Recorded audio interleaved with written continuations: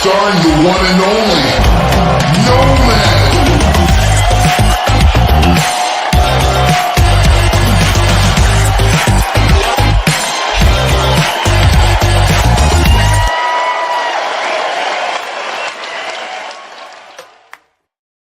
Yo, No Maniacs. Welcome to the show. This is Nomad at Night. I am your host, Nomad.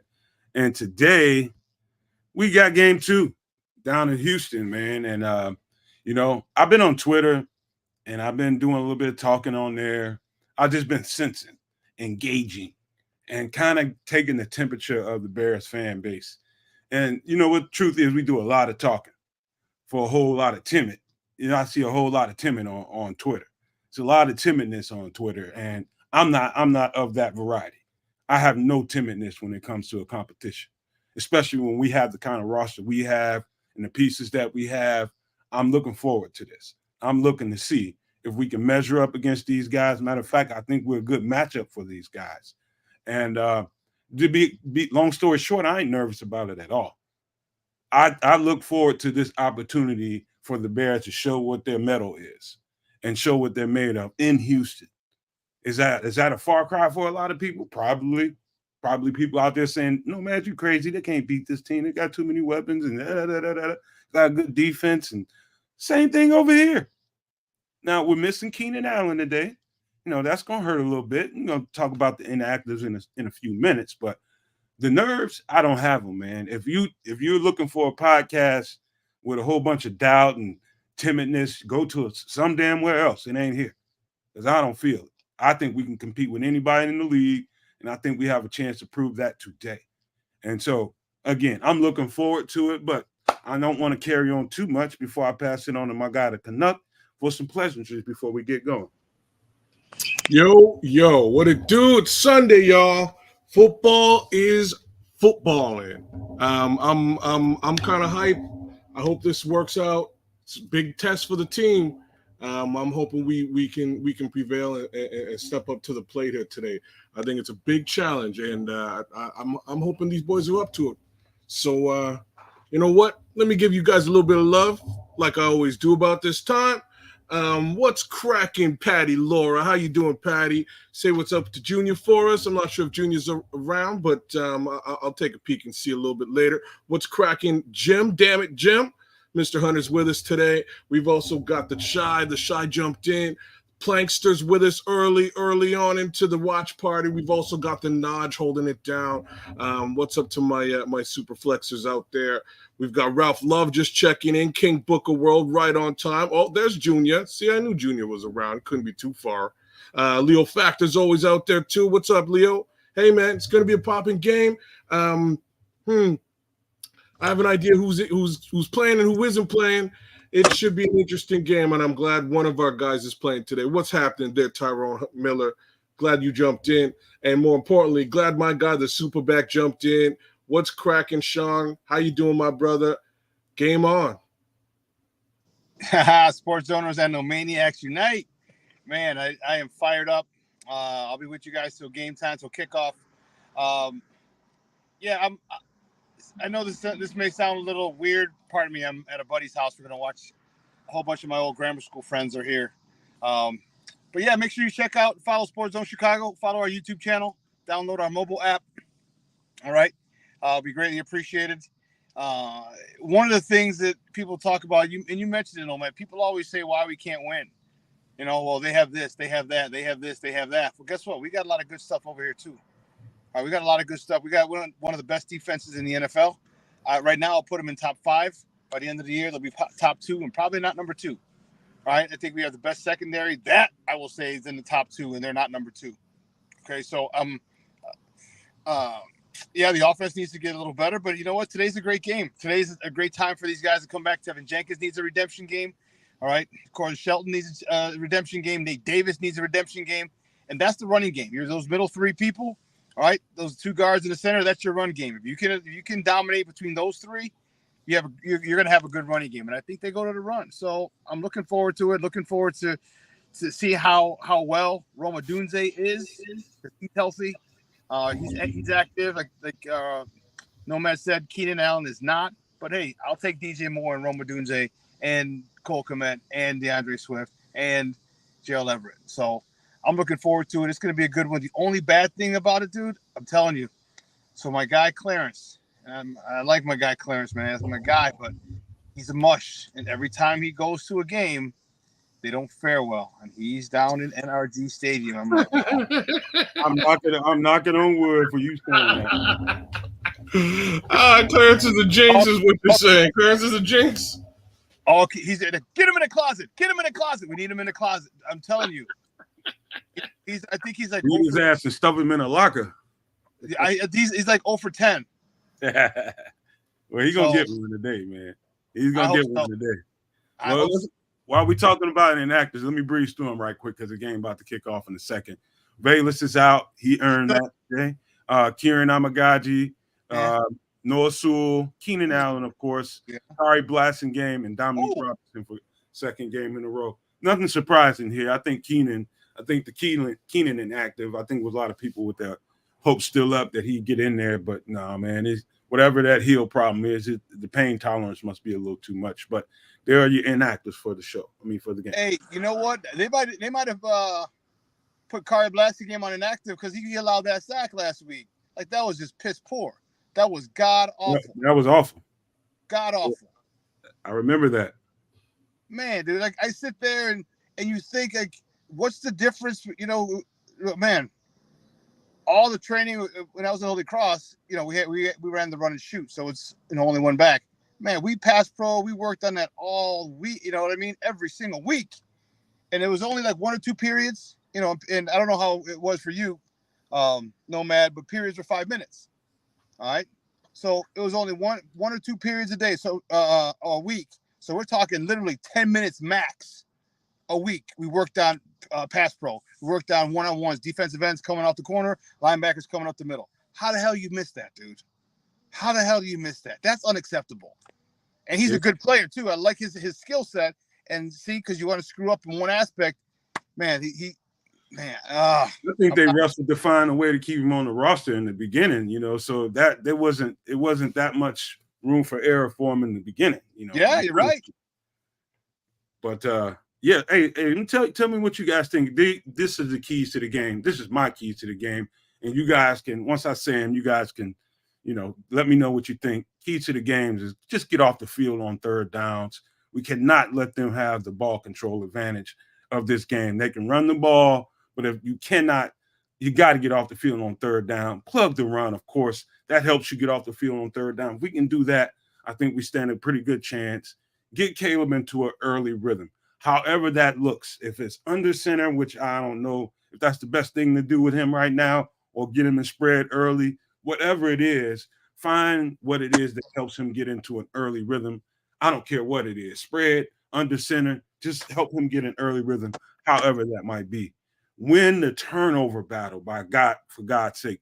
We got to win that in order to win this game. I think these teams are evenly matched, to be honest with you, and I think they mirror each other, to be quite frank with you. So it's almost like they'll be looking at each other fundamentally in the style that both teams play. You both run West Coast offense, both run a 4-2 zone-based scheme. And so it's almost like they'll be looking at how they look in practice, man. So I think who wins the turnover battle has the advantage in this game. Limit the penalties, of course.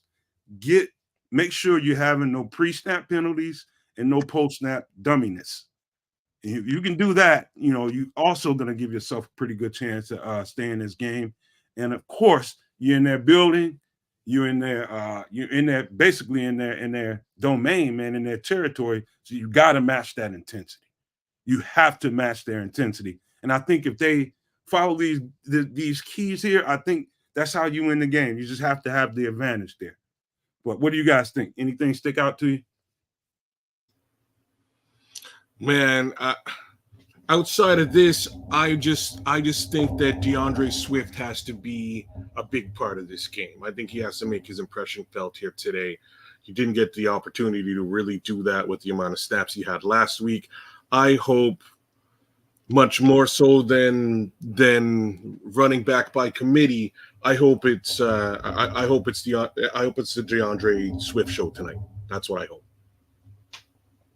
Well, that's those three, the middle of the line, the two guards in the center. That's your run game. They've got to show out today, because if you expect DeAndre Swift to show out, those three have to show out. We need pancakes Yes, sir. upon pancakes. Caleb getting an early rhythm. Shane Waldron's got it. I talked about it last week. I talked about it before the season. I'm going to talk about it this week, and I'll talk about it every single Mickey Ficky game. Get him in a rhythm. Give me some hitches. Give me some slants. Give me some curls. Give me some crossers. Give me some stuff, some things to get him some early completions. Get his confidence up. Get him rolling. There's so much importance is based on a quarterback getting early completions. It doesn't matter if it's 2 yards. It doesn't matter. It's a 5. But what happens? He gets in a rhythm. He gets comfortable. He gets confident, and that's what they need to do. And it's going to be one in the trenches. I think our defense up the middle is a little more stout than their defense in the middle. So there it is. I think, as I said, Tevin Jenkins, Shelton, and Nate Davis need to have a redemption game, and DeAndre Swift is gonna run wild. So pretty good, bro. Pretty good keys to the game, man. What sticks out to you, Sean or Kids, as the what's optimal? I know pretty much everything in there is important, but what I think it's two things: making sure Caleb gets a rhythm on offense and really matching that intensity, because the intensity is going to be high. That they expect a whole lot out of this team in Houston, and that building is going to be rocking. So we have got to find a way to match that intensity. And so those are the two things that stick out to me. I got Caleb and plug the run. Because if you plug the run and you force them to be a pass team, now you're forcing them against the strength of our defense. Okay. What say you, Kids? Anything stick out to you, really? The intensity thing is something I'm not. Yeah, I'm with you with plug the run. Like as I'm glancing over at the screen here right now, they're just showing Joey Mixon. Joey, mix it up, man. Just running all over the place. They got to make sure they got to nerf his game. They got to nerf his output here tonight. That's actually very important. So I'm with you there. I think they'll bring intensity today. I think that I think Hit's principle denotes that, right? I think they're going to be intense today. I hope y'all are right, because I got a feeling that we won't have a problem in that department. I think our intensity, I think we've had that, pretty much since Flus has been here, but it's gone up a couple of ticks in the last half of last year into now. And I think the intensity won't be a problem. I think we got the right kind of players who will demand that, from their teammates. So I don't think we'll have a problem in that department whatsoever. So it's really getting Caleb into an early rhythm, making sure you're getting off the field, third downs, and plugging that run. If you can win that turnover battle, that's a big, huge plus.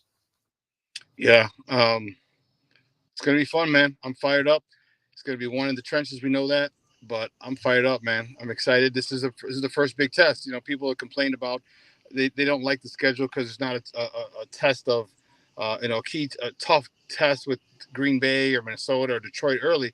I'm like, man, we got a playoff team, all right, week 2 in their house. So this is a tough matchup. I think you put it perfectly. This is a mirror image of each other. Young quarterbacks, good receivers, good good defense. This is what they've been facing every day in practice. So this is a great test for this team early. And I'll tell you what, man, if they come out with this one, first of all, my guy Clarence, he'll get a reprieve, but also, man, now we're going good. Now we're looking good. We're going down to Indy next week. All right, now that 7-2 after the first 9 games, which I've talked about, that is really, really, really a strong possibility, if not better. But I'll say 7-2 if they can win today. Also, Sean, I believe, hopefully, and I'm pretty sure these coaches are thorough enough to have made sure that they covered this during practice this week, during installs. They got some silent count going. You know what I mean? Some of that, and getting that installed into it, because that building can get pretty damn loud. So you got to have some silent cues going on, and so the crowd isn't so much of a hindrance. You can't even get your shit running. So hopefully they installed that, and that won't be a bigger problem. Yeah. Who's getting the kickoff?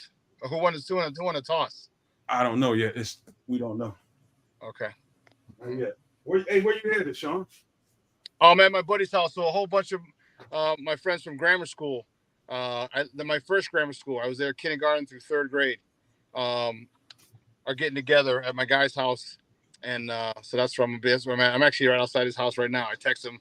I was like, I'll be on at Kickoff. I'm on a podcast. So yeah, I'll be out. I'm out here in Southwest Burbs. What y'all having a slumber party and shit? Old school style. I don't know Yeah. about it's gonna be a pizza wing party, a pizza and hot wings party though. That's for damn sure. Well, that usually ends up in a damn nap. So it might be a slumber party. No, that's a whole nother podcast, bro. We ain't doing that's not here. All right, man. So she's I can't remember her old girl's name. She's over here talking to CJ right now. So hey, it's about to be a doozy. It is. And I'm happy for it. I really, really am. This defense has got a really good test. And you know what? I'm telling you, they come out, they handle CJ Stroud and Joe Mixon.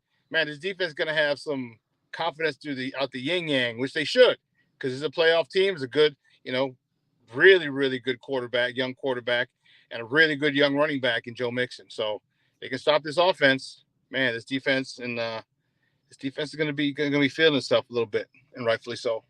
I just want if they can plug the run and keep that limited, they're gonna stand a good chance of getting out of here with a win. If they can stop that and slow that down and make CJ Stroud just one-dimensional and they're not getting much on the ground, we got a good chance. We got a real good chance in this game. Yep.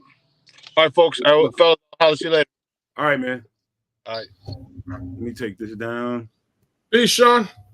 All right, here we go. We're about to kick off, folks. We got ourselves a football game. I got a feeling we will. Man, I'll try and track my way behind where you're at as per normal. This way you can do your thing, and I can provide color, but it'll take me, as usual, a couple of snaps to kind of feel out where you're at. Well, I just tell you right now, they're running the kickoff team out and return team out right now. We might actually be lined up here today. Would you believe that? Kind of sounds like we're lined up. Looks like we're kicking off. Yeah, homies. Just squeezing the ball right now. Hey, T3P Podcast, I've been trying to find you for a week on Twitter, and I cannot find you on Twitter. Do me a favor. Look at this email down here at the bottom and email me your information, man, so I can get you on the show, man. Email me at Nomad Live Pod 2023 at gmail.com. Send me an email, and Trip, give me a thumbs up, man, if you want in on this, man, because I sure send you an invite so you can get behind the scenes and get on the show. Let me know. But T3P, make sure you send me that email, man. I need your information. All right.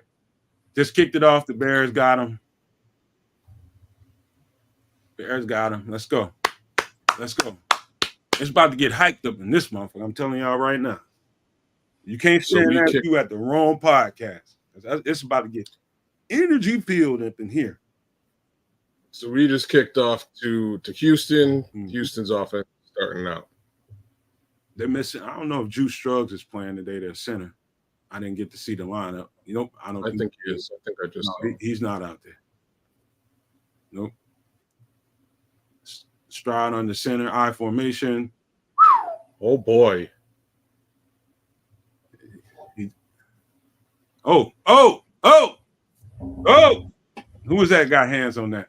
Okay, so that's proof in the pudding that I'm a little bit ahead of you. So I just backed up a little bit. That's right. Smash that. Jack Sanborn out there at the beginning. Jack Sanborn with the tip. Jay Grizz in the house. So they came out. Hey, they came out in 3 linebacker set. That's very rare. All right. 2nd and 10. Stroud Jack Sanborn was the one who tipped it. Kevin Byard almost got the off. Nice tackle by Jaquan Brisker in open field. Game of about 4 or 5. Nice. All right, let's go. This is like practice, man. You see this shit all day in practice. They run the exact same style as you. You see this every day, Chicago. Ain't nothing new going on out here. All you got to do is stop it. Let's go. 3rd and 6.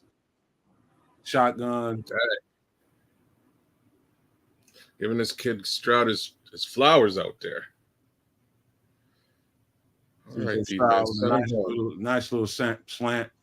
I want to see them tighten up in the zone, man. I've seen that I've seen that open too many times in watching the film. It's too much space out there. You gotta tighten up on that. Hey, what's up, Torian? Good to see you, brother. But it is a linebacker one-on-one with the running back. He's gonna see that all day if they don't tighten that up. So CJ Stroud under center, 1st and 10. They got a weird backfield. They've got now they just get it. Come on, man. You guys are missing. Come on. You had him dead to rights, man. Y'all got to finish that play. Come on, man.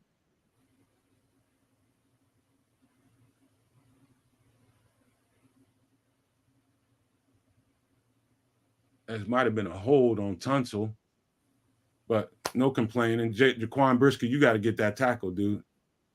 Jaquan Brisker, you got to get that tackle. All right, 1st and 10. On about the 45. I formation. Handoff. Boom. Got smacked by Andrew Billings. Cam Akers. Yeah. That's what we need to see. Let's go. Let's go. Let him know he can't run the ball in here.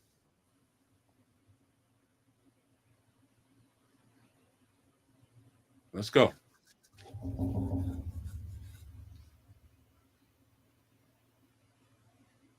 Billings is flashing early. He's been playing well these last 2 weeks. Stroud under center, one back. Oh, might have been a false start. Hopefully, yep, false start.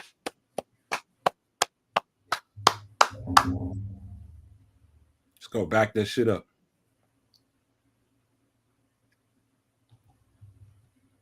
Kenyon Green jump. Yep. Worried a little bit about Billings. As he should be. Let's go. 2nd and 15. Stroud back in shotgun. Mixing the setback. No. I take that back. That might be Cam Akers. Nope, that's not even Cam Akers. 3rd down. Let's go. On the reception? Oh, it was Cam Akers. You're right. It is Cam Akers. Okay, Chris, we'll see you when you get back, man. Come on for the post game. Let's go. 3rd and 12. CJ Stroud back in shotgun. One setback. Let's go. Get around there. Get to him. Get to him. Send him home. Let's go. Get him off the field. Get him off the field. That's it. Get him off the field. How you do it? Down. Get off. That's what I'm talking about.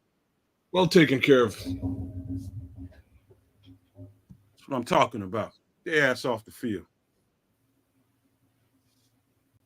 Let me see. How many yards did this field goal?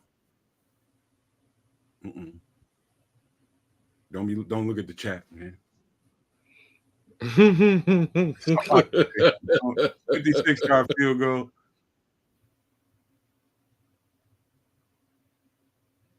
That's pretty deep, man. He's Good. kicking at the logo. Nice kick. That's a deep kick, yo. In the grass, stop playing so much, man. That's all right. That's about what you want, man. That's what we want. Let them know they can't run the ball. Make them one-dimensional. Tighten up the. I'm telling you, this game is like we're looking at each other in the mirror. We run the exact same shit. We just got 2 different uniforms on. Kez and froze with a smile on his face. Can you hear me? I can hear you, but Okay, just checking. now you. Yeah, I seen it. I'm gonna turn my camera off, man. My internet's been a little bit choppy today. It's all good. Not to mention. All good. Yes.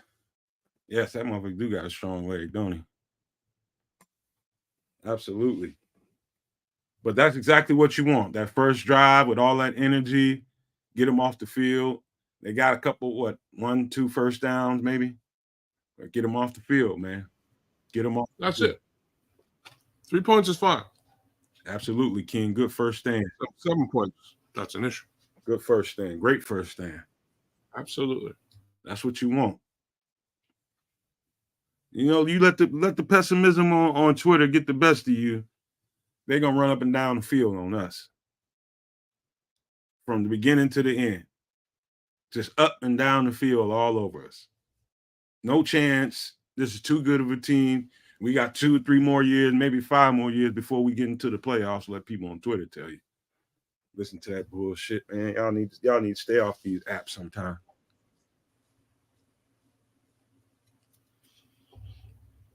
Well,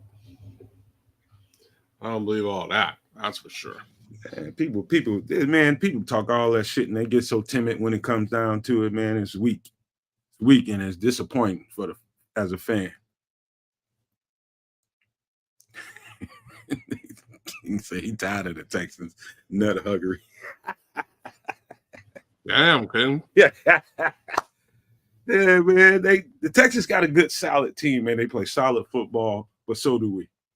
So do we. We just got to get some rhythm on offense, get something going.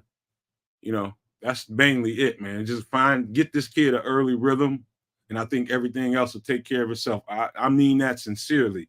If the kid can get into an early rhythm, everything else will take care of itself. Just get him some easy throws, you know, get him where he's comfortable, and I think everything will be straight. Well, here we go, man. About to step in on offense. Caleb Williams leading the Chicago Bears. Good old Houston Texans about to kick off. Minister Chuck. What's cracking, Minister Charles? And who else has jumped in? Cornelius Squalls. What it do? Number 2. There we go. Off it goes. Oh, is they kick DeAndre Carter. Let's go. Get that. Hold on to the rock. Nice hit. Nice tackle. It's all good. It's all good.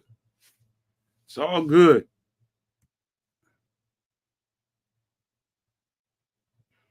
Let's go. Let's get this rhythm, guys. Let's get it going. I'm glad to see Romo Dunze out there. I don't know how much he's going to be able to play or if he's going to be a decoy or what, but I'm just glad to see him out there as an option. Okay, here come Shane Waldron with a funky 2 tight end set with 1 setback in a shotgun. Get it going. Boom.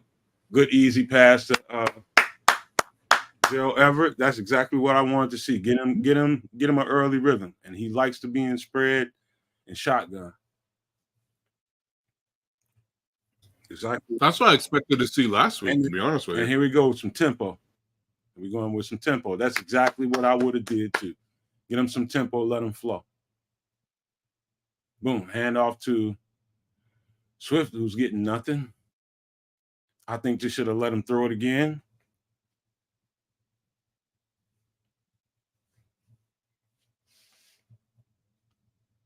Let's see. I don't know. Braxton Jones, this is a man-sized task you got on your hand, buddy, and he just got handled. Braxton Jones just flat out got handled. Here we go. Shotgun, 3rd and 12. Got 2 backs. No, we got a back and a tight end back for protection. Caleb's back. Nice throw. First down. Wait a minute. Oh, yeah. DeAndre Carter. Nice pass throw. Nice throw, great reception. Now, Good Keep protection. the tempo. Keep the tempo. Oh, he slung that bitch right there. Good protection. Oh, he slung that baby. They intend on getting this dude some rhythm. Let's go. Back to pass again. Let's go, DeAndre. First down. Oh, it's the DeAndre Carter show tonight. That's right. That's right. In the grass, quick tempo, man. Get him. That's all we needed to do. That's one of the keys is get him a rhythm. He's getting it. Get a rhythm.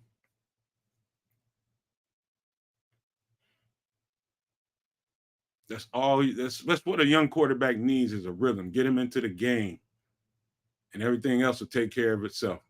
He's under center with Swift as the lone back. Handoff. Swift gets probably lost a yard. We're trying to force the run, and we haven't earned the right to do that yet. You gotta keep going lights out, letting him throw this ball, and get them out of there. You got to get a dude out of the box. That's the only way Swift is going to be effective in this game is letting Caleb throw the ball, basically. Get them out of the box, and then let them rip and run all over the place. Here we go, shotgun. Looks like Swift is the offset back. 2nd and 10.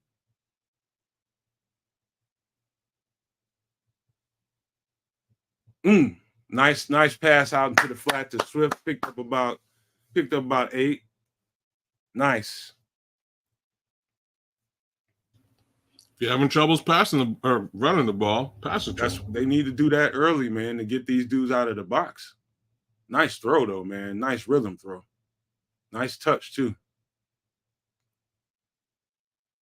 That looks really nice.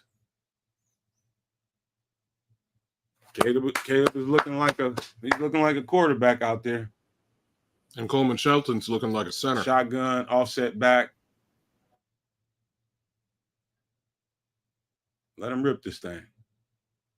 There we go. Boom! DJ Moore across the middle.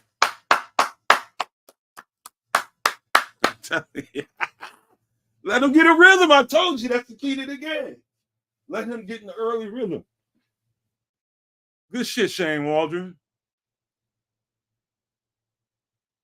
Nice little slant pattern to Keenan. Ain't nothing wrong with this. This is what it should look like. Exactly.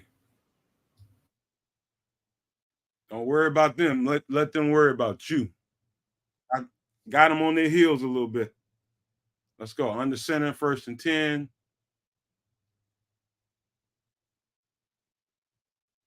Swift, nice handoff. Picked up about 3. I like it. Yes, he is on point right now. He is on point. That's all he's got to do is just spray the ball around, let him stay in the rhythm, let him feel this game. If that means staying shotgun, and he's in shotgun right now, 2nd and 8. Let him spray the damn ball around. He's making a call at the line of scrimmage. Let's go. And it looks like he got DJ one-on-one. Throw it over there. Draw play to Swift. I think that's a bad call, and I think that's on Caleb too because I think he had an audible at the line of scrimmage. He could have went DJ one-on-one.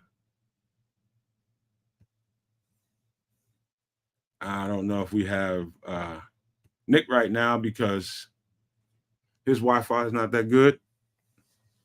But here we go. 3rd and 9. 3rd and 9. Take a shot. Take a shot, Caleb. Find you a one-on-one matchup somewhere and take a shot. Caleb back to throw. Sacked by Will Anderson. It had to be Darnell Wright. Let me see. Nope. It was that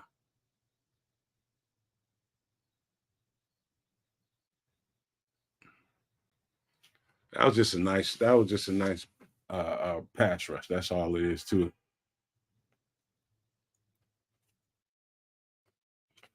Okay, Mo. Check you out post game, bro. Get this field goal and get off this field. Ked, you still there? I wouldn't go anywhere else. Oh, did it get in? Oh, made it. Hit the upright, but we got it in. 3-3. Well, I'll take that kind of dunk.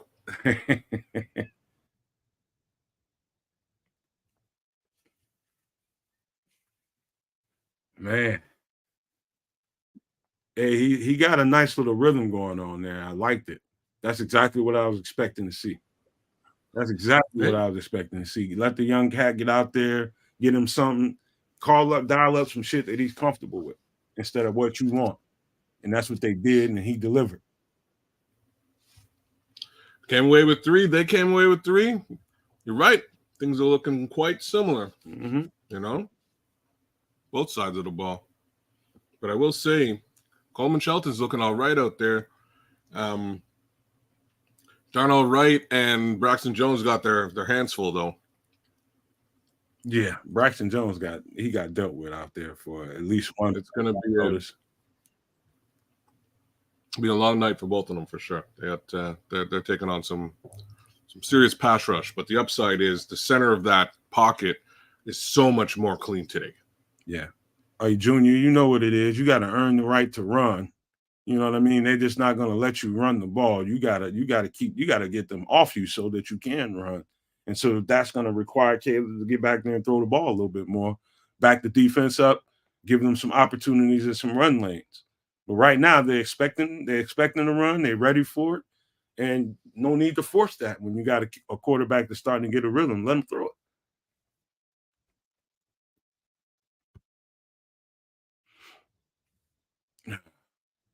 I like what I saw out there.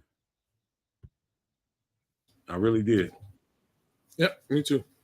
Like I said, no complaints here, man. Look like exactly what we expected for last game. A little bit of tight end usage, a little bit of check down to the flat. Just get him a rhythm. That was the key, man. Getting him a rhythm so he can feel this game. He gets himself a little lathered up. Completed a few passes. There was some nice throws too, man. It wasn't no bullshit throws and got lucky. Those were some nicely timed, nicely thrown balls. Yeah, he looked pretty crisp out there. In comparison, for sure. Setting his feet. Mm-hmm. Feet aren't happy right now. He could be a little bit more urgent with his drop back, but here's what it is. Well, on that last one, he probably should have taken the alley and ran that thing for the most part. Oh, he hit the camera. I'll take it. Damn, fucking camera. No. Imagine the camera stuffs the field goal. That's brutal. 3:51 left in the first quarter, tied up 3-3. Exactly what you would hope for. Exactly what you would hope for. Kickoff to the Texans. He's coming out. Let's see. Let's get him on the ground. Oh, get him. Got a flag on the play. It's probably some holding or something.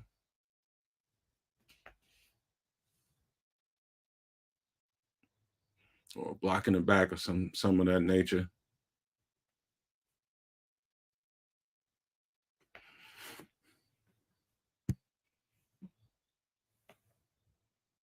Waiting on the call. Holding. Return team. Yep.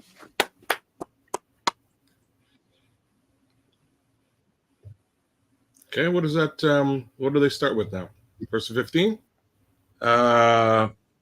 More, or do they just get backed up? They're back. I'm not sure, to be honest with you. Damn, we got mauled. They mauled them. Oh, man. What's up with that? And Leo saying you can hear the Bears fans in the stadium. All right, shotgun, 1st and 10. Let's go. Let's get on him. He likes the slant, man. We got to take that away. We got to play a different leverage. He loves the slant to the right side. He loves Big that Nico Collins. He loves that throw. He knows where the holes are in the defense. They see the defense every damn day in practice. And so actually this was one-on-one. Kyler Gordon just got beat, got a step on him, and that's the way that went. Okay, 1st and 10, I formation. Pitch play to Joe Mixon. Get him. Let's go. Yeah, nothing major. Let's go. No biggie.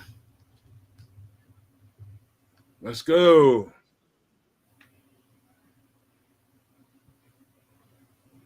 People, smash the like button if you have not. Please stop for a second. If you're in here and you haven't done so, please do us a favor and hi-yow that like button for us, man. We would appreciate it. Shotgun, CJ Stroud. Who was it? Montez Sweat right in his face, man. That ball was up in the air for a long time. That ball was up there for a long time. He better be glad Montez Sweat threw his hands up because he probably could have avalanched his ass on that one. Oh, yeah. He was right there in his face. Right there in his face. Let's go, Chicago. 3rd and 7. Swap for Montez Sweat, though. Good swap. 3rd and 7. Looked like a mug. A-gap, B-gap blitz. They fell back into a zone. Him in this slant. They got him down. Short of the 1st down. Let's see where they mark it. I think it's short. Let's see if they go. Yeah, it's short. Let's see if they go for it. They marked it short for sure. Let's see if they go for it. Yeah, question is, do they go or no? He loves that slant to the right side, from the right side, man. He loves that right slant. Stevenson was right there on his ass this time. And here they go, going for it on 4th. Let's go. Get him off the field. Man. Caught him out in the flat. That's probably Tremaine a little bit late getting over there in coverage. That's a perfect play. Run the play action. Tremaine got washed up. He got washed up. That's all right. It's all right. We'll get him off the field, coach. We'll get him. We'll get him. Let's go. 1st and 10. Reverse to Tank Dell. Let's go. Let's get him. Let's get him now. Get him down. Got a little too many yards on that one. Let's go, defense.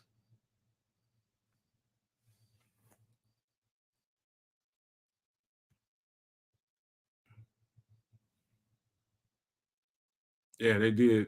Taylor did get snagged on that one. Yeah, you can see that.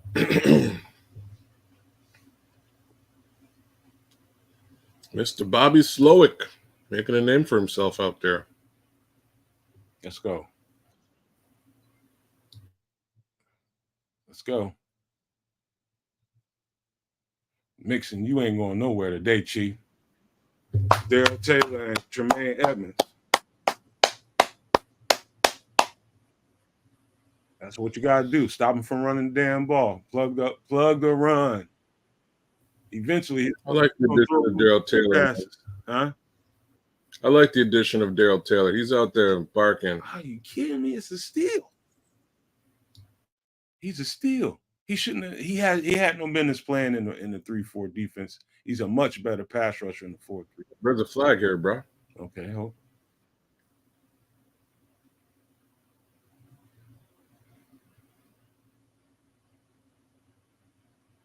Oh, unsportsmanlike on the offense. Back your ass up. What? Oh, Tyreek. Yo, Tyreek. Yeah. Yo, Tyreek caused some ruckus, but it went in our favor for once. It wasn't the Tyreek out there being C.J. Gardner-Johnson, Hey, and it worked we out. usually complaining after a play like that. Usually, but hey, man, we'll take it. That's right. Usually doesn't go in our favor, but hey. Yes, Stevenson is physical in the grasp. You're darn straight he is, man. You don't care, but my boy, do me a favor and let's not let's not put our fingers in other people's helmets. That's not a good day. Tremaine, Kevin went right back there and told him, "You can trust me when I tell you." Hey, man, you got away with that one, man. You can't be putting your fucking finger in nobody's eye and shit. Mm-hmm. He definitely got away with one there for sure. That was pretty funny though. The best part is how he threw his hands up in the air like, oh, hey, like I didn't do nothing. Like this motherfucker right here is serious, man. I can just imagine. I can just imagine what he said to him. Jan, what up, Jan?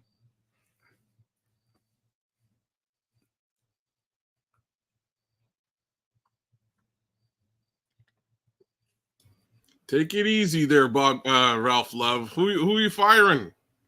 Don't be firing nobody. So far, man, we're adhering to the game keys, man. You're plugging the run. Got Caleb off to an early rhythm. We're not shooting ourselves in the foot with the penalties. I'm knocking on wood. So far, so good. Mostly getting them off the field on third down. We got to do it. We got to do that again, though. Yeah, we got to stop him here. We don't want 7 here. You're right, in the grass. It's about who gets caught.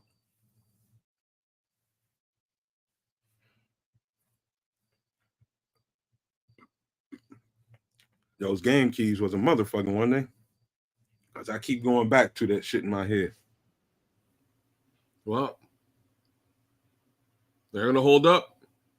If they do, we might come away with a little bit of an upset here today. Coach Jay's hobbies. Yes. The league goes in a 360-degree cycle, man. It's, for about 5 to 7 years, it's a passing league. Then defenses catch up. Next thing you know, teams are trying to, it just does that. It just does that. Defenses are just really good right now. Teams are, They are. You're right. That's the main thing. Yeah, defenses are powerful this 2024 season. All right, we got a 2nd and 24, tied up at 3, 15 seconds left, just starting the second quarter. Let's go. We need somebody to get to the quarterback here. Get to the quarterback. Caught. Nico Collins right across the middle, touchdown. And a flag on the play. Hopefully it's a holding. Who was that?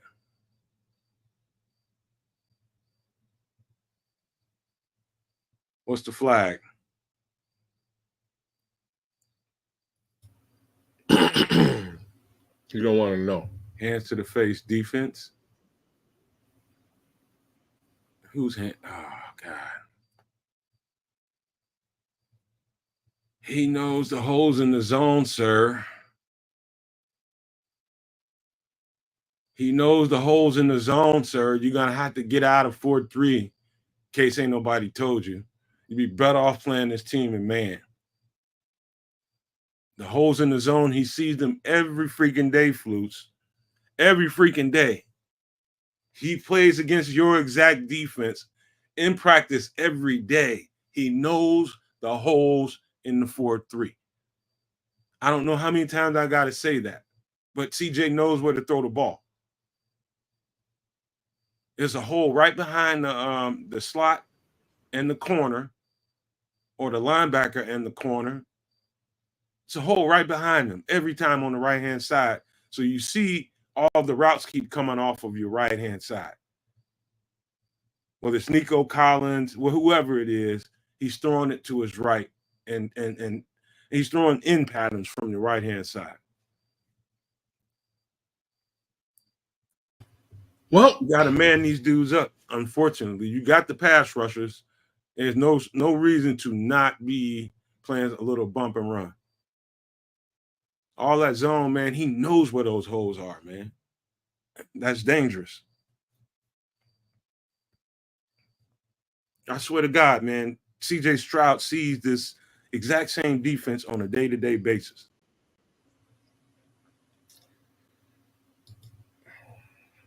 it does not make it helpful, but at the same time, so does Caleb Williams. So we'll see how this pans out.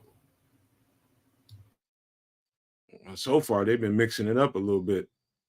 The Texans have been mixing it up just a little bit.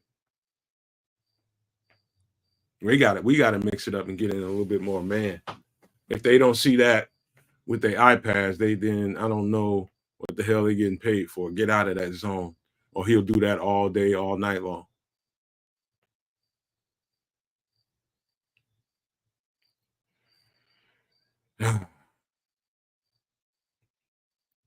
Come on, kickoff. We got to go down and score the ball. We got to get something here. Yeah, let's come back with 7 off this drive. That's what we need.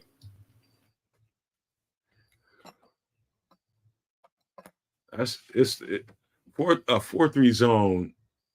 That concept is great when you're playing against a quarterback who doesn't see that every day.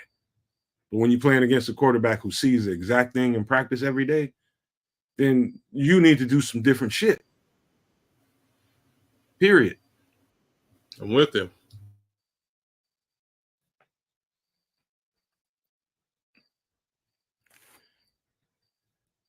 All right, we go. Caleb shotgun. Offset back is Khalil Herbert. Little pitch out to DJ Moore. It really went nowhere. There's a little trickery going on, I guess. I don't know how much I like that play, but oh well.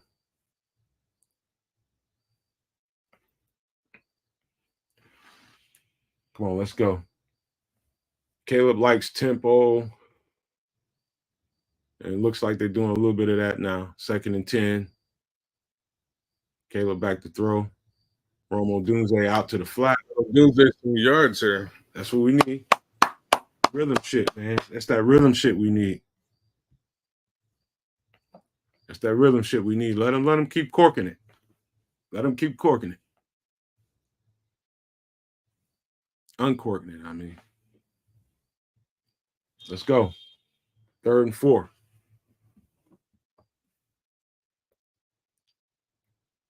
Let him identify what he needs to identify at the line. Find a one-on-one matchup. Trust it. Shot. Get rid of it, Caleb. Get rid of it. They're gonna get a penalty. Look like a grounding? No, wasn't a grounding. It just looked like somebody jumped a little bit.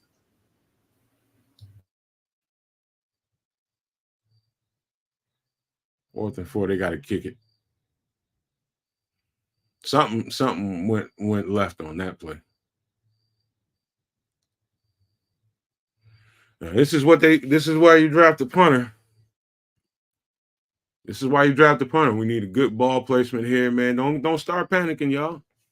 Don't start panicking. We right here. It's like a halfway decent punt. A lot of hang time on it.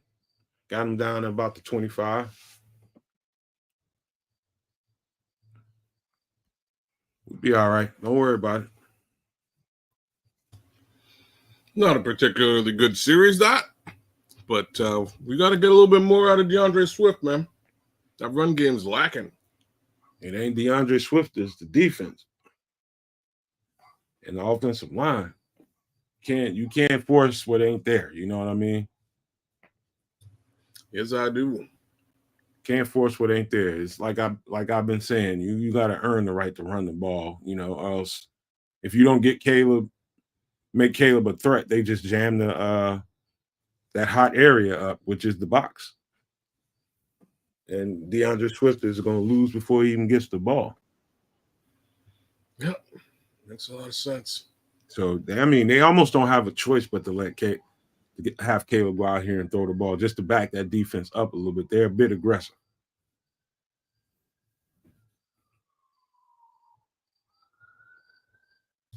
Well, we'll see what they do with the next series. I have a feeling that's exactly what they'll do. Coach, you don't like the Swift signing? I thought he was a great signing. I think it's just a matter of getting him in a situation where he can be effective. Right now, with the rookie quarterback who hasn't proven himself, I don't expect a whole lot from the running back. You know, the quarterback hasn't proved himself. They're out there testing him and seeing if he can play from the pocket and make first downs. Until he shows them that consistently, they're going to jam the box up, and Swift ain't going to be able to do a damn thing. Yeah, I don't put it all on Swift at this point. That's for sure.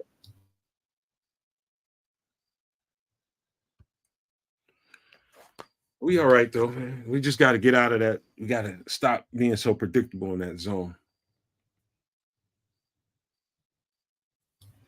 Scrolls, it ain't as bad as hey Katrina, what's up? It's not as bad as it was last week, though. That interior O-line. Coleman Shelton's doing okay. Or at least he was last series. What's going on, Katrina?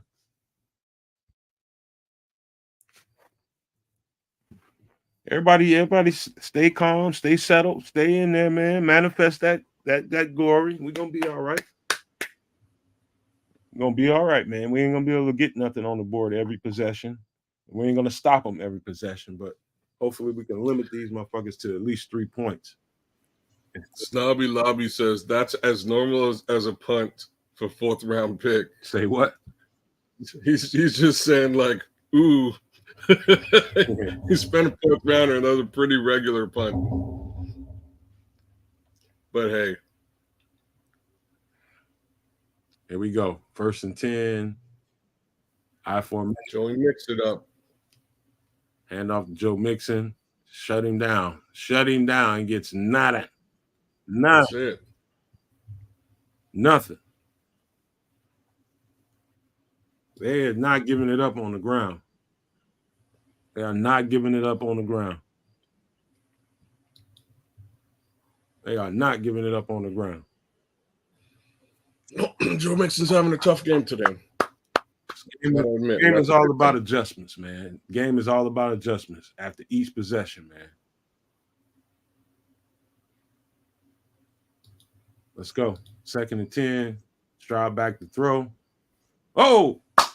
Jalen Johnson was all over Mixon. All over him. He's like, man, don't try me, man. You out your mind? Don't try me.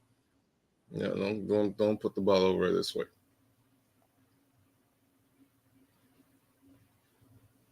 Let's go.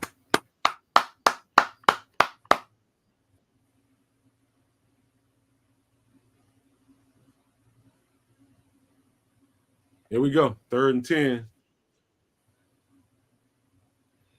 Stephon Diggs out there making noise. This is when you want to pay attention to him. Shotgun, offset back. Of course, that's where they're going right now, and they went. It was easy. Oh, damn. Tariq, what's up? Come on, Tyreek. That's exactly where he went. Mm-hmm. Must have double moved him. Tyreek, you got to get your head around number one. 1st and 10. What we do? Get a timeout.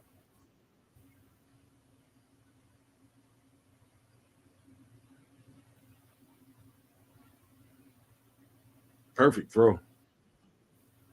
Perfect. Yep. Did he even get his other foot in? Yeah, he did. One. Yeah, he's good.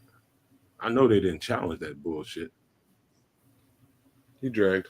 Did he challenge that? He did. Flus, what the? All right, man, get somebody else the laundry, man, because you don't know what you're doing. It's all good. No, not like he's going to use those timeouts in the first half anyways. That was a bad challenge. I can see that. I can see that live. That's not a challengeable call. Come on, man. You got to be able to. He's getting a little nervous over there.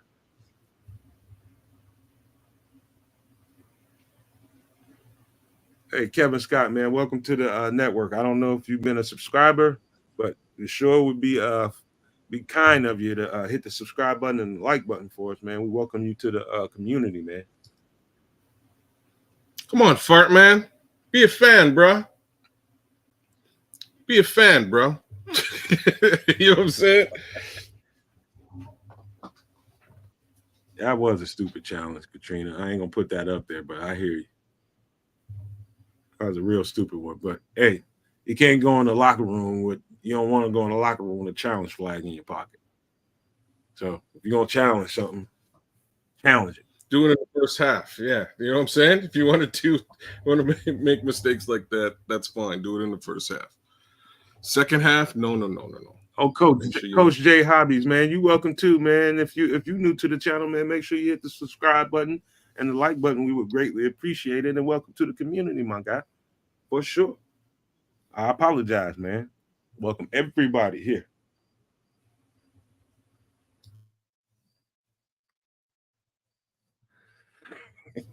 Jack me off.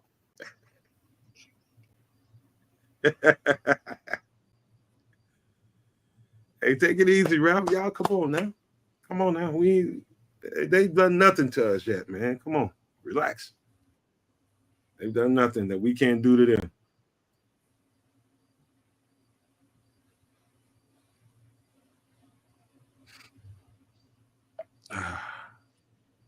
Man, let me tell you something, Jan. Stephon Diggs is a bad boy. I don't give a damn who we playing against. They're gonna have a hard time dealing with him because he's a technician. He's very good at what he does. I mean, very good. And so, second year cornerback, man, he's gonna learn some lessons out here fooling with Diggs. Diggs gets big money for a reason. Here we go. 1st and 10. Shotgun. Ooh, they on his ass, boy. They are on his ass. And he still got rid of the ball, Nico Collins. Holy shit. Holy shit. They were on his ass like he stole coins out of his grandma's purse bag. And he still got that thing off the Nico Collins. This is called, that's backyard football right there.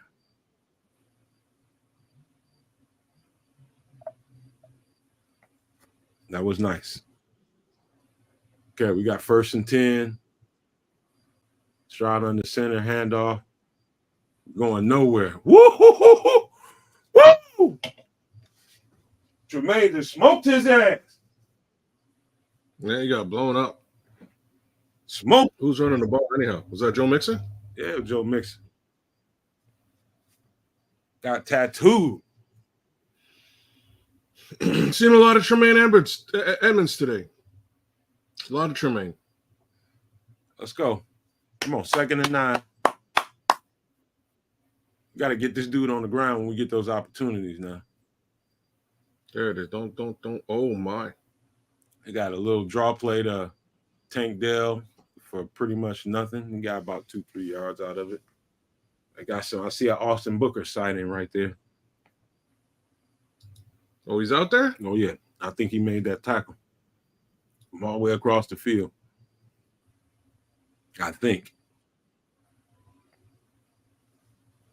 Come on, 3rd and 6. Come on, we got to get off this field. Give them no more than a field goal here. Get off this field. This better not be no zone. Oh, my. Let's go. Get him. Did he get the first down on that? I don't know. Oh, he's short. He's short. They're going to fucking go for it, I bet you.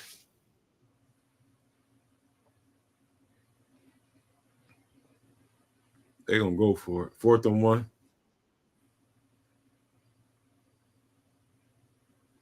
Now this might be a good challenge if you It would be a better challenge if they actually gave it to them. Yeah, I'm with you. yeah, that's the first down. To be honest with you.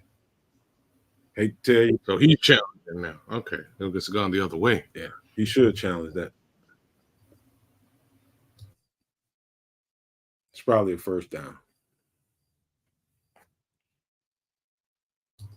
Damn it, Jim.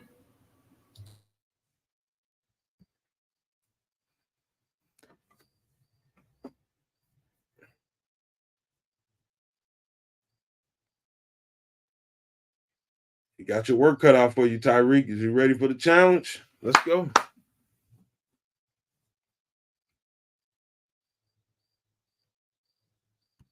That was a first down. You don't have to be a Texans fan to see that. Yeah, they picking on him a little bit, Junior. They picking on him a little bit, but he's gonna have to step up to the challenge, man. I know all about Tyreek and his mentality, and nobody has to challenge Tyreek. Tyreek can challenge himself. He ain't the type that's gonna take that lightly. Now, that being said, he's still gonna have to go out there and deal with Diggs, and maybe they need to match Jalen with Diggs and let Tyreek deal with a taller Tank Dell. Not Tank Dell, but what's his name? Nico Collins. I think you might be right. I don't know how you man up on this wide receiver core. They're a little bit crazy. You know? You don't really have a choice, man, because you have to trust your guys, man, because if you keep sitting in the zone, he will pick that shit apart. I think I would put Jalen on Stephon. I think you're right. Tyreek Stevenson on Nico Collins. But then you got question marks on who handles the Tank Dell situation. You got to trust Kyler in one-on-one. And maybe put, depending on how he's aligned, maybe put Byard over the top of him. Roll coverage towards him so he don't get no explosive play. That's the way I would play it. And then you gotta just trust Jalen and Tyreek.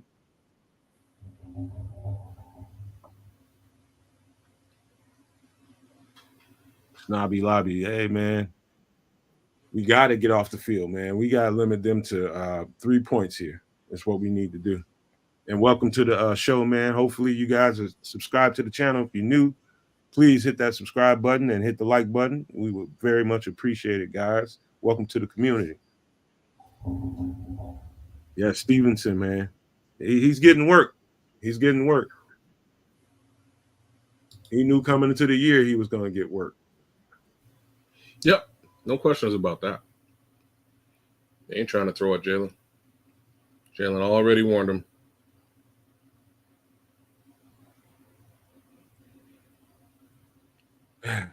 Let's go. Well, he didn't get it. I don't know. No, they're kicking. I guess not. I guess he was totally out of bounds. So we did what we needed to do, man. We limited him to 3 points. We right here, man. We right here. We right here, y'all. We are right 2 botched challenges in the first. That's pretty crazy. We are right here, y'all. We are right here. Should nobody be panicking right now. Should nobody be panicking right now. No, it's a football game. Exactly. I think Tyreek is a perfect matchup for Nico Collins. To be honest with you. I think Jalen is the perfect matchup for Diggs. Perfect matchup. It's just the Bears have to be willing to get out of zone and match them. That's it. I agree. Got to get out of zone and match them. Here we go.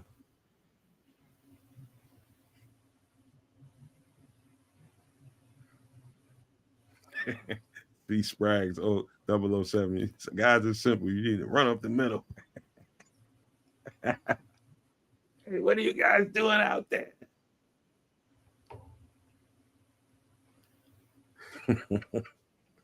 Sound like one of my neighbors, man. Stevenson, if you keep attacking him, he will make a play on you.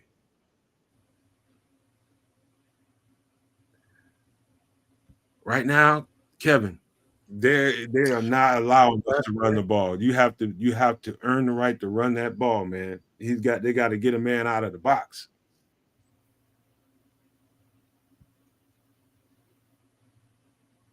Here we go.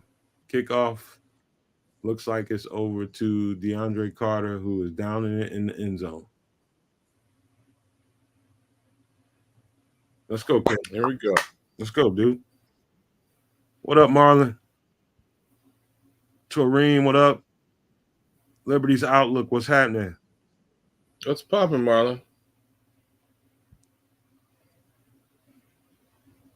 I know, Caleb. Black Ranger, bang on, man. I'm sick of that damn story, too. I don't know why they have to bust it out every time just before we take offense. I'm glad I can't hear. Here we go.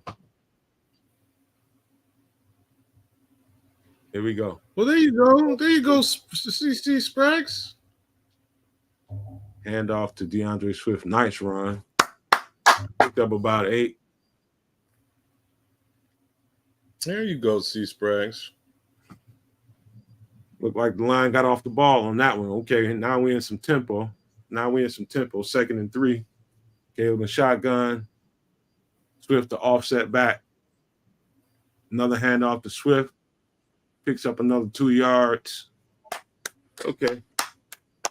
Somebody got in Waldron's ear like, hey, dude, we got to get some run. We got to run the ball somehow, some way. Here we go. It's in tempo again. Caleb's under center. And he goes, no effing where. Caleb Williams is not a sneak quarterback. But how can we I don't know who needs to send them the memo, but he's not a sneak quarterback. They're going on it, 4th and inches. I would just flick the ball to the outside and let DeAndre Swift outrun somebody, to be honest with you.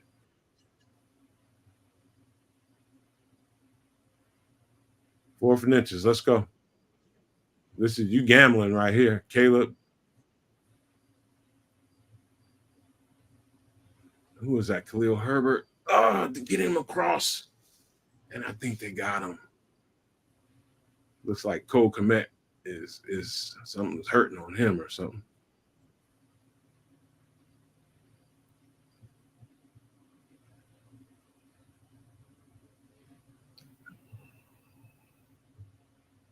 It looks like they gave it to him.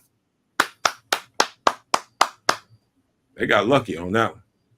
I think so too. Caleb's audible at the line of scrimmage. If it ain't right, somebody call a timeout. Ooh, we might have caught him off sides.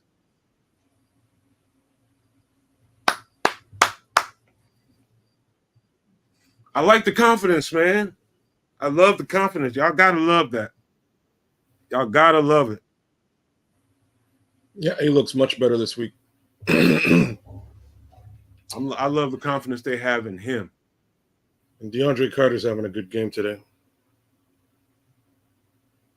I like the confidence they're showing in Caleb right now.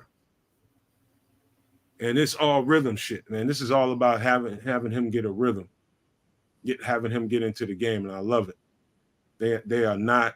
There's no break.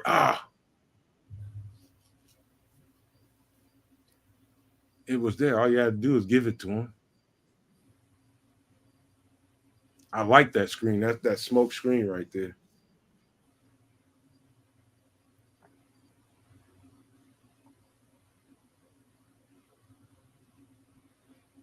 All right, 3rd and 4. Let's go. Keep this thing rolling. Get Caleb in shotgun. Let him find a one-on-one. Let him dime it to him. Yep, let's go. That's right. Smash that like. I know I'm probably on delay, y'all. I'm sorry. Caleb and shotgun. What happened? Did they call a timeout or a false start or something?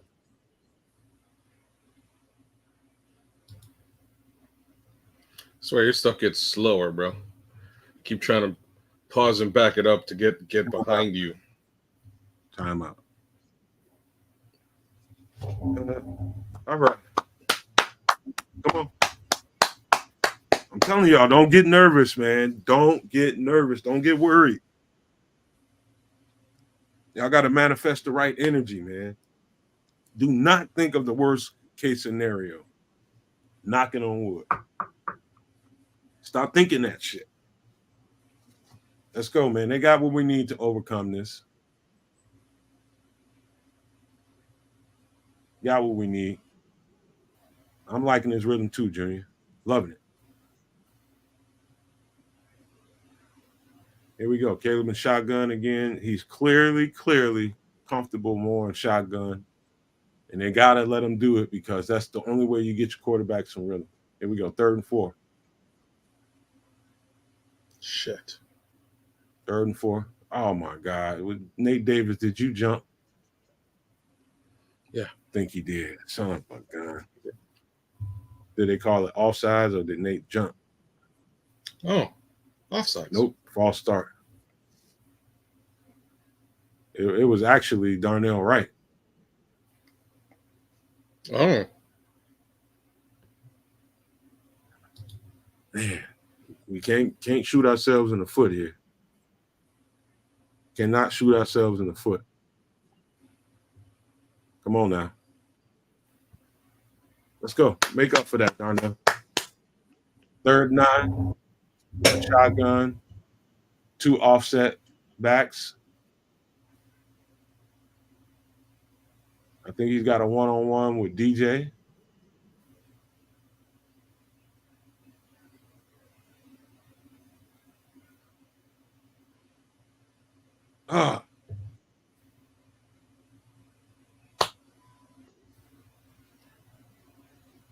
Man.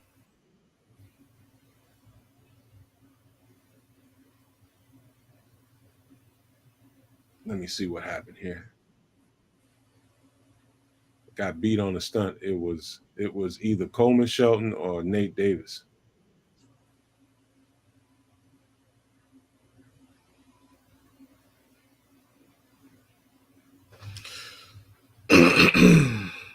Yeah, one of them got beat. Second sack of the night. It's all right. Just got to lean on the defense, man. Got to lean on the defense. Great punt. Good punt. Yeah, that's decent. That's all, man. I thought it was Shelton too, man. He gave up the gap in the twist on the twist.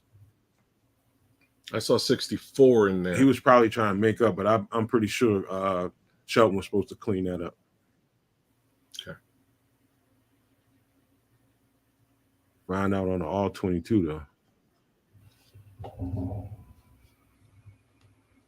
Yeah, all right, man. We just gotta play some defense, guys. Gotta play some defense. That's it.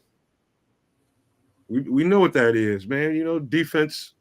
That's what we got to do. We just got to win it and give these guys an extra opportunity with the defense. Right now would be a great time to get a turnover. Great time. What we drinking on? I got some. Of course, I got some Jameson and a beer. I ain't been to the store to get nothing else. I've neither. I'm drinking straight up coffee today because I was up late last night watching UFC. I had a crazy parlay going on, and I had my first 4 legs of a parlay, but they wouldn't let me cash out. I'm going crazy. But anyways, long story short, I was up till like 2 a.m. watching UFC, and if it was up to me, if y'all are watching UFC, I'm saying Odie Osborne won. I swear to God he won. That's my Jamaican homie. He should have won. That threw my whole parlay off. But anyways, yeah, I was up super late last night. I was up till like 2 or 3. So been coffeeing it up all day today. 2 or 3. That's a normal night for me. I try like 4 or 5 on a regular. Well, when I say that, that's when I left. That's when I left the spot I was at watching the fight. So I left there at 3. Right. So I didn't get back here till about 4 o'clock in the morning. What up, Billy? We all right. Just don't do regular Bear fan shit and start panicking, y'all. Don't do that. There's a lot of football to play. A lot of adjustments they can make. Illinois Jones, of course. This is why we have a show, because like Chris Collinsworth is the absolute worst in the world. Just saying. If it comes to calling a Bears football game, the last human being on the planet I want to listen to is Chris Collinsworth. And he got straight up. And he's got a Danny Parkinson neck. He's got what? He's got a Danny Parkins neck. Funny. Give me Danny Parkins over Chris Collinsworth any day of the week. Oh, FFG. He's pulling a me when I start barbecuing. That's what I do. Yes, Leo Factor. You said it straight up. All right, here we go. And you know what? I will be just as mad if he's like that with our QB. I don't want him to have nothing to do with our First QB. and 10, handoff to Joe Mixon. He's going nowhere. Courtesy of Jaquan Brisker and Tremaine Edmonds. Boom, boom. I'm telling you, defense know what time it is. They know what they got to do. They know what they got to do. You know what? I'll take Joe Buck before Chris Collinsworth. Anybody. I'll take a bag of Lay's plain over Chris Collinsworth. Typically don't bother me, man. I don't. Bro. Can't stand it. 2nd and 12. Shotgun. Ooh. Let's go. Get on him. Okay. Get him on the ground. Let's go. Joey Mix-It-Up's having a bit of a rough game today. I like the adjustment in the play call, man. It's the defense. He's coming up with some. I like the variation he's coming up with these last couple of plays. 3rd and 4. I smell slant. Of course, it's going to be a slant if he sees zone. He better not see zone, or it's going to be a slant all goddamn day.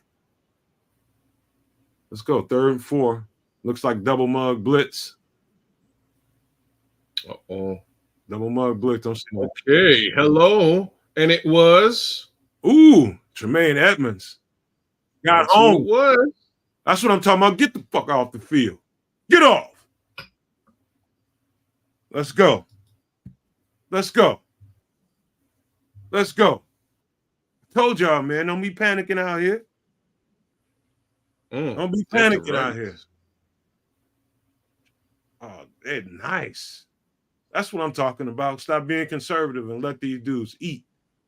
You see how TJ like crushed that, made that hole open up so that Tremaine can get in there. He took up the blocker so that Tremaine can get home. Y'all see that on tape. That was a pretty nice punt, too. All right. That's what I'm talking about. Defense getting them up the field. 3:42. You got time. Let's put some points up on the board. I don't care if it's 3, prefer 6, 7, but let's get some points up. Let's go. This ain't the panic room. This is the Nomad Network, man. We don't panic around here. Come on. Play some defense, play some damn football around here. Let's go. This ain't the panic room. Here we go. Caleb's looks like he's under center. 1 setback. Get rid of the ball. Got him out in the flat. Nice throw.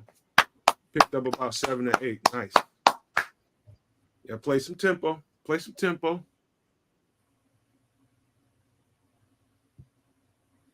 I'm just a football player. That's all I am, Junior, man. I know how this game goes. We just got to calm down and stay in the game, man. They ain't doing shit to us. We can't do to them. Here we go. Shotgun, 2nd and 3. Hand off to Swift. Gets about nothing. Gotta let him throw the ball. Stop trying to force this run.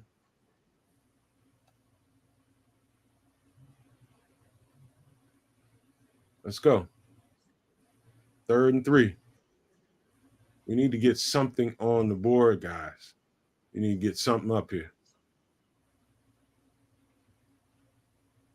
We giving Houston all they want, boy. 3rd and 3. Let's go. Let's get this first down and let's keep going. First down. DJ. Telling y'all. Go. This ain't the goddamn panic room. These real Bears fans around here. Actual football people around here. This is how the game goes, man. Rhythm. Timing. That's right, Katrina. Keep the clock moving. Down to the 2-minute warning. Telling you, they ain't doing nothing to us. We can't do to them. All we had to do is make some adjustments on defense, bring a little bit more pressure, stop being so conservative, sitting back and waiting for the play to happen. And that's all it took. And what happened? We got them 3 and out. Got them 3 and out, and now we moving the ball. That's what happens. In between series, they look at that iPad. All right, we was a little too soft in coverage. We were a little too conservative. I think the zone is too easy for CJ. I think he's going to find holes in that every time. We need to fix that. And we need to send a little bit of pressure while we're at it. So if they're going to play man, you definitely need to even that up with some more pressure so they're not covering so long. So they called their exact right shit that last defensive series. So they got this, man. He's got Eric Washington over there. They know what they're doing. Flus gets a little tight and gets a little too, I call him, I'm not trying to make fun of nobody's religion, but I call him church Flus when he starts getting a little too conservative. You know, he needs Eric Washington over there to loosen that thing up, somebody that can bring pressure with the fronts. Get into man.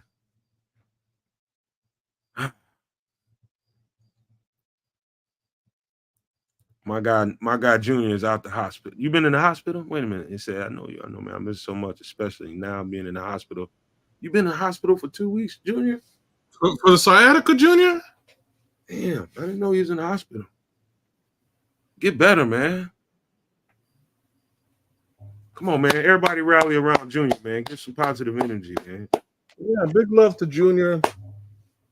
Everybody rally around Junior, man. That's a situation, man. Send him some good vibes. Yeah. Be all right, Junior.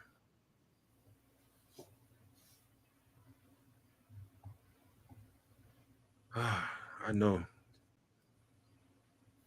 All that football I played, man, my sciatic nerves start tripping on me, boy. I'm in trouble. I'm starting to learn some techniques so it's not so, I don't know.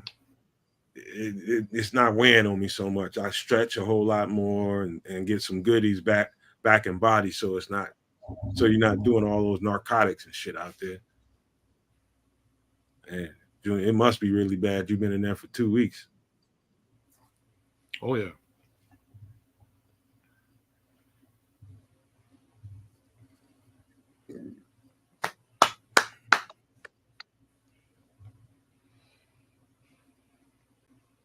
All right, Caleb. I like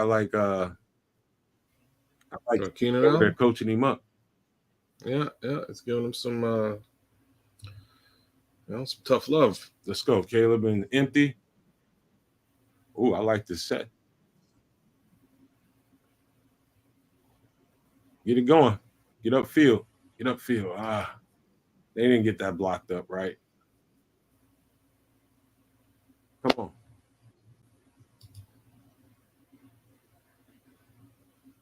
It wasn't Gerald Everett on that. It was them not blocking it up right. Yeah, but it is a good question still. Rome just got ran over. They had the right call for that. Come on. 2nd and 11. We're gonna get some points out of this, whether it's a touchdown or a field goal. Caleb dropped it down to the middle. Who is that? To Khalil Herbert. Picked up a couple. It's all right. Take a little bit. Take a little bit.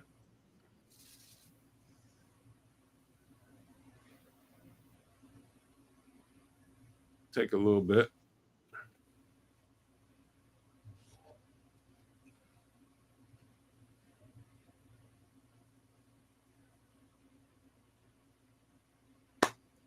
Goddamn, I tell you what, D'Amico got these dudes playing like a bunch of guided missiles out here. 3rd and 9. See, the only thing I'm missing is Chris Collinsworth trying to pronounce Henry's last name. Torto. That if you say so. 3rd and 9. That's how you say it, Torto. Okay.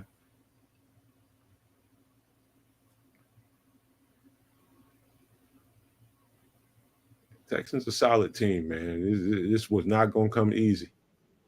But we out here battling. Let's go. 3rd and 9. Let's get this first down. Oh, come on. Darnell. Darnell's a little nervous out there. They've been sending so much pressure at him. He's having a tough game today. And pre-snap penalties, man. Hopefully we can. Let's see if we can get somebody manned up. Let's find somebody one-on-one. Let's go.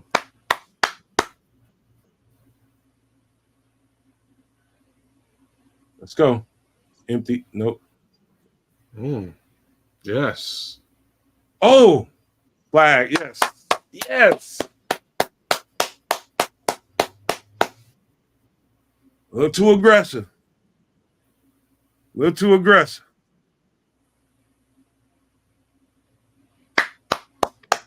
Who's he trying to? I got a feeling we're going to get 6 out of this. Carter again. Oh, yeah. Yeah, they got there early. Way early. Yeah. Caleb. Oh, man. That's that rookie from USC. That safety. Remember we did him on the safety show? Oh, Lassiter? No. No. Caleb Bullock. Bullock.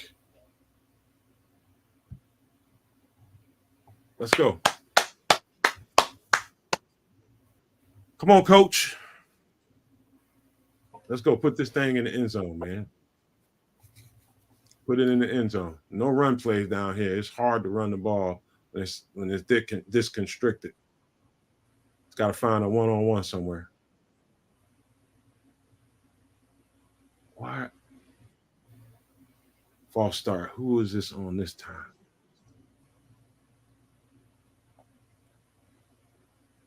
$84? Oh, Mercedes Lewis. Mercedes. That's out of character. That's all right. You know what I always think in these situations when you get backed up, when you're down here this close to the end zone, the further back you get, the better your quarterback is, the better chance you get to get a touchdown because he gets to see a little bit more. So this is probably just enough space for him to find an open man. He's in an empty, 1st and goal. Now he's running it. Caleb with the guts at the middle. Oh, come on! Don't get no flags now. We don't need that.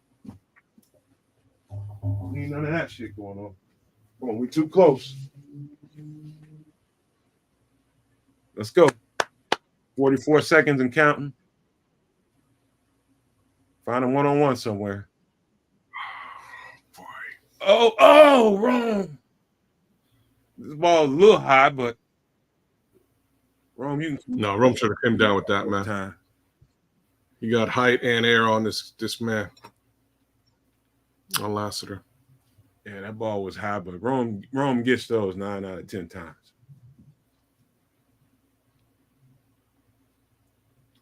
Oh man, don't look in the chat. Don't look in the chat.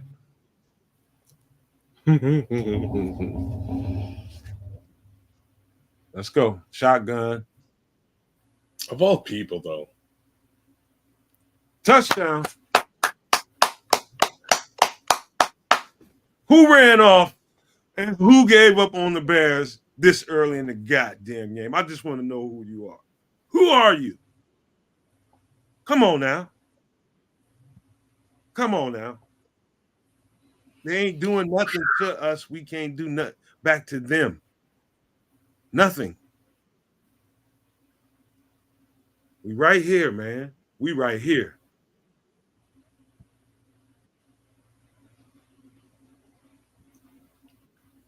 Well, that did nothing for my fantasy football team. But I'll take it at 7. Yo, Bears 10. Hey, we gonna get this one for Texans 13. We get 30 this one for you, seconds left Junior. in the We half. getting this one for you, baby. We getting this one. Let's go, man. Don't we get the ball back first and second half? I think so. So, just a note, I'm sure most people thought this would probably be a blowout. So far, pretty even keel football game. Told you, man. I watch film, man. I watch too much film sometimes. We mirror each other in style of play. We looking at each other. Man, here we go. And we get the ball back second half, man. We just take that momentum, put the foot on the gas again, let Caleb get back there. That's clearly where he is most comfortable in the shotgun. I know everybody wants to see play action, get under center and run the ball. I know everybody wants to see that. But the truth is, until he gets comfortable in the system, I think they need to find where he's comfortable at doing, what he's comfortable at doing. And I think this is the way to go. No use in trying to stick a square peg in a round hole, you know? Well, here's the thing, right? Even Caleb said it himself, right? So he came out there in his first press conference and, they were asking him a couple questions and he kind of answered them by saying, you know what? Yeah, we should go out there and we should run the football and, and play staunch defense and I should manage the game. That's kind of what he said in week 1. That would be the normal formula for any football team starting a rookie quarterback. Run the rock, protect it, play the defense, get those offenses off the field and go and do some more of that. Problem is, everybody else in the world is going to know that that's what you do, right? So they're putting 8 guys in the box. They're daring them to run the ball, and it's not really, producing favorable results. So you're right, Nomad. What you got to do, gotta let the kid rock. Let the kid rock. It ain't the worst thing in the world, kids. It's not. I'm not mad at it. I'm just trying to sort of second it and sell it to the rest of the world and as well as myself. But the fact of the matter is, you let him rock. He's found a little bit of a rhythm. Things are looking all right out there. Let him rock. Let him get the feeling, because once he gets the feeling, it's going to put the secondary in Houston on notice, and they're going to pull some guys out of that box, right? No more reason to have 8 in the box if there's actually a passing threat. So give him the opportunity to produce a passing threat. It's just simple. You see it, you believe what your eyes tell, right? You see that it's a bit of a struggle with him under center, trying to run the ball, trying to get the play action stuff going. And he's a lot more comfortable. You believe your eyes when he gets in shotgun and gets in a spread set. It's not that hard to figure out, right? And so you just believe your eyes and you just roll with the rhythm of it. And plus, he's getting more into the game, gaining some confidence. To me, it's simple. You just do what makes him feel comfortable and you work around it. Man, that's all. It ain't what everybody expected to see, but guess what? We right here. And it doesn't look too bad. Damn, somebody just jumped on the goddamn kickoff.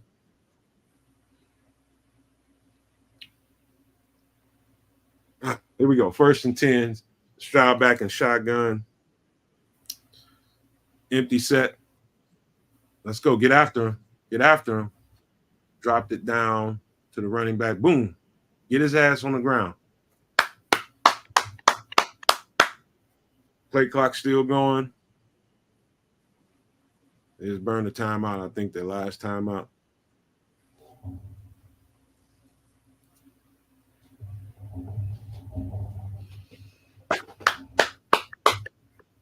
Caleb ain't too bad. 12 of 15, 91 yards. Got sacked a couple times. He got a 91 passer rating, but CJ is burning it up. And most of those yards came when they was playing a whole lot of zone. Kevin said, "Eagle foods, please let one." He's not wrong. I'm literally thinking exactly what's up with that right now. Why has Cole Kmet been an absolute recluse in this offense these last 2 weeks? Cole Kmet. Let's hope for a little bit more Cole Kmet next half, but Because I don't get it. Because this is gonna sound so simple. It's gonna be like, okay, I feel stupid for even asking those questions, but we need Cole Kmet to stay in line and block right now because we got a rookie quarterback. Simple. He's the second best blocking tight end on the team. Here we go. Stroud back and it's out of bounds. They went all over Tank Dell. That's just the bottom line, man. Right now, he's more of a help at blocking than anything else right now. Now, every now and again, should they slip him out, on a seam and give him the ball? Yes. But right now, that rookie needs that extra protection. And right about now, I bet you my dollar to your dime that Braxton Jones need a little help over there. So what's Mercedes Lewis doing here, man? 2nd and 10. Oh, good catch. Did he get it in bounds? Oh, that motherfucker got it in. Yeah, he's good. Nice throw and catch. He go Collins. You're a beast. I don't think he got 2 in. He did. He was bobbling that. That they might call, though. They might say he didn't have possession. I don't think that was a catch. Now, he didn't get that second one in. He was bobbling it when he got the first one. 1st and 10. They're looking at it again. The refs got to blow this one dead. Mm-hmm. Okay. Yeah, they bring that one back, I guarantee. Bringing all that shit back.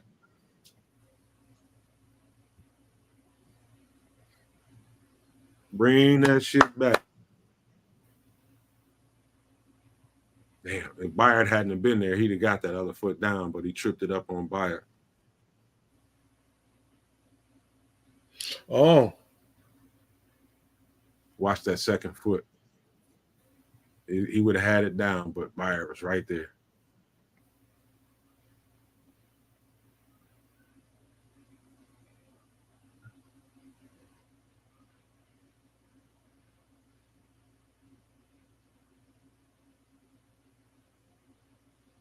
Let me see what they call here.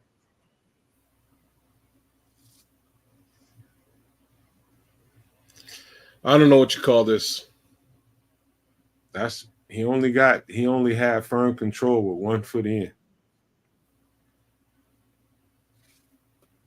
He only had firm control with 1 foot in. And that's this next one. But they're going to try to say that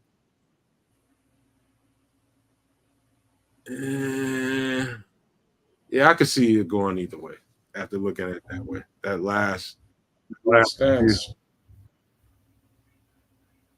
Our last review, it probably is a good catch. Sorry. It's 9 seconds on the clock.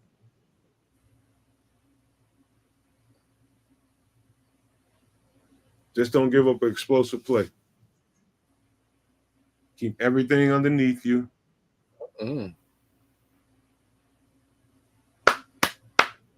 What is this flag here?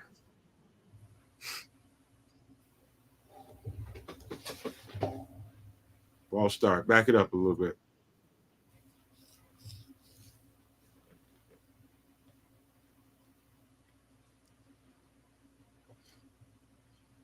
I know the Texans fans didn't expect to see this. Like, these motherfuckers are bad.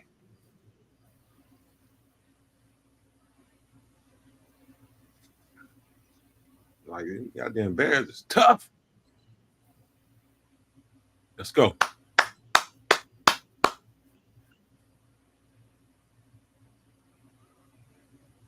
Let's go.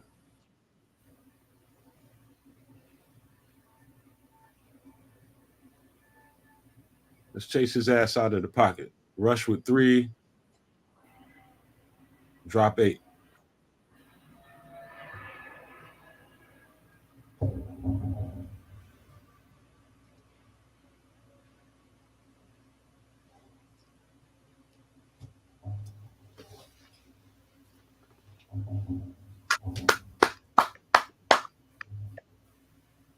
Come on. What's all the hubbub about? Let's go. Oh, they rushing 1. They making sure they ain't giving them shit. Don't let them catch that damn thing. That's it. They can kick a long ass field goal.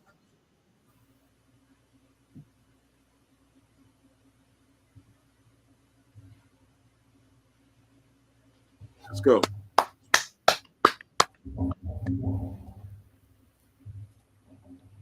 Woo! Where's he?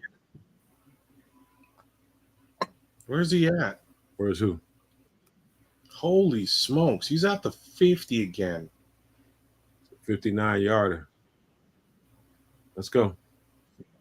He friggin' nailed it.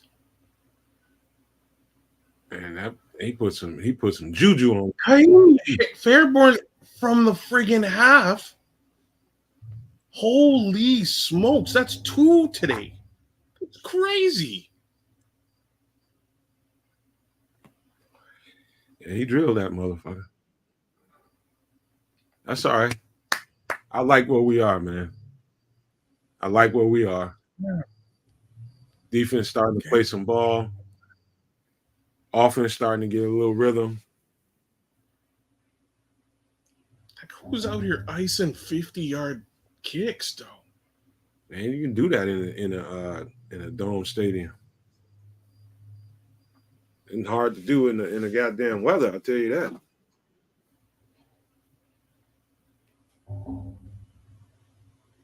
Damn, Austin Booker was just a step too late. Mm-hmm. He got a couple of snaps there today. That's just in a dome. You can do anything in a dome, man. When there's weather out there, you gotta make provisions for the wind and all that kind of stuff. It should be fairly easy. I've seen motherfuckers kick 70-some yard field goals in practice inside a dome. 70? Yeah, that's insane, dude. Straight up, you can go on where they regularly kick the ball off and kick a field goal inside a stadium. Ooh. Let's go. Well, nice tackle. All right. I like where we are, y'all. Good half on the road. Exactly, Liberty. 6-point game. This is what you would if you was a coach, if you were being a pessimist about what could happen, you say if we can get in the locker room down 6 points with some momentum with the drives that we before we went into halftime, it's exactly what you want. Playing an uphill battle, you know? Exactly, Leo. First half we bended but never broke. We get the ball, let's go. Exactly, in the grass. No panic, man. This is not the panic room, man. This is the Nomad Network, man. It's football going on over here. You see any Tyler Scott out there today? Not once. I believe I did hear Morton Anderson bashing a 69-yarder. That was in an actual football game, but I've seen that shit in practice. Yeah, but Morton Anderson though. That I think he had like ain't that the dude that had like a club foot or some shit? No. I don't think he had a club foot. But he might as well have had a club forefoot because he wound up playing. He played forever. He played for a very long time until Vinatieri kind of, outlasted him. Yeah. But Morton Anderson was a real guy, man. He was a real dude out there. Yeah, Mitch. What a dude, Mitch. Velas is inactive, right? Yeah, he is. He earned that. He's a healthy scratch this week, I believe, whereas Tyler Scott was a healthy scratch last week. Y'all know I'm a big Velas fan, but he earned the bench this week. Game is still in reach, man. Yeah, this game's not over. Like we're at halftime. It's a 6-point differential football game. We get the ball. The question was, could we even compete with these guys? I know about a week ago. I'm not talking about you kids. I'm talking about most of the people I've come in contact with on Twitter and elsewhere. I was like, no, the Bears ain't going to beat these guys. These guys are too good. They're going to get their ass kicked. And I'm seeing everything but just like I thought. Again, this was the litmus test. This is the first one, right? So we go to Houston. We match up very well with this particular team. We see how it works, but I feel like, they are not handily winning this football game. It's nothing like that. It's pretty straightforward game. If we can keep it respectable, I think that screams volumes about our team. The real question is, where do they go from here? I think regardless, they can move upwards. This is not a situation where this football team is just straight up being outclassed. And that's great. That's great. Go ahead, kid. I'm just saying, I had a fear that we would not be able to be competitive today, right? That was after last week's game. That was definitely a possibility. But they're definitely playing competitive football. We'll see how far this goes. I think they have the ability to, one false move by the Houston Texans, they can turn this around and start to lead this game. The good thing for the Texans is they haven't turned the ball over yet, but we need to get a turnover or two, in my opinion. Yeah. And first of all, we need to come out in the first half and get down there and get points, get something up on the board, whether it's 3, whether it's 7.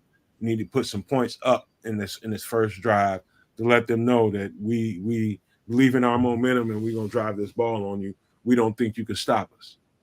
So just go right out there, put the foot on the gas, give Caleb the ball again, let him do what he does.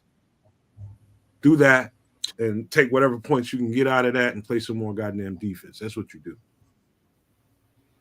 Well, Coach J Hobbies, I don't know if they're that good. It's funny because I kind of agree with you the way that they're set up. On paper, they're a disgusting menace. Like they are. They just are. On paper, we kind of look very similar to them, especially as the weeks continue and Darrell Taylor potentially gets better. So, I wish I could argue with Nomad. These two teams line up very, very well across from each other. And right now, this 6-point differential is evidence of that. And it's not really, it's not a touchdown differential. It's 2 50-yard field goal differential. Very important to put out, Not a situation where CJ Stroud's out there just lighting the park up. He's not. The 50-plus yard field goals are the difference here today. CJ Stroud he's being forced to throw the ball, and if he keeps throwing the ball, he's going to eventually throw one to us because they ain't getting shit on the ground. Number one, they plugging up the run, like we said would happen. We need to do that in the keys to the game. Plug the run up. They've done that. they insist on you're not going to run the ball down our throat. So that's the first phase of stopping a team and being able to beat a team is make them one-dimensional. Stopping them from running the ball, that might not sound like the sexiest thing in the world to your average fan, but I know from experience, if you can make a team one-dimensional, it's just a matter of time before they have a hiccup and you get a chance to get a turnover or two. And so as long as we can keep stopping that run, plugging that run up, I see them getting discouraged and they're gonna start making some mistakes. And that's it. It's almost I'd like to say it's almost that simple, but again, that's how I see it too. If you can get them turnovers, touchdown. Yeah, Rome missed that one. That was a touchdown. He dropped that one. It's all right. We scored though. We got the touchdown. I know he needs to catch stuff like that, but we got the touchdown there. So I won't harp on that. Me personally, he should make that catch though. Hey, you know what, Dr. Earl? The fact that Cole Kmet didn't get a pass yet, he might sneak. He might be off the radar for them at this point, and he could become a target this next half because he's not been figured into the game plan yet.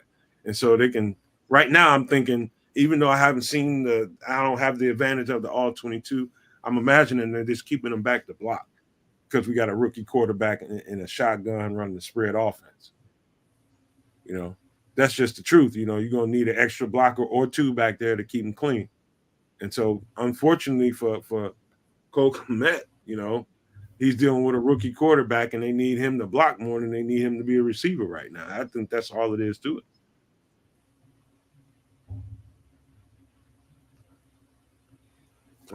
I get confused by that because I would think that you would put Mercedes Lewis out there in those situations as opposed to Gerald Everett and use Cole Kmet as the receiving option as opposed to Gerald Everett. Well, it becomes a little obvious once you put Mercedes Lewis out there. It becomes everybody in the league knows what Mercedes Lewis is. He's an extra lineman.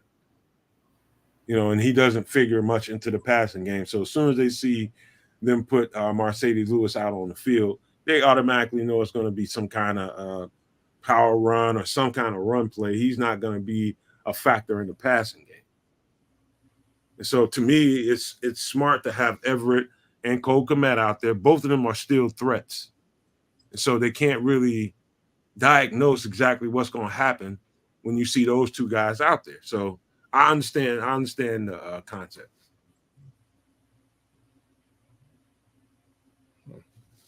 You there, kids? Oh, I'm here. I'm just thinking about it. Again, I don't get it. I like if I spent $50 million on a tight end, I would utilize him. That's basically all I'm trying to. Well, I would find ways to utilize him as opposed to guys that I didn't spend $50 million on. It's really about the matchups, man, and what those coordinators are seeing, the defense trying to do to them, and you know who they see are viable options out there.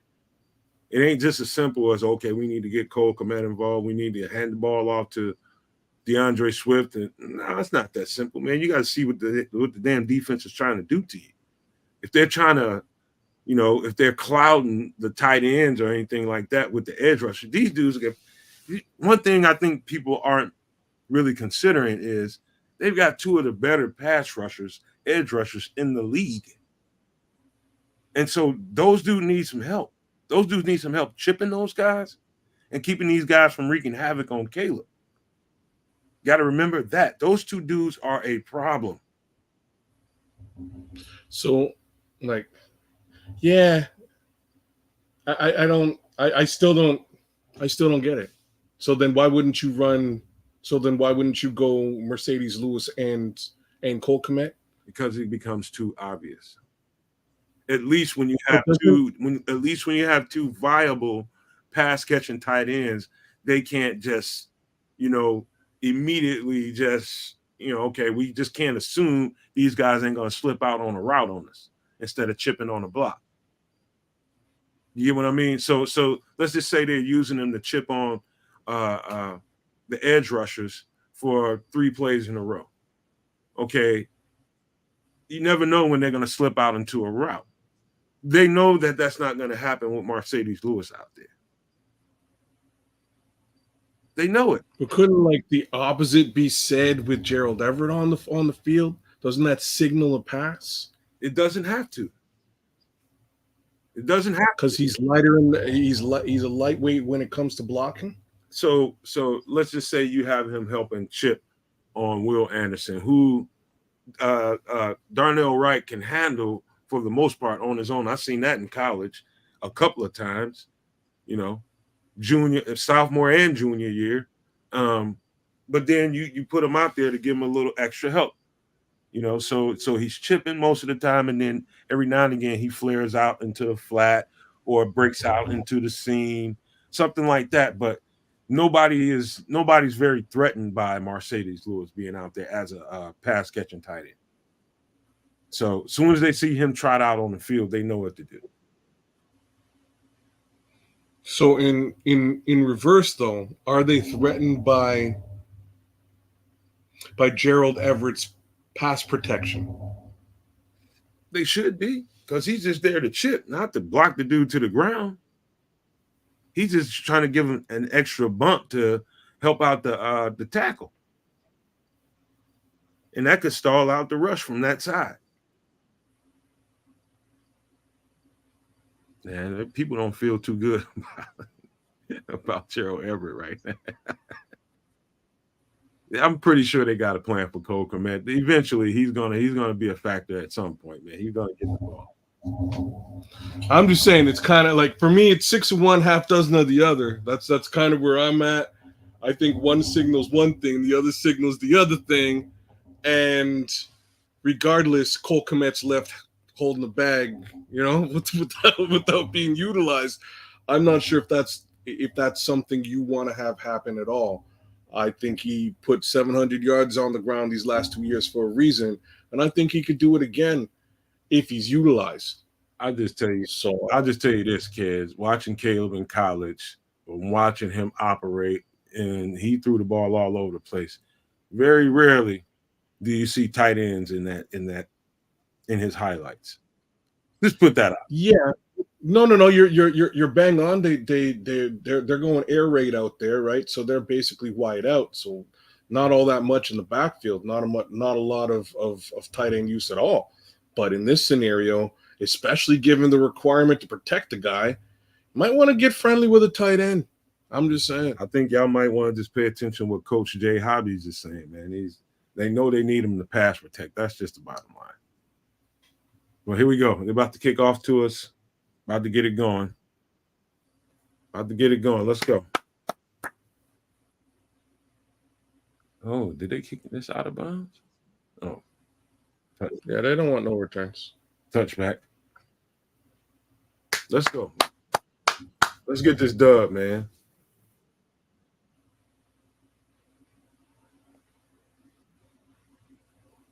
Let's go. Let's get this thing going.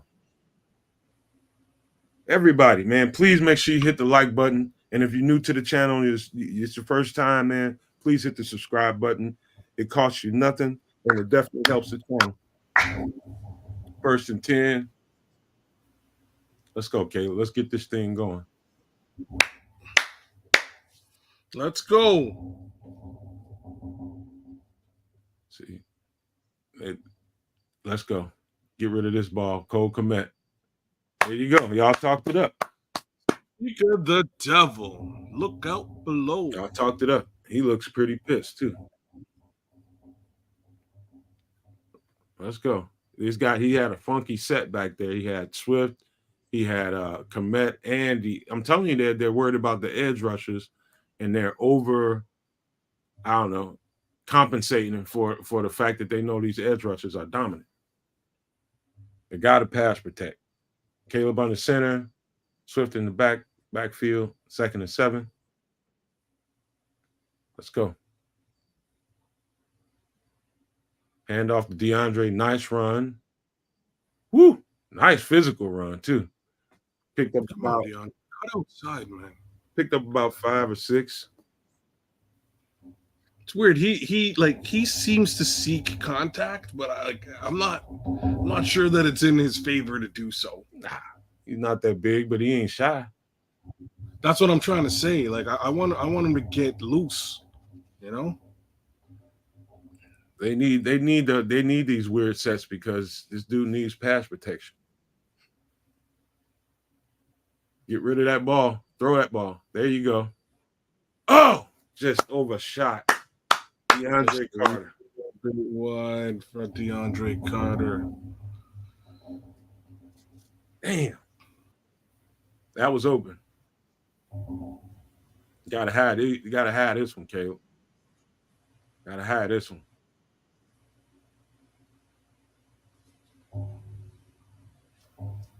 Come on.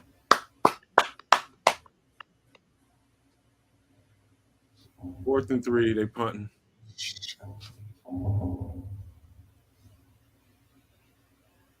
Come on, Torrey.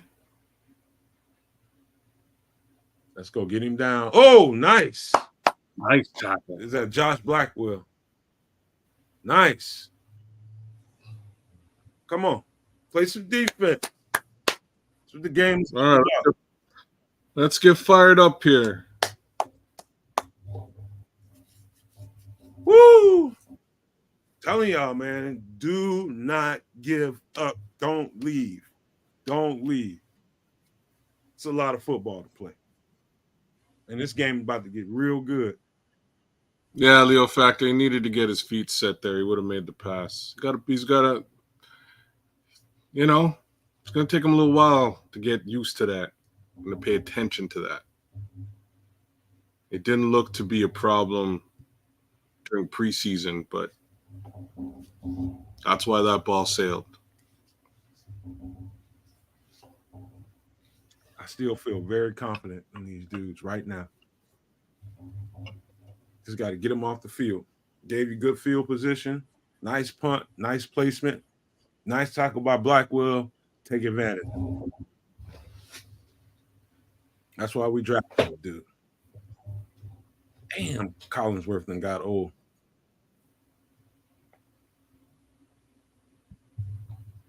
I mean, like, old.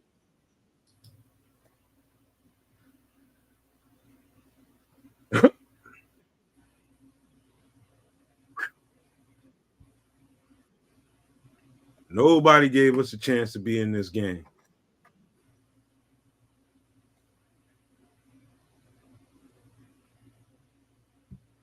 I like that, coach. He says the one thing I can appreciate about Caleb Williams' performance is that we haven't seen him try to play hero ball. Yes. Yes, absolutely. He's staying within the confines of what they're asking him to do. He's not trying to do too much, taking what he sees, dropping it off underneath, and not trying to be exactly what you say, be the hero. He's just taking what they're giving him. And that's all you can ask for, and not turning the ball over. You know, that's all you can really ask for. Well, you know, some hero wouldn't be too bad either. I mean, it's like this, kid. Instinctively, that kid I think knows when it's hero ball time, when he needs to make a play. And that shit should naturally just come to him. He sees something, and you know, if the play breaks down, he's in scramble mode, then you take a chance when you see an opportunity, you know what I mean? And some people might say that's hero ball, but that's just quarterbacks being quarterbacks, believing in what they see and letting that ball go. Let's go. Tremaine has been a monster in this game. First and 10. Yeah, he's played lights out today. Toss to the left. Let's go. Get this dude on the ground. Got a couple yards. That's it. Joey mix it up, having a tough day today, bro. Tough day for Joey. Exactly what the doctor ordered. Can't let him run all over the damn place. Oh, sir.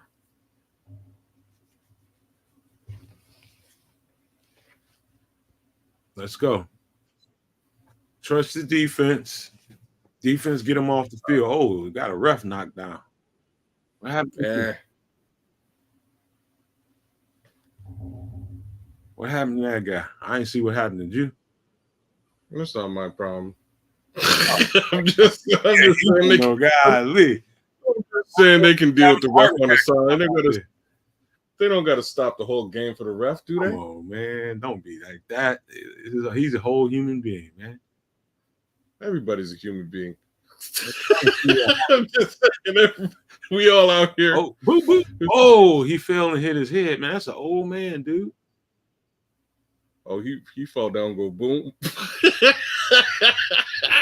Oh man, dude. Oh, this poor guy. I'm not gonna join you in that laugh, man. That ain't no telling what's from that old man. But he went down like a sack of potatoes, man. He went down. Wait till your ass get old. See how you go down. Hey man, I'm old. If I fall, I expect people to laugh at me. You just manifested yourself a banana on the goddamn steps at some point in your near future. We're laughing at that. No, man. That's never happened. I don't know. Like, I'd like to put that out there right now as well. I'm not sure what's up with like our childhood, but like, there's never banana peels on the ground though. I just want to very cartoon. I've never the amount of time that they spent putting banana peels on the ground and having people fall on them, slip on banana peels in childhood cartoons was absolutely asinine and overthought. Somebody needed to pay. How about your ass is gonna walk up under a goddamn piano one of these days? Stop trying to curse me, man. What is this? Act me out. What the hell? That's what you get for laughing at that old man. No, hey man, I can laugh. Like I said, if I fall down, I expect people to laugh at me. That's my karma. They can laugh at me when I fall. Like, I just don't plan to fall anytime. Like the next time you see some guys hoisting a piano up in the air, just go the other way, man. No problem. You're trying to get it up a skyscraper or something, just go the other way. I don't want nothing to do with them or their piano. In real life, like I've never heard of anybody that's ever seen somebody hoisting a piano up in the air, like stories in the air. Never. I suppose that is also another, like the people who work at Warner Brothers really spend a lot of time coming up with the most asinine scenarios. There's crazy scenarios. Nobody ever hoists pianos. You never see that. Nobody ever slips on banana peels. But once an episode, Looney Tunes, it's happening. Once an episode, Sesame Street, somebody's falling. I have been. I will admit, I watched too many goddamn cartoons when I was a little boy. I like the classic cartoons, like the old Tom and Jerry type shit, and I used to watch the shit out of it.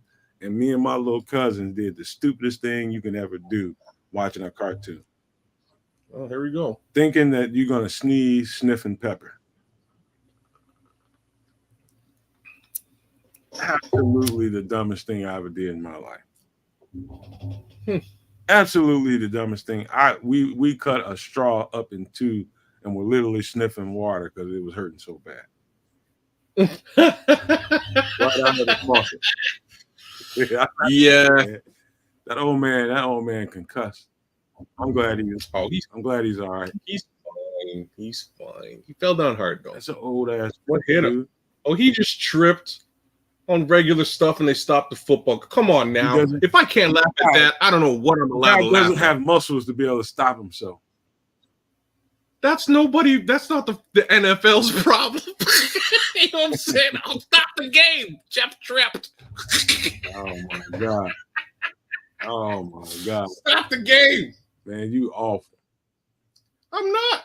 I'm a realist. Ain't nobody ever stop a football game when I trip. You're a hell. I'm just saying. You're a hell. Oh no, they're carting him out.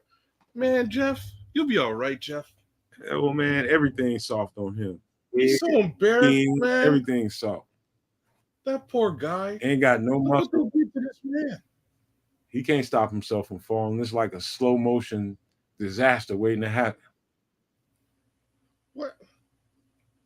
I feel really embarrassed for this guy. On the bright side, momentum took the air out of the room, took the crowd out of it, and I'm not even listening to the game. It's like they got to start the game all over. That took so much time. Let's go. Everybody got to stretch back out, get back into it.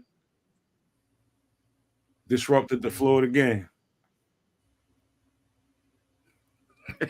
He said it need to be an age limit on the marker guy. Man, them dudes need a job too. Shit, man. Wait, Man, I'd be so mad if I was Cornelius. You're gonna need a job somewhere. I would be so mad, bro. You cart me out on a cart because I tripped? I'd be so embarrassed. Like, hey man, I don't know about you, but I'm extremely nice to the old people that work at Walmart. I'm very careful with them. You know, I appreciate them older people. So if I'm sorry. You need to Oh man, I'm awesome. So if an old person trips at the Walmart, you shut the whole building down. Dude, there's people in the twilight of their lives. They're in the twilight of their lives trying to serve people. Good human being. By the way, I just bought my mother one of those guns DJ's working with, and she loves it. One of those massage guns. Oh yeah, she loves that. Then I think my grandmother loves it more than her. All right, CJ back to throw on the slant again. I told you he loves the slant. He's very good at that. Caught him in another zone, I believe. Come on, Flus, get out of that shit.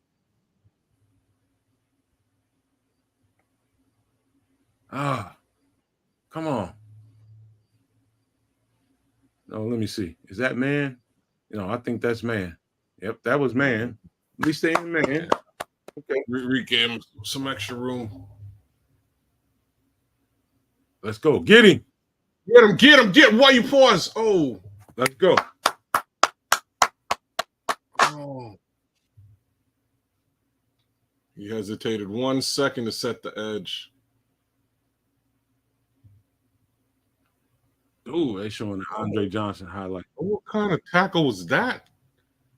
One guy just flipped that. Just suicide. Nobody want none of Andre Johnson? Andre Johnson was a beast.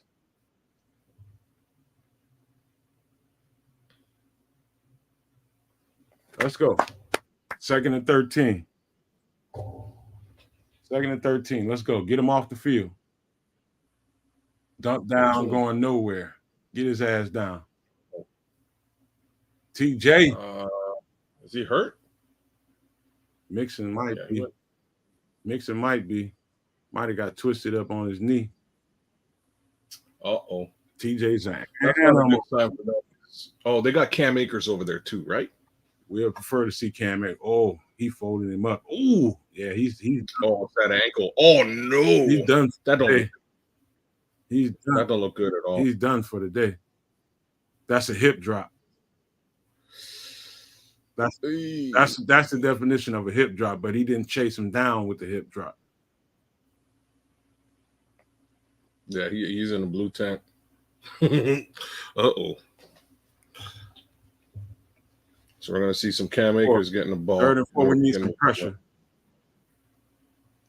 Just remember, he's fresh. Okay, good. Oh, nice step up. Get the.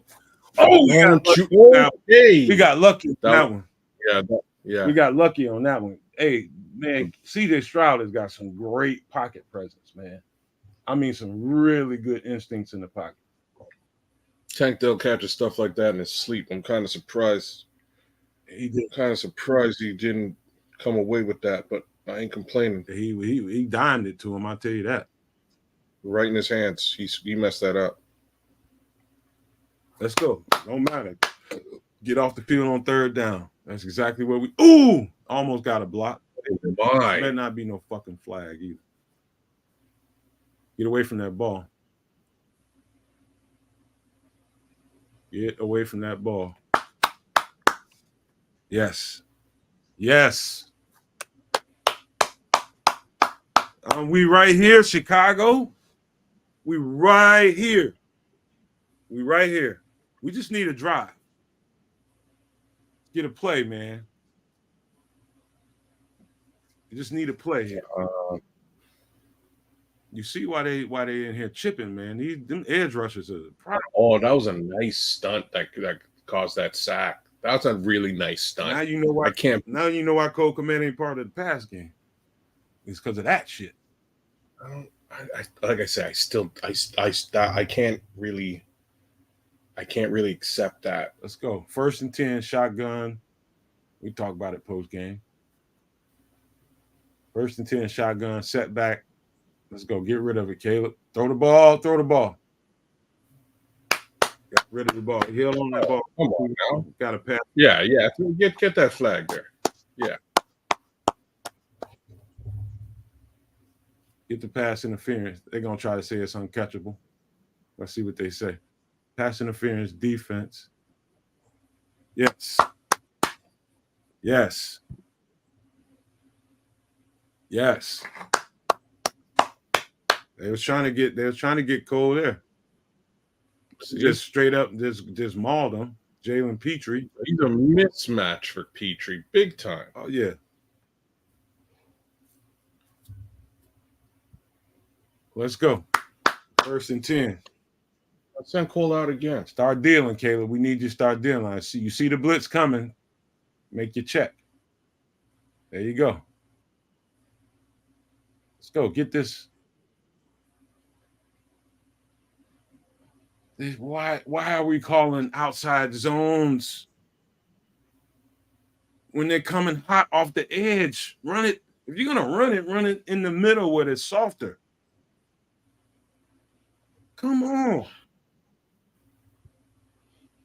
They're coming hot off of the edge. Like he had a lane there too. Look at that lane. He missed a whole It's just the cutback. wrong play call. I don't know if Caleb called that because he saw the blitz. It probably was Caleb. He's got that audible at the line of scrimmage. Throw it. He just got rid of it. Good thing, shit. Because they having a problem handling the edge rushers right about now. Yeah, Joe Mixon off there limping.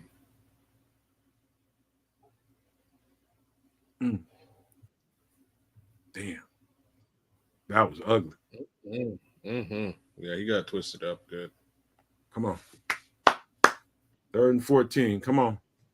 This would be a hell of a time to make a play here, Caleb. I'd try to look for number 2. Find number 2. Throw it.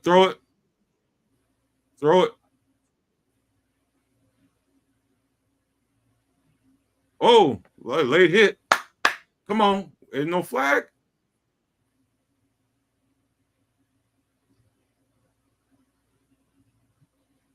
There should have been a flag on that. I'm just surprised nobody was open downfield. Braxton Jones is getting the shit whooped out of him. Come on. See, I told y'all all off season, man. Braxton Jones. We got to get a left tackle, man. This ain't gonna make it.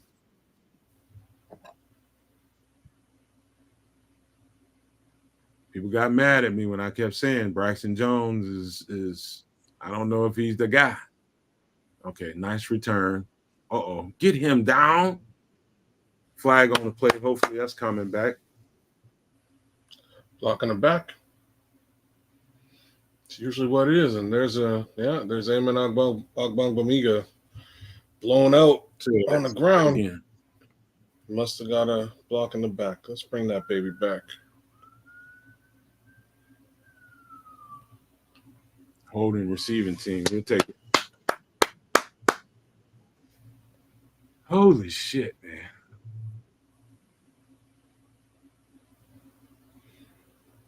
Those edge rushers are really starting to become a problem, man. Now it's hopefully, I'm knocking on wood, it's not getting in Caleb's head.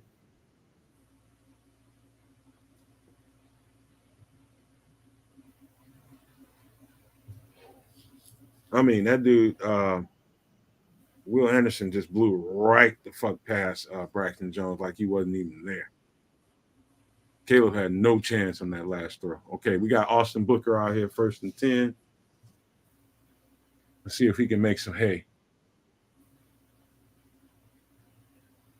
Let's go. Let's get to him. Holy. Oh, my God. Did he catch that? He caught it. He's out of bounds, though. That was a crazy catch.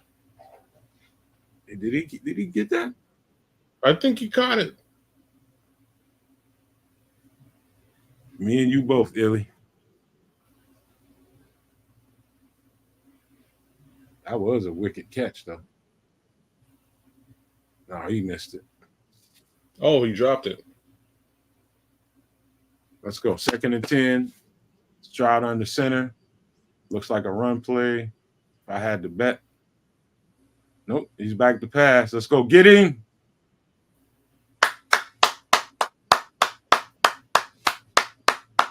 One-dimensional. What did we say in the keys to the game? Plug the run, you make them one-dimensional. Now you know what's coming because they have no confidence in their run game. Well, Joe Mixon ain't even on the field anymore. Exactly. Which helps that much more. He should have really dumped that down to the back who had a better chance. But 3rd and 10. Yeah, he was wide open in the center of the field, actually. We just got to get some pressure and make sure it's coverage on the other side of the pressure. Ooh, they look like they're bringing it. Okay, false start. Let's go. Got him reeling. Got him reeling. Got him rocking. Got him rolling. Let's go. All right, let's get some pass rush here. Yeah. This ain't even about no first down. This is about just trying to get the punt. Man, I want some pressure. They were coming, boy. Let's get some pressure here 3rd and cause a turnover. Pick 6. 15. Be a beautiful place for a pick 6. Gotta get to the quarterback fast. Get to him. Get home, get home, get home. Incomplete. Nothing. That's what I'm talking about. That's what I'm talking about. Let's go. These motherfuckers off the field. Let's go. Make a play, Caleb. Let's go.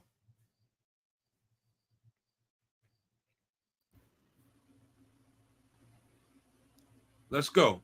Ooh, he could have picked that ball too. This is Chicago, man. We play defense around here. Get away from it.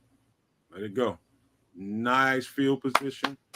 We need to get something out of it. There's a flag on the play. Let's see what that is.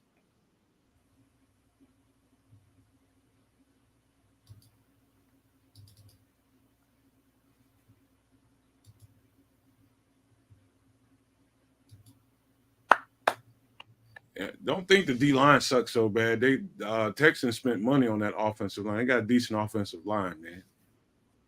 Pretty decent.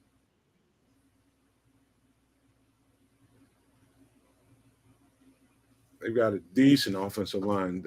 C.J. Stroud is pretty good, but trust me, he wouldn't be as good if it wasn't for that offensive line keeping them relatively clean. Let's go. That's what I'm talking about, Illy. I smell a touchdown coming. If they catch it, Caleb's got to be looking for a safety trying to drop down. They get a safety dropping down, he's got DJ one-on-one somewhere.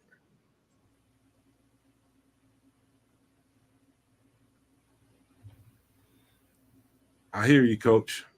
I hear you, Coach. You got to see. King of the world. You couldn't have said it better myself, man.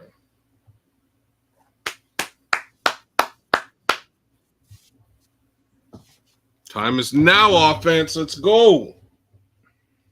I'm loving this game. I'm loving this game. They come out here with this win. I'm telling you. Everybody's going to feel different. Everybody's going to feel different.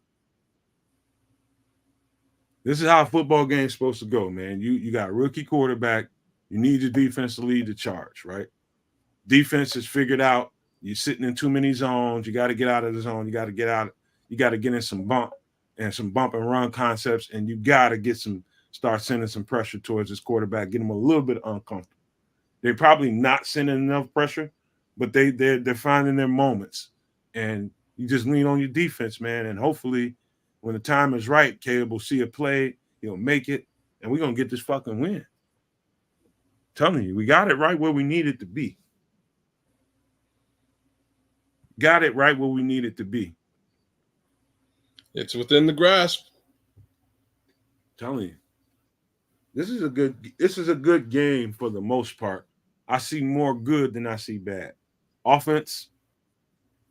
The Texans have some dynamite fucking edge rushers, and we aren't the best. Let's just say our left tackle is not the best in the world. But it's not just him. Now I want to just pick on Braxton Jones. It's a tough task, man. He's lined up against Danielle Hunter. Yeah, he's getting a little bit mixed of both of them. They're doing a good job. Well, I would be switching them around too, just to see, test them out. But this is where you find out what you're made of, man. You got the opportunity sitting right here for you. Smokes. You got the opportunity sitting right here for you. Let's go. 1st and 10. 1st and 10. What's this flag? Delay a game, man. Come on. Caleb, you got to get him out the huddle faster. Come on now. Can't take shots in the foot like that. Cannot take shots in the foot. Now you got to make up for that. Put him in position to make up for that. Come on. Nice throw. Who was that? Cole Kmet? Yep. Nice throw. Picked up about a good 8. I like that. What are they talking about? The hip drop?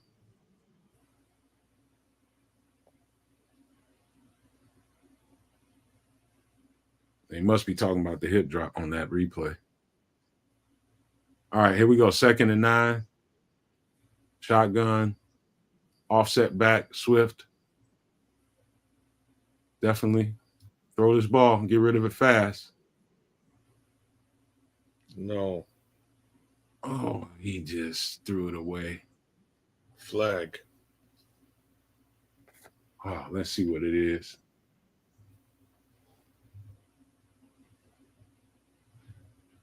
Come on, what's the flag? Holding. Defense. Oh, God. Thank God. Thank God. Man. The stars are on our side, man. Woo. That was a horrible throw. Yeah, that's a dangerous ball to let loose. That's the hero ball you don't want to be trying to throw. Yeah. I don't know where the holding was, though. Good Lord. Oh, there it is. Oh, okay. Cole Kmet's the secret hero of this football game probably somehow. where the ball was supposed to go. Okay, here we go. 1st and 10. Quick pass to DJ. Yeah, you twitchy son of a... Woo, DJ.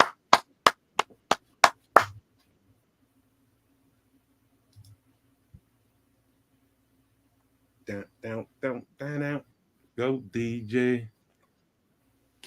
Damn my DJ. I can see in his eyes he's pissed too. Like, give me. Who, DJ Moore? Oh, yeah. I see that look in his eyes. He's not getting the ball. He's pissed about it too. Yeah, he went on. He must have gone over to the sideline and just said, "Somebody get me the football." Just put it in my hands. He's hot. 1st and 10. That better not be a false start.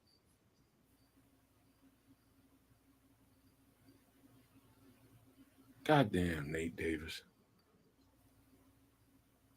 Come on, man. We having too many damn shots in the foot.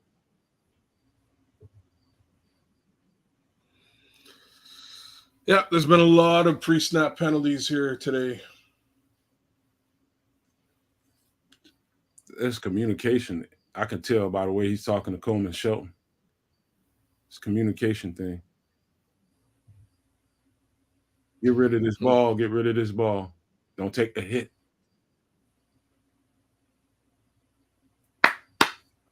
Oh, he throwing punches out there now. Oh, that's a flag right there. That's got to be a flag. He just headbutted him.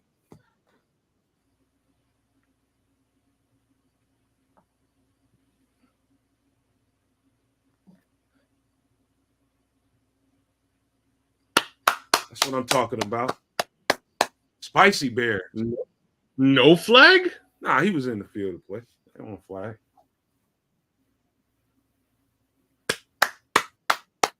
Oh, he just threw a punch.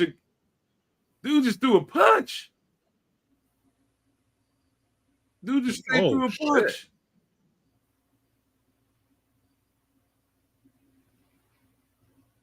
He just straight threw a punch. What was up with that? I don't think they can even call it on. Can they call it on a replay? They should be able. Straight through a punch.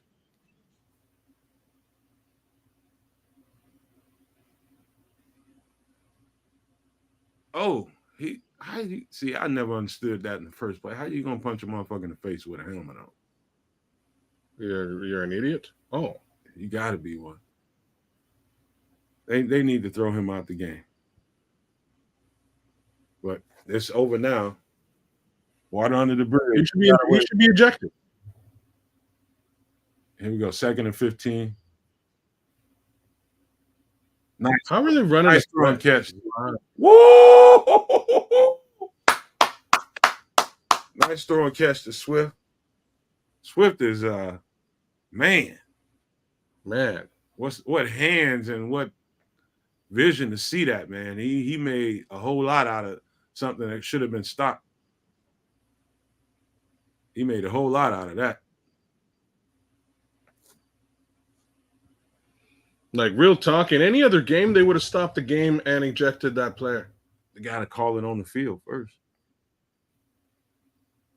Here we go. 3rd and 1. Let's go. This is when I would run a quarterback sneak. I just have him run it straight up the middle. Oh! Damn, Braxton? What the fuck?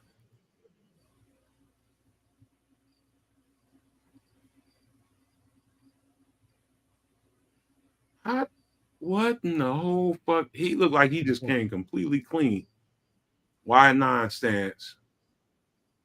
Cole Kmet missed it. He was out there on a pull route.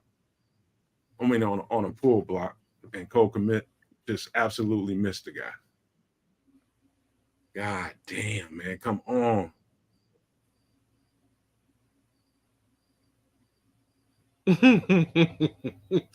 It's all right, kid. Damn. Come on. It wasn't the line. That was Cole Kmet. That was Cole Kmet.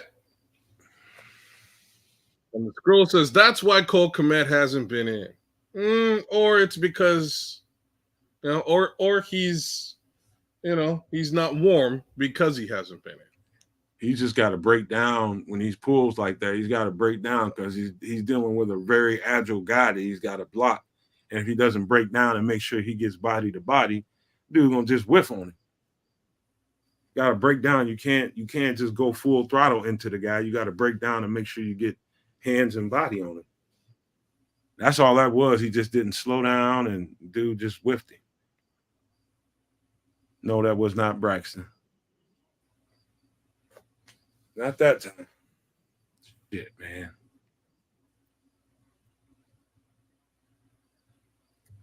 We still all right, man. We still all right. They ain't doing nothing to us. We just need a break.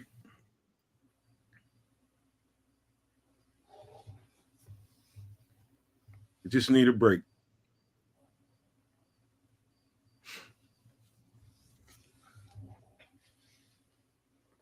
That's not a, you know what, Jan? I don't think it's a bad call. It's just poorly executed.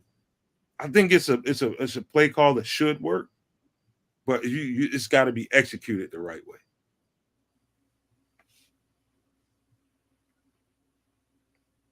Damn. Y'all don't be too critical, man. They're gonna make mistakes, man. We right here. We right here, man. It was execution. It's absolutely execution. If he gets that block, you're probably looking at another kind of play, you know. Just got to get that block.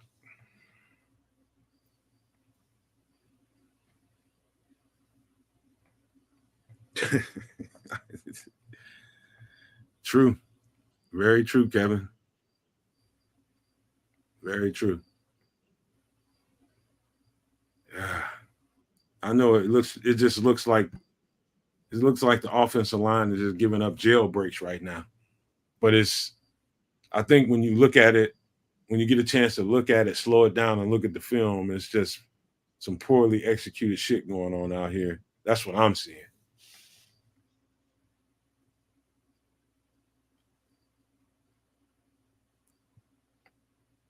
Yeah, offensive line is struggling. At least it ain't struggling up the center. But that's my problem with this football game. They're not really utilizing, We're right here. not utilizing First and 10. Stroud back to throw. Tackle. Picked up about, I'd say about 5 or 6. Huh.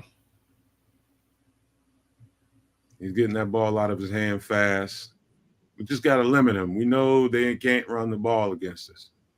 We know they can't run the ball against us. We just got to.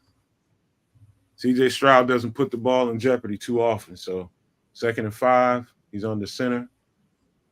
Still trying to run the ball. And this time they get a nice one. Plug up that run, man. Come on, y'all. Keep that energy now. Why do they keep replaying this injury, man? Because they talking about the hip drop. Just he's hurt. And he's out of the game. They probably talking about the hip drop. Oh, he's on the sideline. 1st and 10. Let's go. Get after this dude. Get him on the ground.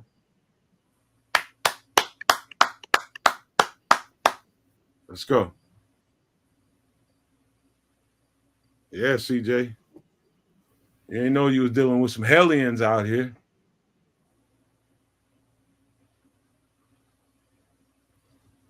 Yeah.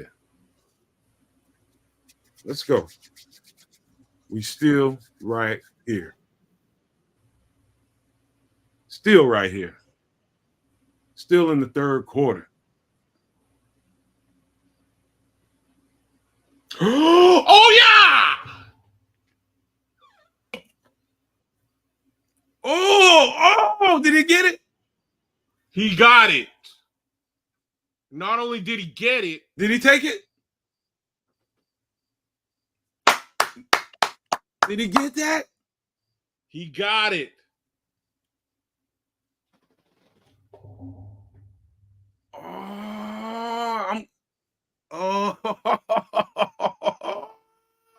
They might call this away. Kyler, man.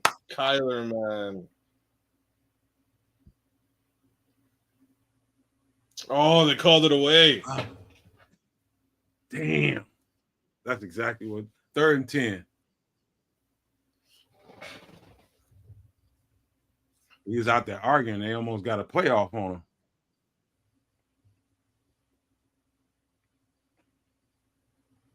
Come on. That you challenging that? They're gonna take that away, man. He went over to the sideline and was cussing Flus out, telling him to challenge that shit.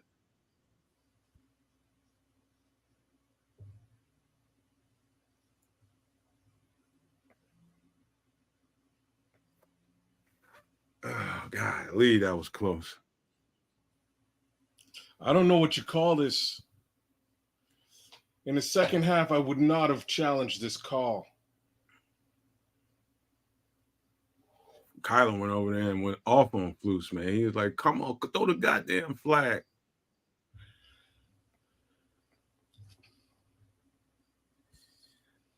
Second half, you need them. See, this is Kyler, man. That would have been a game changer.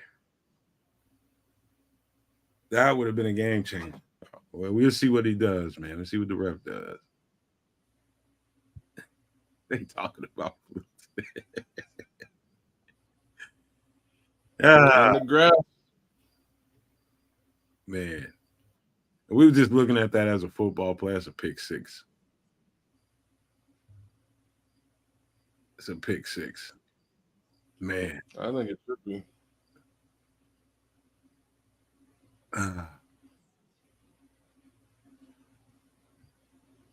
Come on. Man, we so goddamn close to getting this win.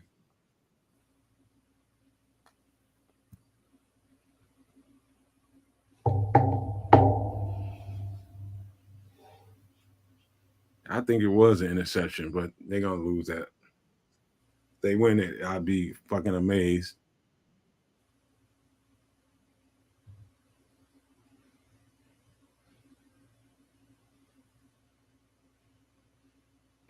Dr. Earl. Oh, man. Yeah, Coach J Hobbies, I'm with you, bro. I like in the second half, challenging stuff ain't it. You really want these timeouts to manipulate clock at the end of the game. Kyler wasn't having it. You should have seen him in between the play. He was like, motherfucker. I saw him. They even deadened this play, right? So it's. He said, motherfucker, throw the flag. I'm guaranteeing that's what he said. He thinks he got in. Call stands.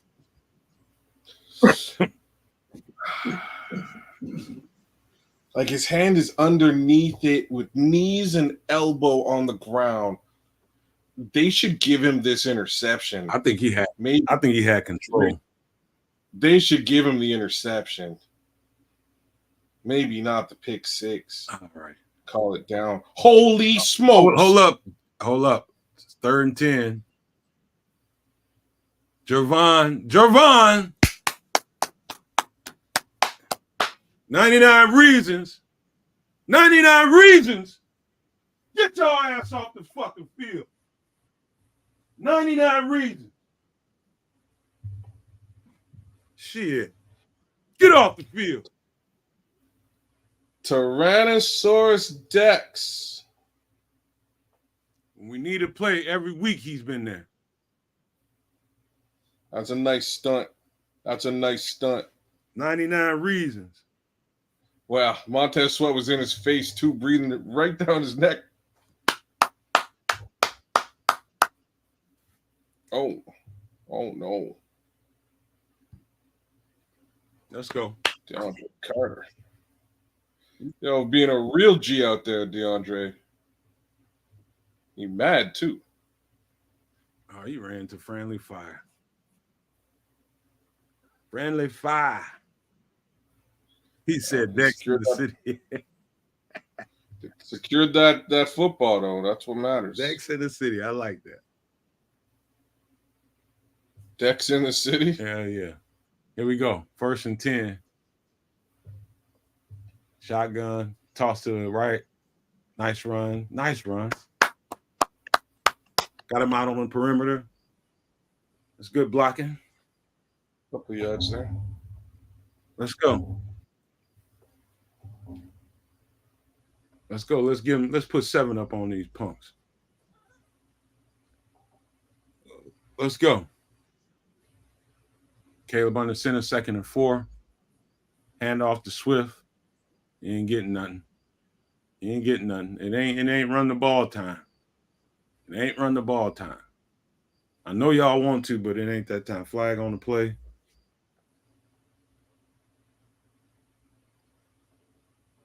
Holding. Defense. Oh, we'll take it. We'll take it. We'll take it. It's gonna come to Caleb, and they're gonna get these protections right. Right now, it's starting to. I think he's starting to feel how fast the game is. I think that's a good thing. He's feeling it now during the game, and so that's a great thing. He knows to get rid of this ball one way or the other. Hike the ball, toss to the right, to the left. Barely got back to the line of scrimmage. Huh.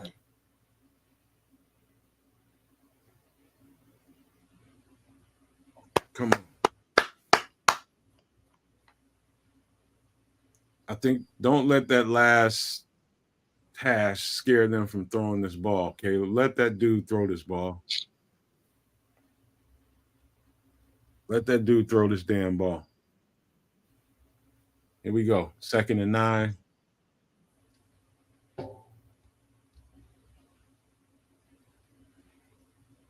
DJ made a move. All right. Flag on the play. Flag on the play. Let's see what it is.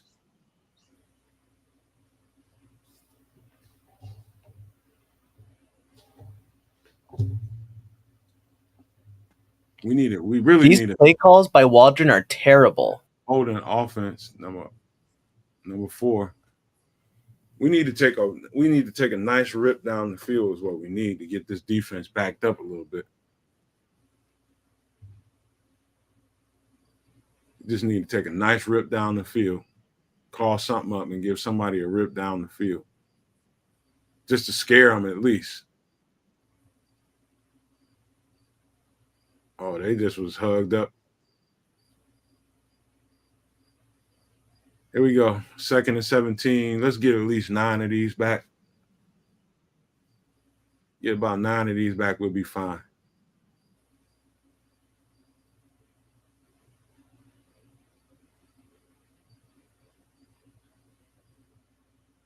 Nice catch, nice run by Khalil. Only picked up a couple. Let's go. Figure it out, man. Figure it out, Caleb.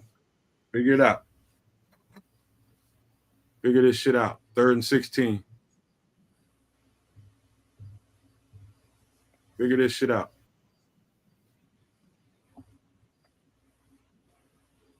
Let's go. Got to figure this shit out. Back in shotgun. Oh, who got it? He just threw a pick.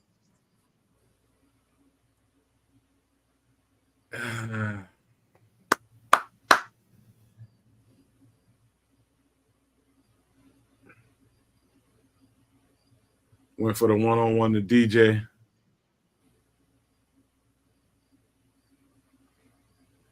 Let me see. There's 2 guys there. Oh, see, when DJ runs that route, you have to put that kind of ball on a line. Like, when I say put it on a line, you got to put it right behind the ear of Stingley. And literally you cannot lob that ball because the safety is coming over the top. That's not a lob ball. I think Justin threw DJ 2 touchdowns off of that route by itself. But he knew to gun that ball in there because, nice play, Kyler. The ass off the field. Tell him, boy, this defense ain't no joke. Mm-hmm. Kyler was not bullshitting on this one. Come with that. Get your ass down.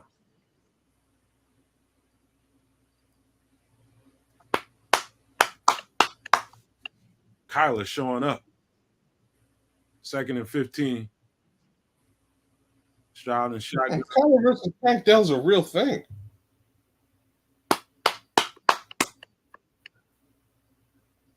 Let's go. 3rd down. Get him off the field again into the 3rd quarter. Running along. Hey, dude, all that has not gone right. Here we are, just down 6 points, going into the 4th quarter. Come on. Come on. Come on. Come on. Don't give up, lads. Don't give up. We all right. We'll be fine. Don't give up. I'm telling you, man. Don't give up. People started doing that last week, and we ended up with the win. Don't give up. I'm telling you. Stick around and just wait. Things will start happening. It's time to do some manifesting, y'all. It's time to do some manifesting around this camp. Manifest it. Stop letting the negativity come out your mouth. You want to win? Say you want to win. Call it.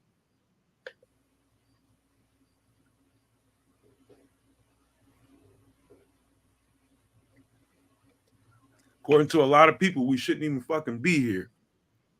Right? It's supposed to be a wipeout by now, shouldn't it? Yes. But here we are.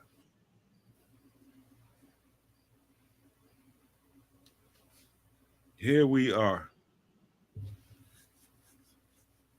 Here we are.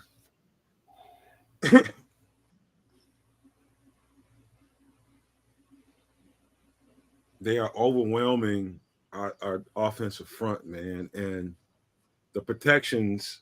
And I think not having Keenan out there as that outlet in that bit of insurance when things break down, and somebody who can win one-on-ones in short areas, like DJ. I mean, DJ is the shit, but Keenan Allen in this game would have been a difference maker. But not making no excuses. Here we are. Here we are. Yeah, they would have had to pay a little bit more attention to him, to be quite frank. Like, Rome Odunze has been pretty quiet today outside of the first quarter. That being said, let's hope for a Rome Odunze touchdown coming down in the next couple minutes. You can't blame the defense, Shy. They doing their fucking thing, dude. They as legit as everybody thought they were.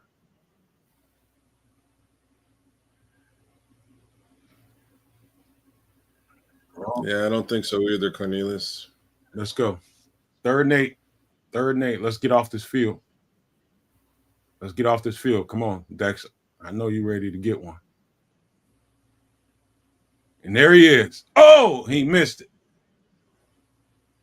Oh, golly. Yeah. Oh, no. Damn. Dex had him. Dex had him. Javon had him. I'm telling you, when it comes time to make a play, Javon Dexter is there. All right, back to throw again. Come on. Let's go. 2nd and 10. Let's go. Coach J Hobbies, that's what I want to hear. Let's go. I really hope your feed is faster than mine right now. Let's go. Let's manifest this shit, y'all. Come on.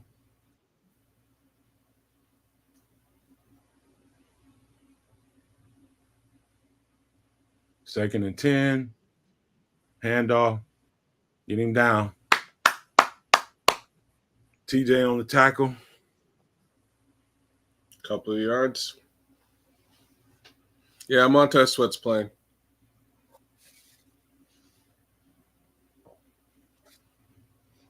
Montez Sweat's probably absorbing all the double teams. That's why Javon's getting one-on-ones. That's exactly what's happening. He's getting pressure too, even through the double teams, though. I hate them too, Scrolls. I know something about these motherfuckers, but knocking on wood, that's not going to be an inhibitor. Ooh! Ooh! That's what I'm talking about! Rick, what's up, dude? That's what I'm talking about. Get their ass off the field. That's what I'm talking about. Well played there. Hit his ass. Ooh! I love it. Right when the ball comes in. Oh, yeah. Oh, man. This Kaimi Fairburn I'll guy. take this field goal. I'll take a field goal if that's the worst. I don't want to take any more of take those. Man, he even closer than he was before. Come on, block this, guys. That's all right. We'll be all right. They stood down on business when it came down to it. Reek.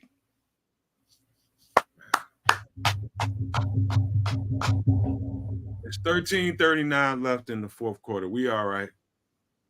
We are all right. We do need a drive, though. DJ is unhappy, man, because this is not one of them games for him. That's what I'm talking about. Tyreek put the brakes on his ass. Like, this is where it stops, right here. I know his ass probably hurting a little bit up in his chest, but he had to do what he had to do.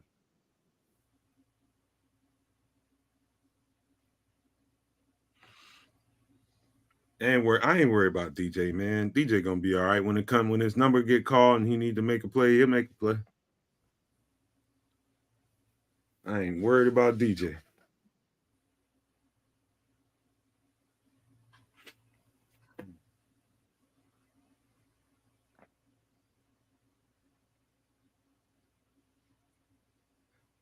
I know everybody talking about Waldron, man. He got a rookie he's dealing with. He's dealing with a rookie quarterback, man. I think people need to remember that. I'm not saying don't be concerned about Waldron, but just remember that part. At least he's dealing with a rookie quarterback, and that shit ain't easy. You know? It's just not easy. Yes, the defense playing their ass off. Yeah, DJ's body language ain't good. They'll tell him about that in the locker room. Like, DJ, you got to pick it up a little bit. You one of the leaders, man.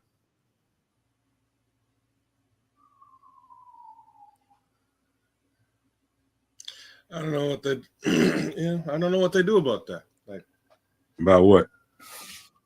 The body language situation. Obviously, he needs to, like, they need to try to get him involved in this football game. That's a little frustrated, man. That's all. Yeah, I'm which is what he should be, right? They need to get him. They need to get him involved somehow. Yeah, I'm not concerned about him. He'll be all right. Well, he's the one person. He's the one person I'm concerned about them getting involved in this football game. You know what I mean? Like he's an X factor, and without a Keenan Allen, and with with Rome not being so much, so effective today, and with DeAndre Swift not really being effective today, get the ball into the guy's hands. I think he'll make a heck of a difference today. He's just, shit is just not going the way they want it to go. He knows it, and it's a little frustrating, man. That's all. I mean, body language is body language. It does send a signal to other teammates. I agree with y'all. You gotta watch that kind of thing. But sometimes DJ, like, if he ain't smiling, people will think something's wrong with him anyway. Like, when you don't see DJ smiling, his body language kind of looks like that. You know what I mean? I do, because that's just kind of general Jamaican body language. Just saying. But anyways. Anyway, yeah. We still in the game. Not much you can do about it. We still in the game. 1st and 10, 13:39 left on the clock. We got time to make some plays. Let's go. Caleb's in shotgun. Caleb's in shotgun. Let's come away with 7 here. Ooh, good Lord. The screen pass is, come on, they waiting on this shit. They waiting on that shit. Well, they should be, because we haven't tried to go downfield all game. And, some folks have been getting on Shane Waldron in the chat, so I can't argue with this at this point. Like, this is where you got to go down the field now, Shane. You don't 2nd and 15. You don't have much choice. Get out of there, Caleb. Oh, he just threw another one. What are you talking about? Oh, Fangula Mama. That's hero shit right there. You just run that ball and get out of bounds. That's what you do there. Well, he did have a receiver. Receiver was double teamed. Good. Escaped a Daniil Hunter tackle. Destroyed his jersey. He just threw that in the triple coverage. Yeah. Yeah, there's no reason for that now.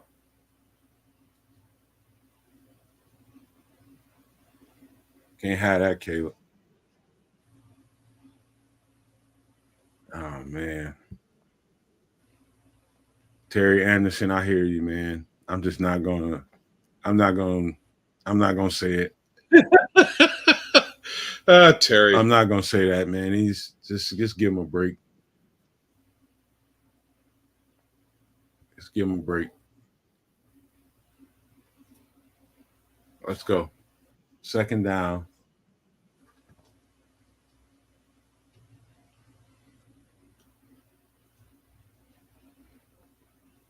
I'm not gonna say it. I'm not gonna go there. Gotta give this kid a chance, man. He's out there frustrated and trying to win. 2nd and 9.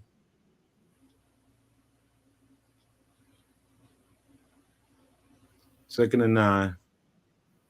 Let's go. Get to this dude. Get him down. There it is, Jack. There it is, Jack. There it is. Oh, the Sand God. There it is. It was just right, Doctor. It was only a second game, man. I'm not gonna crucify nobody like that. That dude needs time. Mr. Sandman, bring me a sack. That was a great replay. 3rd and 17. Let's get these dudes off the field, man. We still got time to play this game now.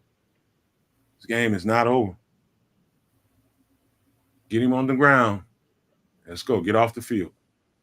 Get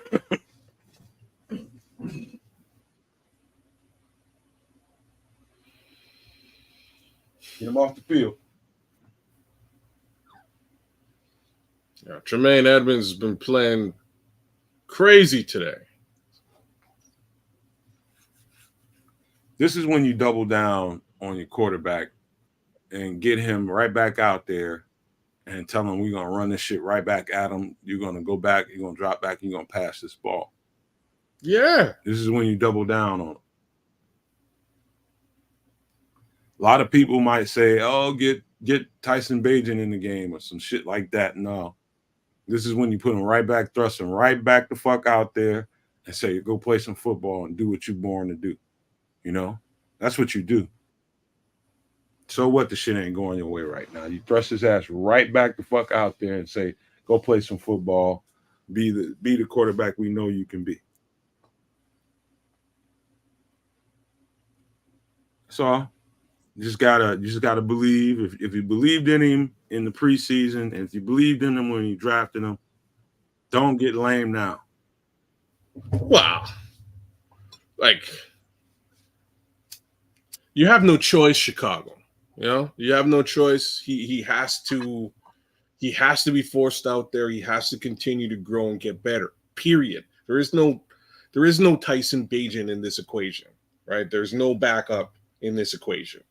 If we're playing the backup, all is lost. Straight up and down. Don't get lame now, man. You got to believe in the kid, man. Yeah. Give him the benefit of the doubt again. He has to grow. He has to learn. Yeah, it does make it tough, Scroll. So I'm with you, bro. It's tough to protect that ball when they can't protect him. And that's where we are right now. They're having a heck of a time managing that Houston Texans defensive line. You know, a lot of people probably thought it was bullshit when we were so strongly and firmly behind Justin Fields and them building around Justin, and then when we got Caleb, that everybody was going to start shitting on him. Now he's a Bears quarterback now, and he needs every opportunity that can be provided for him, and some patience too. You know, Look, that as an idea is the most ridiculous thing I've ever heard. End of the day, we were supporting the quarterback of our beloved until he wasn't here. He left. Now we continue to support the quarterback of our beloved football team. It's literally that simple. It's about that simple. It's the dude. He'll be fine, man. He just learning some shit right now. Shit he was able to get away with in college, he can't get away with it on this level. Good lessons for him. You know, I don't mind any of this, and I hope he doesn't either. That's just the way I see it. It's just great. He's just learning some good ass lessons. Yeah, sometimes you have to learn from mistakes. Good lessons. Let me rephrase that. Sometimes we learn better from mistakes. Is a better way to put it. And he can take a look at this footage and see how he's improved from last week, because it's actually obvious in how he's improved. Same token, there's some specific areas he can improve at. DeAndre Swift got tripped up for about 3 or 4. Man.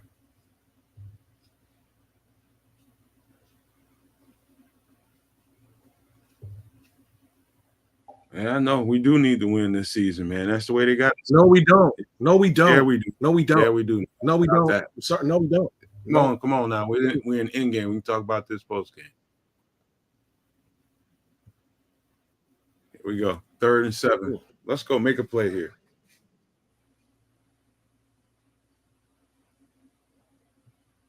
Third and 7. Let's go. Let's go.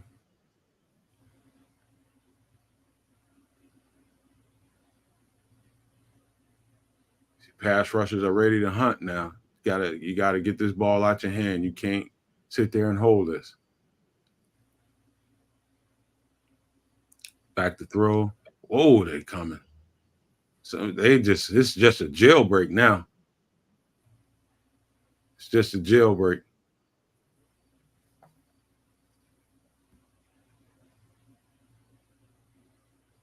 Who is that this time? Let me see. Oh, they just got him on a stunt. Nate Davis didn't catch it. Damn, Nate. Honestly, they're playing Nate out. Like they watched, you know what I mean? They watched last week's film and they're just coming through that gap on stunts all game. They're stunting into that gap. Ooh. Get him on the ground. All right. 9:24 left on the clock, man. Come on. 9:24 left on the clock. Yeah. Katrina Pullen, you're so legit with that too. And you know what? That's a damn shame, man. That's not cute. It's the truth, Katrina. I'm not blaming you, but I'm just saying, the fact of the matter is they will start acting. Yeah, they will. Acting a jackass on them. And I 100 billion percentedly predicted that. But get this dude on the ground.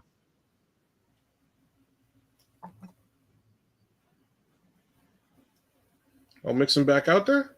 Is that Mixon? No, that's Akers. No, it's Akers again.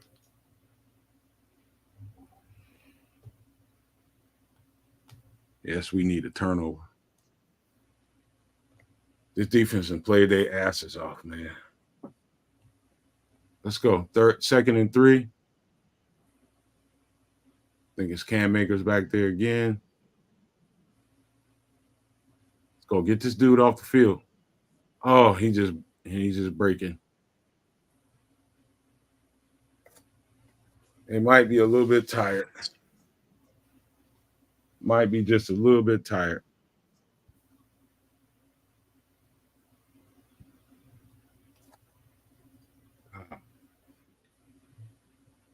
Oh, damn. It should have been a hands to the face on TJ. Should have been a hands to the face. I saw that.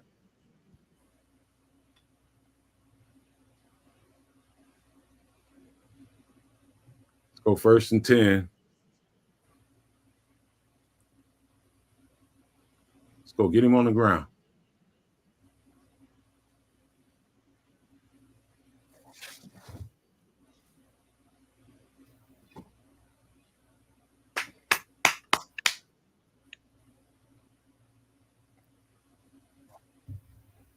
$7:49 left on the clock.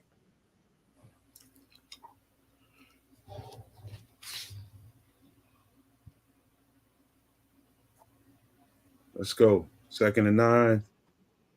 Nah, defense is gassed. T3P. 2nd and 9. Cam Akers picks up about 3.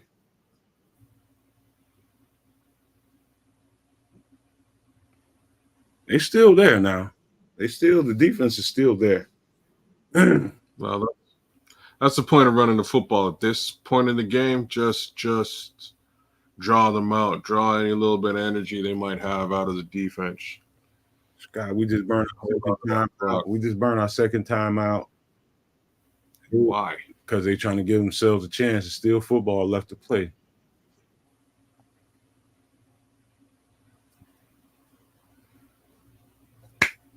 Come on. Snoop Dogg was CJ Stroud's former coach.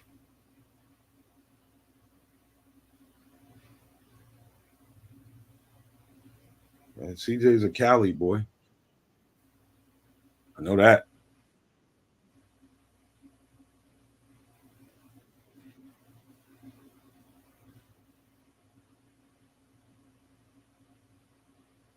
Let's go.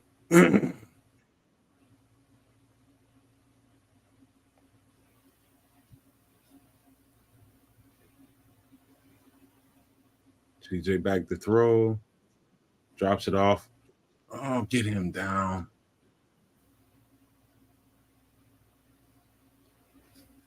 Come on.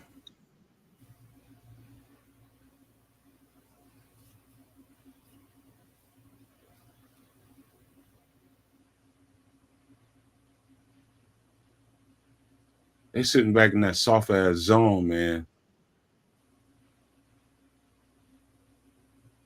Yeah. There's too much goddamn space out there, and it's easy. I don't know why Flus does this late in games. Just stupid. When you're losing, it's ridiculous. Get this dude on the ground. Did he cough that up? Did he cough that up? I couldn't tell you. He coughed that up?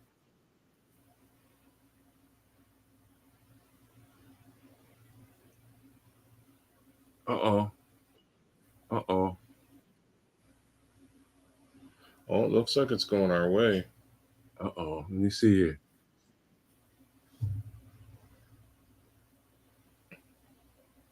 Oh, we got it. Wait for the ref.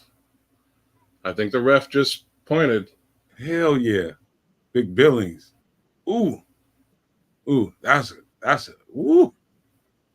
Oh, Billings headbutt the ball out. Big Bill. Woo. That's a move of the game right there. Let's turn this game around on Andrew Billings' helmet. Let's turn this game around. Looked like Kevin Byard yanked that thing out of there. Yeah, he did. Kevin Byard got his hand on it. Pulled it out.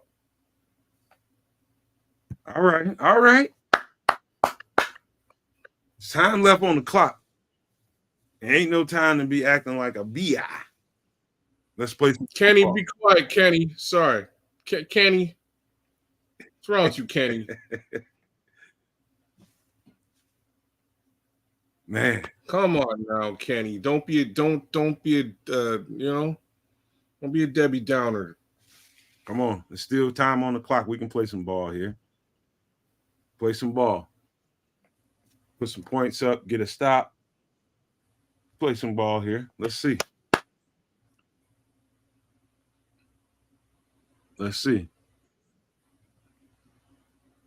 Come on, y'all. Man. Emotional roller coaster, man. Straight up emotional roller coaster.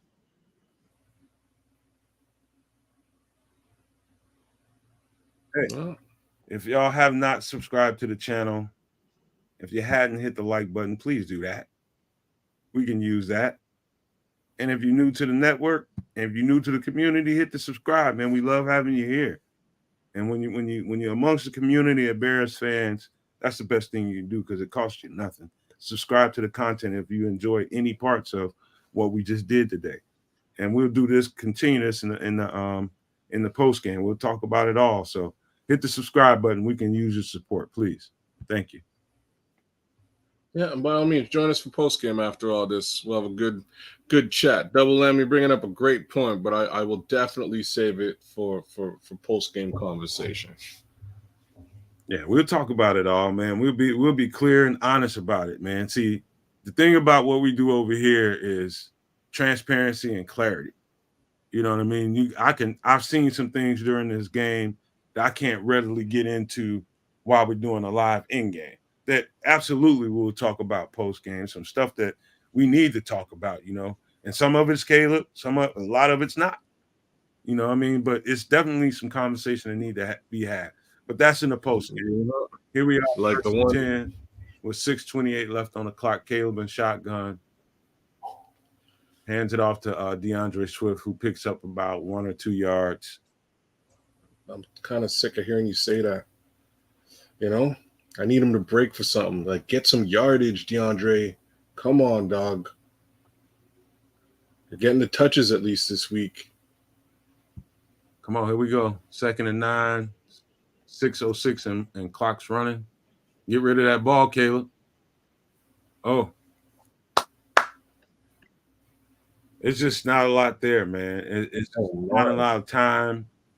That was a nice strike, though. It's just not a lot of time for things to develop, man. They can't block these dudes. And D'Amico Ryans knows it. Wow. He's also in his end zone, so he's got to get rid of it as quickly as possible. 3rd and 9. Not helpful. 3rd and 9. Let's go. 3rd and 9. Get rid of this ball. Throw it. Okay, Caleb takes off on a little jog, gets about 15, 20 yards. We'll take that. Clock is still moving, so you got to get up. Got to get up and go. Got to get up there and go. You know what's funny? Like, I didn't understand that slip and slide. Here we go. 1st and 10. Get rid of that ball. Caught the DJ Moore, picks up about 7. Keep it going. Keep it going. And I bet you Mike McDaniels, which you'd invested in a slip and slide this preseason. Caleb back in shotgun. Hurry up offense. This is actually where he fares his best now. He just launched one to the moon. Miscommunication, I would suppose, between he and DJ. His arm got hit too. Yeah, but that still would have been fucked up because DJ was off communication. Yeah, DJ's pissed.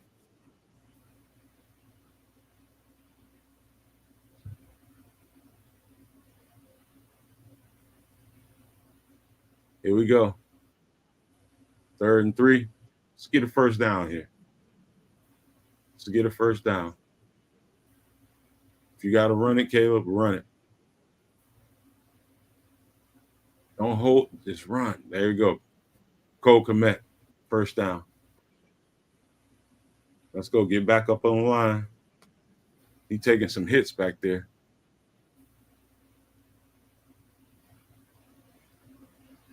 He's all messed up. Travis Homer's in there because he's probably their best blocking back.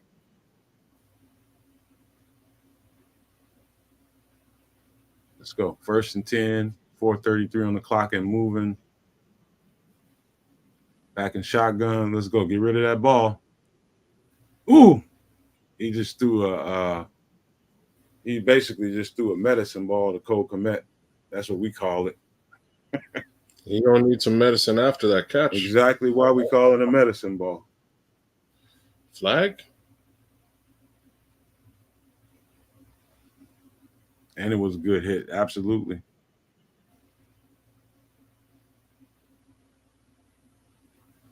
Why is there a flag? I have no idea. But he put one on Cole Kmet. And the truth is he's got to get that to him a little bit earlier so he can turn around and give himself a chance to defend himself. This was a little late on that ball. Mm-hmm. Now he's in the empty, 4:15 and counting. Back in shotgun, get rid of that ball. That's probably a Way to get rid of the ball, kid. damn. They're just overwhelming the line, man. That's all they're doing. They're just overwhelming us. Sending the extra.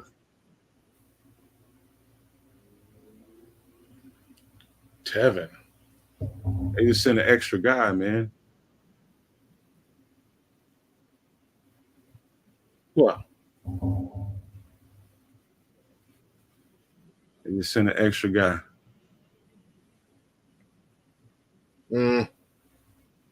That one's on Tevin, unfortunately. It was on a double team assignment.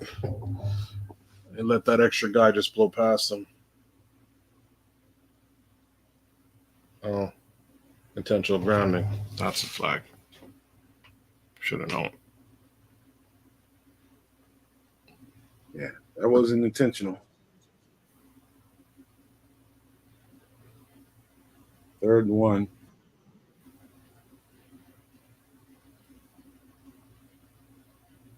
Third and 1. 3rd and 14. I'll take that back. Mm-hmm. Yeah, they need to fix that. Let's go.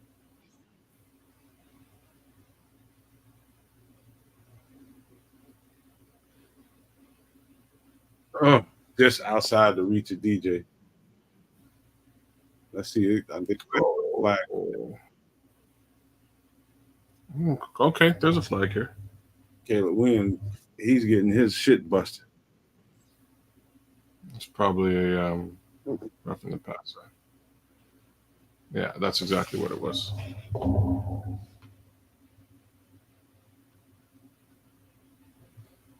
Braxton got away with a hold. He mugged Will Anderson. Yeah, he did.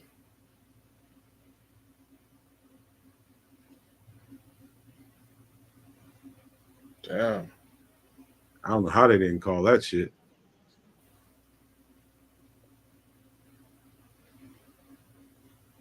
Holy. How Coleman Shelton went up behind his quarterback, I don't even know. Getting his ass kicked. That's how. Getting his ass kicked. You're supposed to have yourself in between the defenseman and the QB at all times. Come on. Oh, my. Yo, my guy's good with the slide, man. He must have had them when he was a kid. Down. 2nd down. 3:44 left on the clock and it's ticking. 2nd and 10. We need to put this ball in the end zone so we can have a chance for an onside kick or something. 2nd and 10, a halfback dive up to Travis Homer. Picked up about 9. You know what?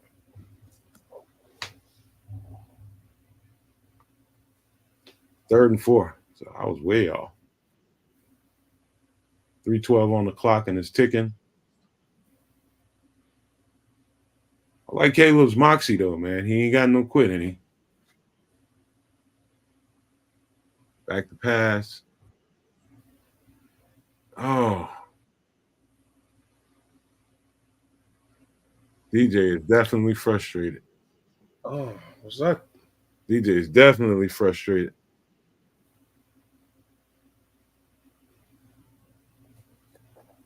He had a back shoulder throw to DJ, and he just dirted the motherfucker.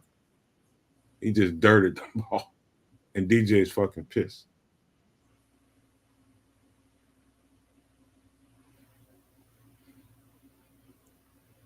Holy crap. It'd be great to get this field goal here. Onside kick might not be bad. Get this field goal. And it looks like it is good. You cannot play the clock here because you don't have enough timeouts. You're gonna have to try onside kick. Oh man, that's why I don't do dumb challenges in the second half. Flus.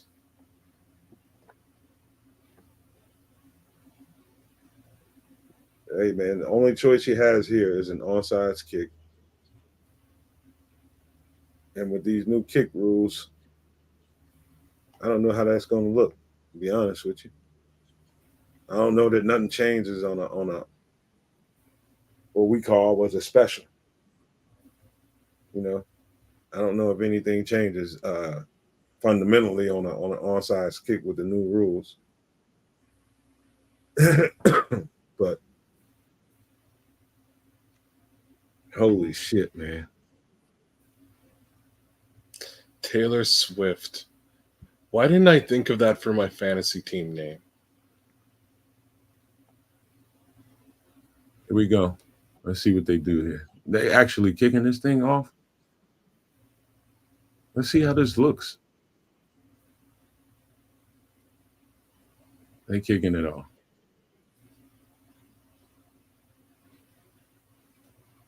Let's go get this dude on the ground. Oh my God.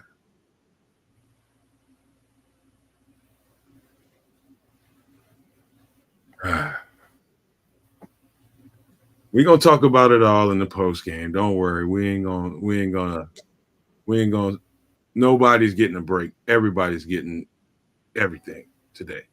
You know what I mean? So whatever happens, we'll talk about it all and be straight up about it too.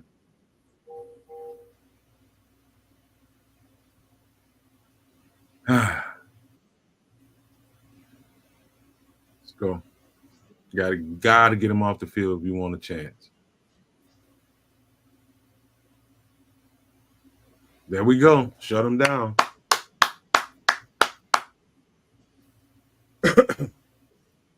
They're just gonna run the ball and try to run clock.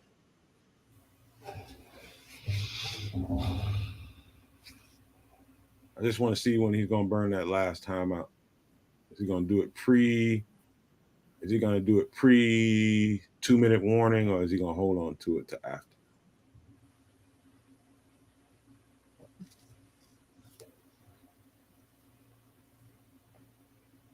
Second and 10.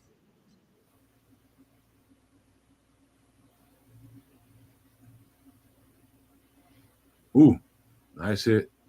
Who was that over there? That's Jaquan Brisker.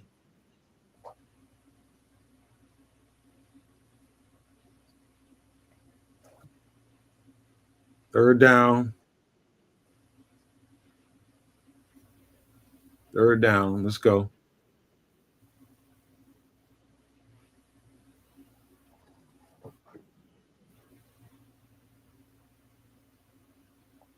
Believe it or not, people, I've seen stranger shit happen. I know everybody probably feels like running out.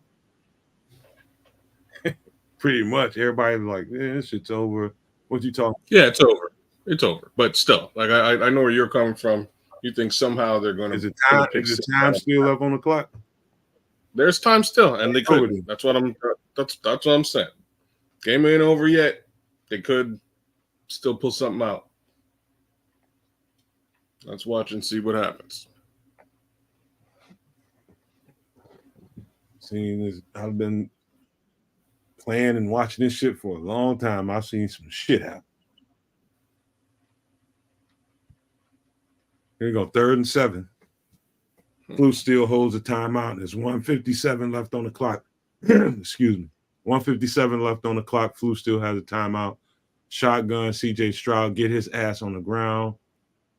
Montez Sweat just got his helmet ripped off, and there's probably going to be hands to the face. I just saw the flag on the play.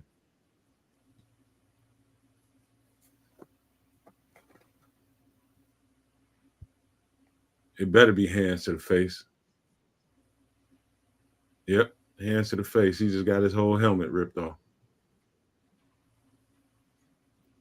That's a huge flag. That's why you don't leave.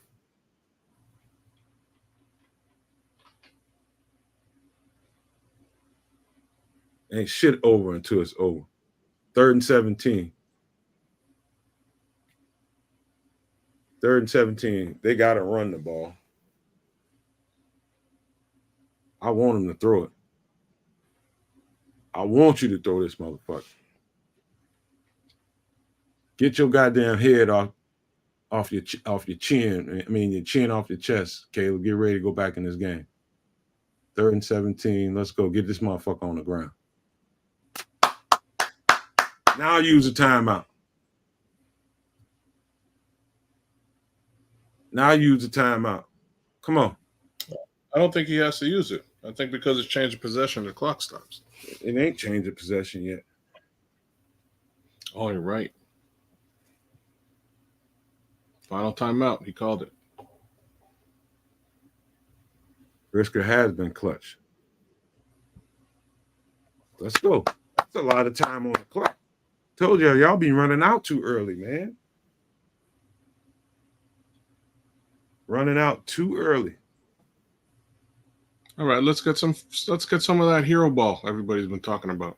All right, here we go. They punting, and DeAndre Carter's back deep.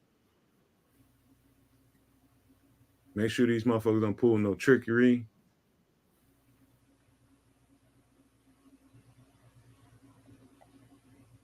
There you go, Terry. Don't go nowhere. Don't go nowhere. Not nowhere. I said nowhere.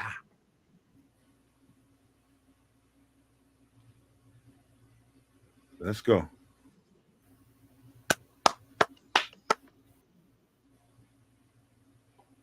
Dude, I've seen crazy stuff happen.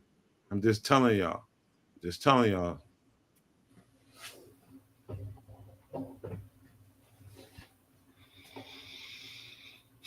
Let's go. We put this motherfucker in the end zone, we win this game.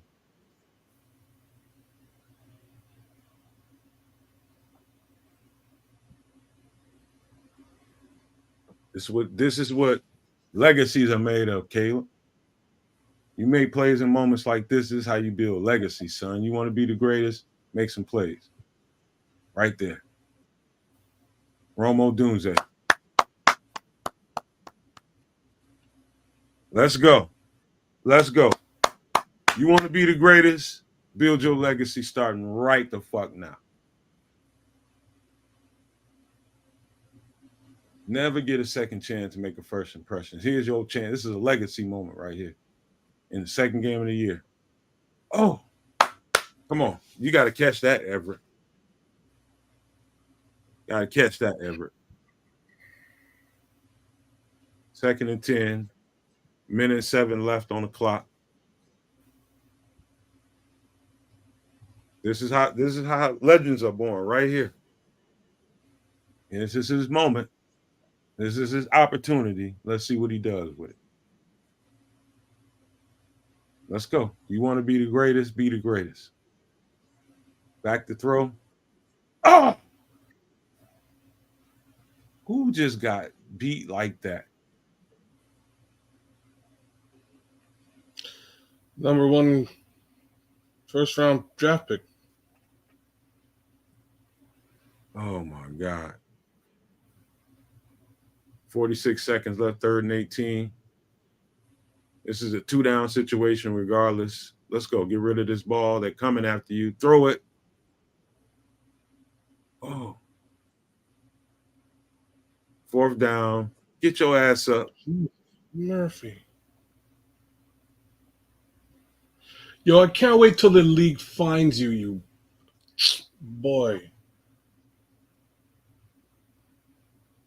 Yo, you know what though? Let me see what this call is. Illegal formation. They're gonna back it up a little bit more.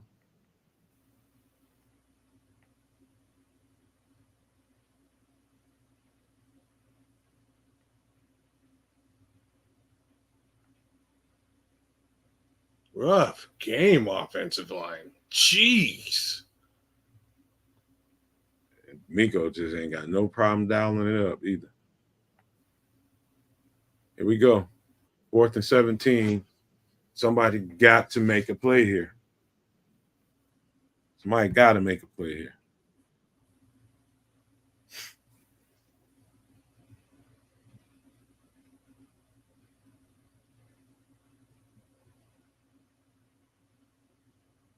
Get rid of this ball, son. Oh, what was that? Miscommunication between Rome and Caleb. Oh, man.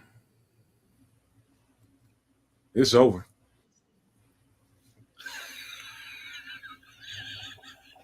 Oh, you're a funny guy.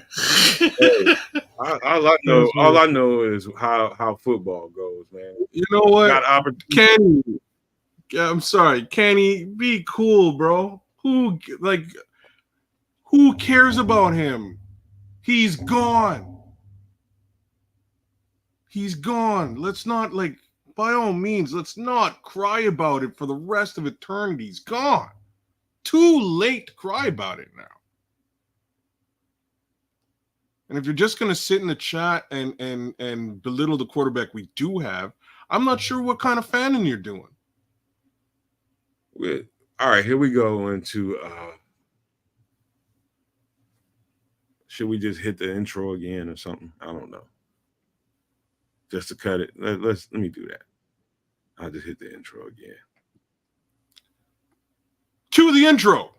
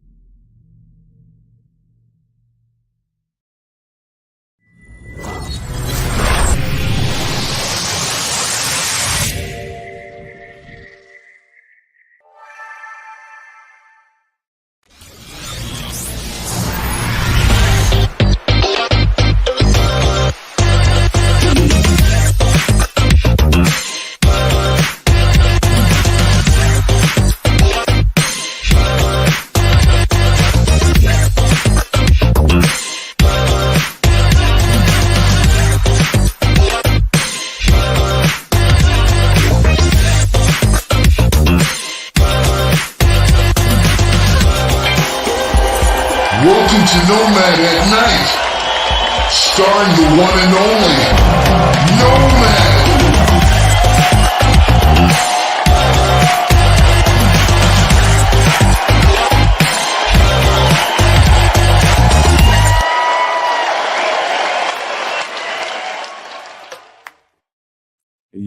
Yo, welcome to the show. This is Nomad at Night. I am your host, Nomad, and here we are coming to you guys with the bad news, some good news to talk about too, but some bad news overall to talk about.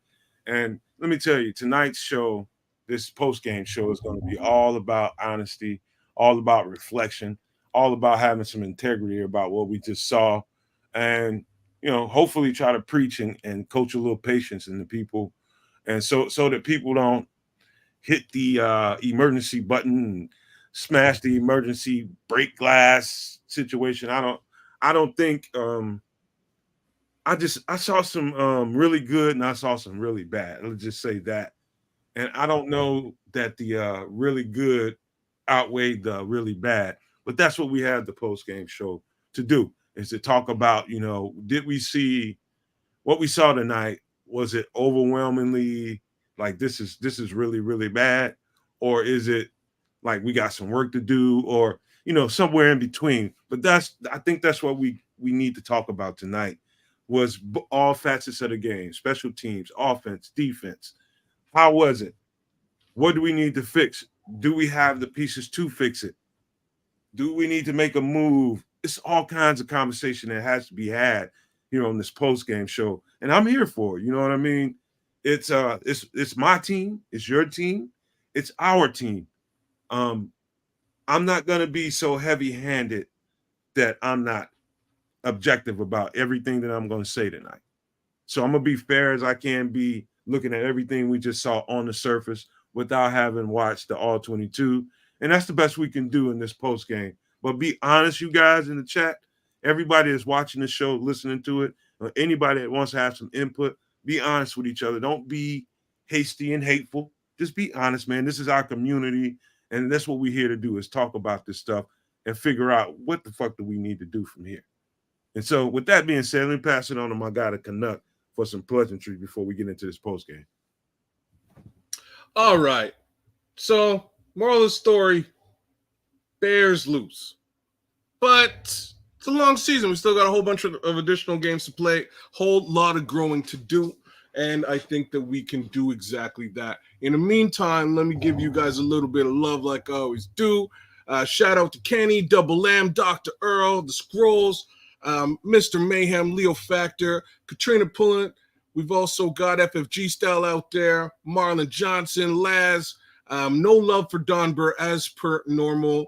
We've also got Coach Jay's Hobbies out there, T3P Podcast, In the Grass, Cornelius Squalls, number 2, No Maniac, Leo Factor, Super No Maniac, Leo Factor, that is, Illinois Jones, Yan Hammer, almost called you Jan there, Yan. Who else we got out there? Z, just holding it down is Z. Kevin Scott's out there. Man, we got a pretty packed house watching this game with us. Terry Anderson, Jedi Jada. It was a decent game to watch. Again, potential and Should we shout out FFG for the $2 super? I didn't see the super chat come up there, FFG Style. Very, very, very much thank you and appreciate it. Thanks again, my brother. And big shout outs to you for always holding it down with us. And shout outs to Laz as well. Look, lots of folks jumped in, chimed in, watched the game with us. We appreciate that. It was a bit of a rough game to watch, but I want you guys to sort of look at this again one more time as the litmus test, right? Like, that's what's important. We just faced up with a playoff team. Playoff caliber football was really what we were up against today. And I think we fared decently. I don't think we got blown out. I don't think this was an embarrassing football game. We just lost a football game. Is there room for improvement? Oh, yeah, in many different areas, and I know we'll touch on all of them. But let's just recognize who we were up against in this game, and that's what I did earlier on when I looked at this season, and I took a look at the games that I thought might be challenging versus games I thought might be a little bit less challenging.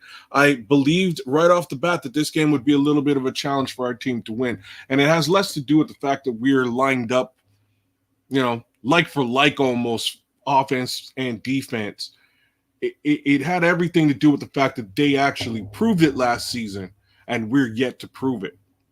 So I wanted to see what this would really amount to. What would it look like? Are we going to get blown out on a day like today against a potential, a playoff potential team? And that's not what we saw today. We got some growing to do, and we'll get there. See, let me start my take off this way. This is why we do these podcasts, and this is why we created this community, and the tone that we set, the standard we set over here is, we need each other in times like this. In my opinion, I think individually, yes, it's cool, but when we come together in these formats like this is perfect for me, because I get the chance to express myself and tell you exactly what I think with my football mind and what I saw. And what I saw today was a team that is very competitive. How about this? Let's scrub the bad shit out of the way first. Let's just get to that first. And I think the glaring conversation is going to be had throughout the week. Number one is going to be, how bad is this offensive line? And so let's start there, kids. Let's start with this. Now, I will say this before I go tearing all the way into the offensive line. We told you guys at the beginning of the season, if you are new to the channel, this might be news to you. But we've said since the preseason and before, they're going to overwhelm our offensive line and go after Caleb and make Caleb throw the ball until he shows that he can do that on a consistent basis. Same thing they used to do to Justin, just to put that out there too. It's going to be jailbreaks. They're going to overwhelm the offensive line, and they're going to hound them. And that's just what you saw today. Was it some bad O-line play? It was some downright awful O-line play at times, I think. Now, again, I'm going to look at the All-22 and give you a better breakdown when we do Nomad Live on Wednesday. I'll have plenty of time to break that down. We'll talk about that. But on the surface, it was pretty bad. I think the edge rushers of the Texans, the scheme, the aggressiveness, number one, overmatched our tackles today.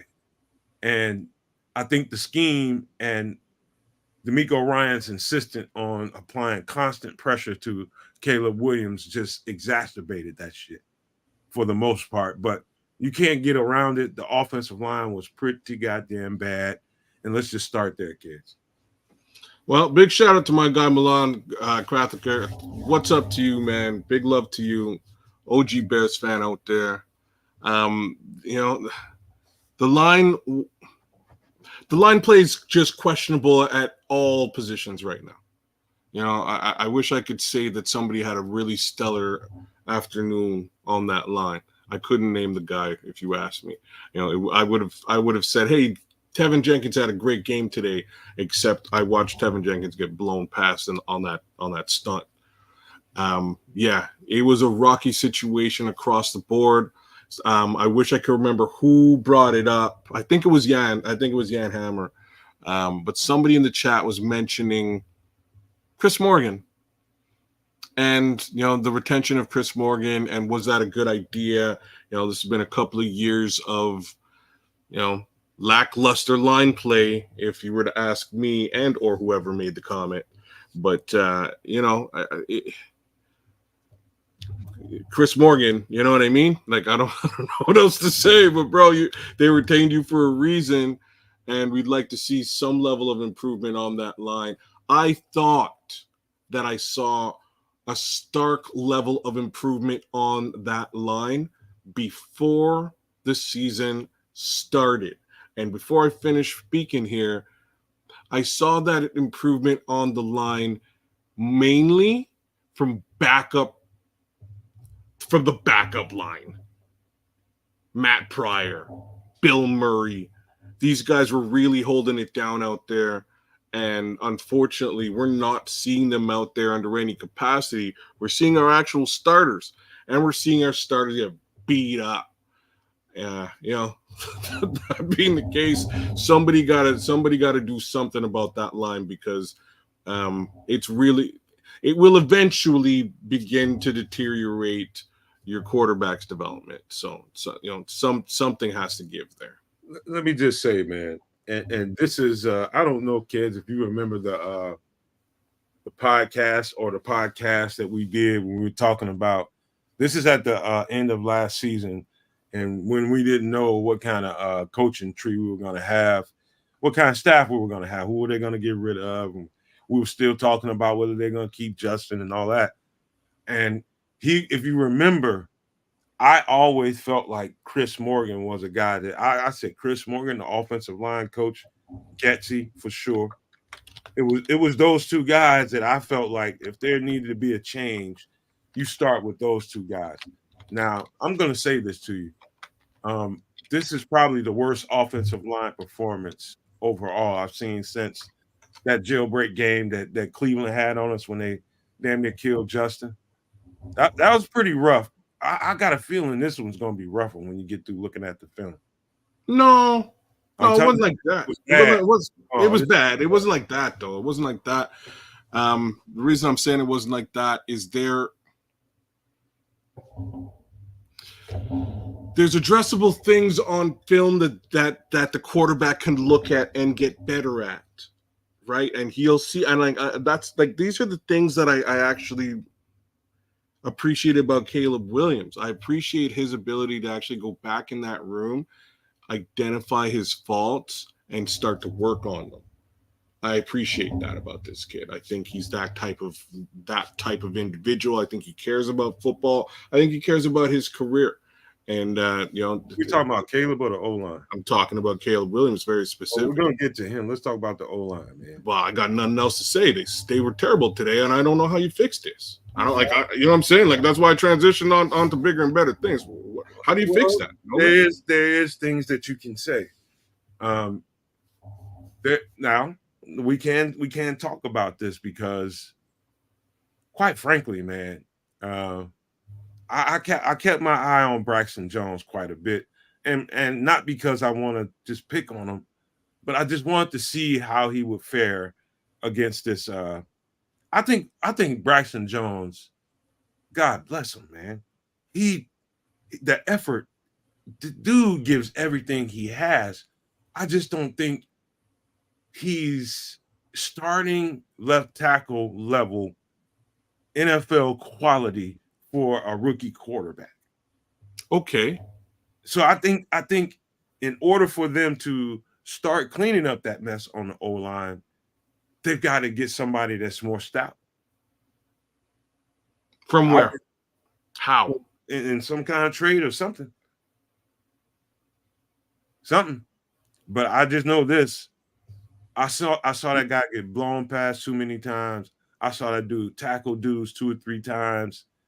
And in order for Caleb to manifest himself into the quarterback that people expect him to be, you got to get the blind side cleaned up. And Braxton Jones, this was his first real test. And he failed this thing. Now, Darnell Wright, he had some blown plays too. Bro, he didn't play well today. I mean, this is on the surface. You got to watch the film before you cast somebody out into the lake of fire. I didn't do that. I'm just saying he didn't have a good game today. That's what I'm saying. He's not cast out into the lake of fire, but he got a whole bunch of calls. He got a whole bunch of penalties today. So I can't call that a good game. Period. You got like I'm saying what 3 flags today? Who? I mean that kind of stuff is that's one thing. The shooting yourself in the foot. I'm talking about his physical fundamental pass sets. How good were they? On the surface, you can only, as fast as that game goes, the replay is only going to show you so much. You know what I mean? So I'm always cautious about overly judging anybody on the surface level. This shit we just got through watching, all over the surface level, all 22 reveals everything. Right now, you're right. Neither one of them look very good, but bro, I'm just basing my comment on Darnell Wright is very specific to his penalties. Outside of that, he didn't have a fantastic game either, besides the penalties. But the penalties alone, you can't have that, right? And he had a rough game today, man. This is the first time I've ever said this about Darnell Wright. To be quite frank, he's had a fantastic career up to today. Today, unfortunately, had a rough game. It is what it is. That whole line, he's not alone. That whole line had a rough game. He's not the only guy who got a bunch of penalties today. There was an excessive, especially after going the preseason with a very minimal amount of pre-snap penalties. Even last week, there wasn't an excessive amount of pre-snaps penalties. There was more than there was in preseason, but that's to be expected during live reps. Today, I think Coleman Shelton didn't get called for a penalty on the line today. I think that's Tevin Jenkins didn't get called for a penalty on the line today, but everybody else did. It was now to be fair to the offensive line,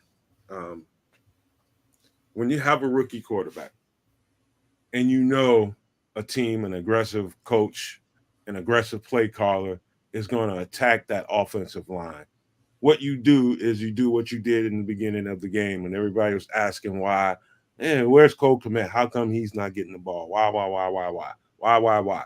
It's because they know that this team was going to come the fuck after Caleb Williams and overwhelm this offensive line. And why in the hell would you use him as a pass catcher when you need somebody to chip and help this kid out? Why? Because it only made sense to try to protect the cat because the offensive line, the plan was to overwhelm them. And that's what they did to us. They overwhelmed the offensive line with numbers.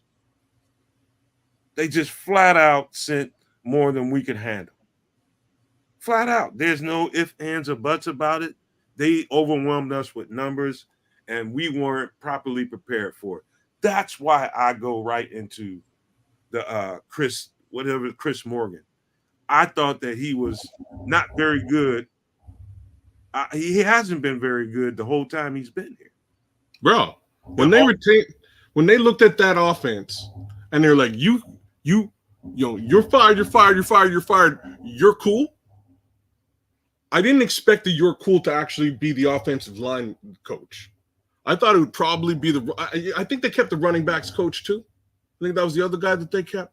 But I'm fine with the running backs coach. They were pushing very viable rushing numbers. But the amount of pre-snap penalties that we were getting last season and just the level of shakiness on that line did not speak to Chris Morgan being retained. Like maybe that's just me. So they retained him. Here we are. Okay, and that's what the line looks like. Let me ask you a question. This is a fair one. Was the offensive line underprepared for this matchup? I don't know how to answer that. It sounded like a simple question. You know what I mean? But like, how about this? Was no reason? Hold on. The offensive coordinator underprepared for this matchup? I don't know. You know, like, so they're starting that's their best line they started today. So there's really no reason for them. There's no excuse is a better way for me to put. There's no excuse for them not to be prepared for a football game today. Right? Like, that's their starting offensive line. Every member of the starting line played today. So I don't know. I don't know how to effectively answer that question. Those were the guys that under any pretenses we would have starting to face this defensive line. Were they outclassed today? Maybe. I'm gonna lead right into where you want to talk, kids, and I want to say thank you to 100 plus people, 150 plus people in the chat right now that's been with us for a whole 4 hours and some change, man. Thank you guys for rocking with us all night, man. We've been here for a good while, man. And the truth is we gotta get to this right here too, because I do believe here's my problem with it all. I see a potential problem looming, because if we don't get something taken care of like now, like if they don't find an answer for how to get the proper pass protection for this quarterback, we're going to be dealing with the shit that we've been dealing with for the last 4 years all over again.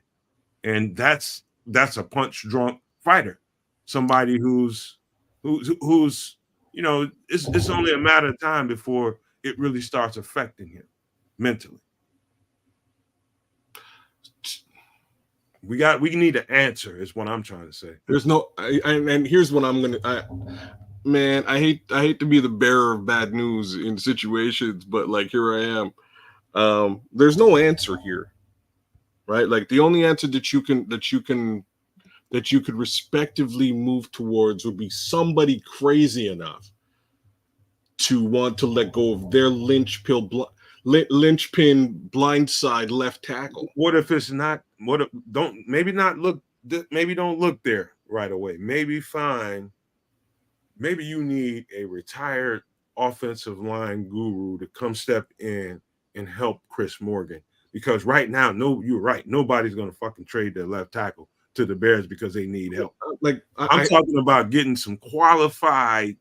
Like if Bill Callahan wasn't in coaching he's coaching with his son right now. I can't remember what team, but as a matter of fact, we just played him last week.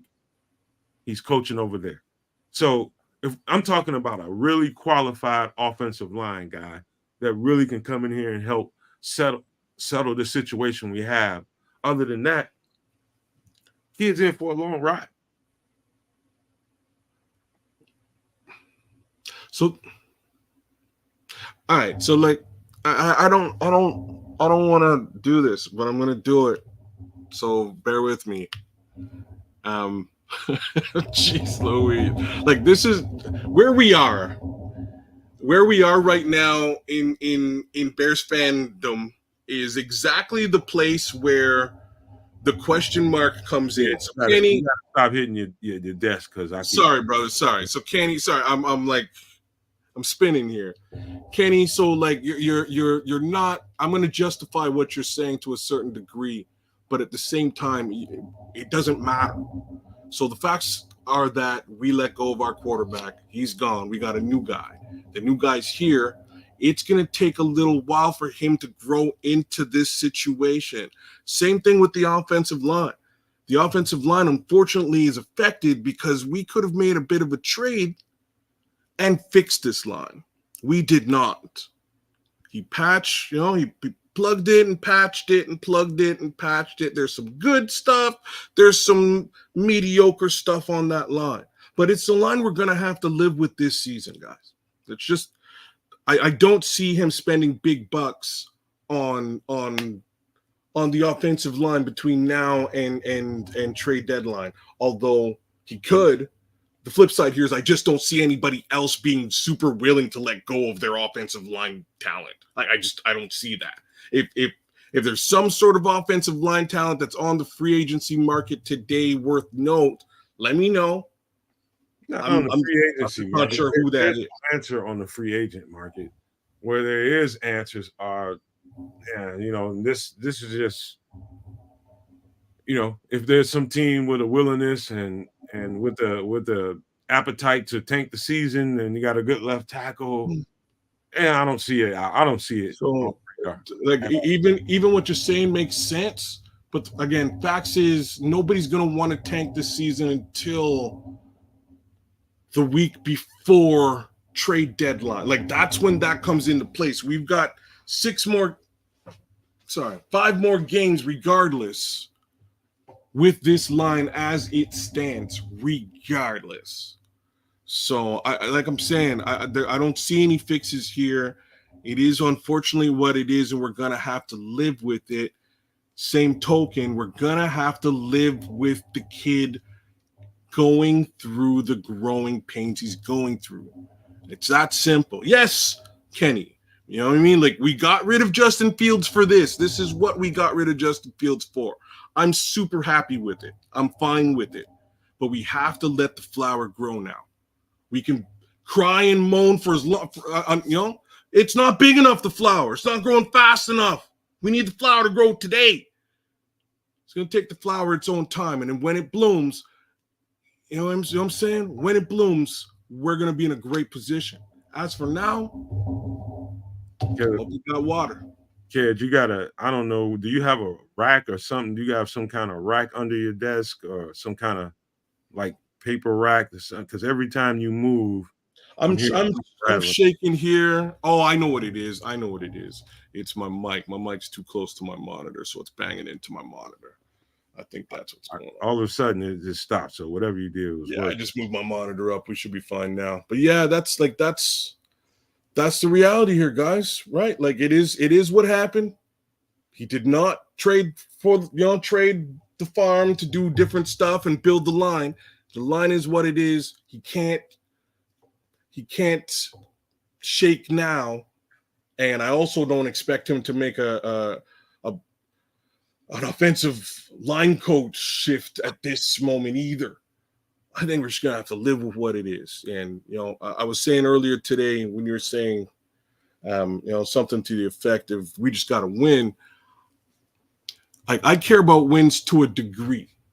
I just want the Chicago Bears to develop the quarterback correctly. That's it. That's all the season is for me. If we win the Super Bowl, I'm super stoked because it means we developed the quarterback effectively. If we go to playoffs, super stoked. We developed the quarterback that helped us get to the playoffs. It's all that matters to me because the next year we're going to have a wicked season. And the season after that, we're going to have an awesome season. But we need to give the kid the opportunity to get there. We need to give this offensive line the opportunity to get there. I still think we're a few pieces away on this offensive line. And there's absolutely nothing we can do about it in season. Now, here's, I do think, and sometimes you got to remember, we only lost by 6 points today.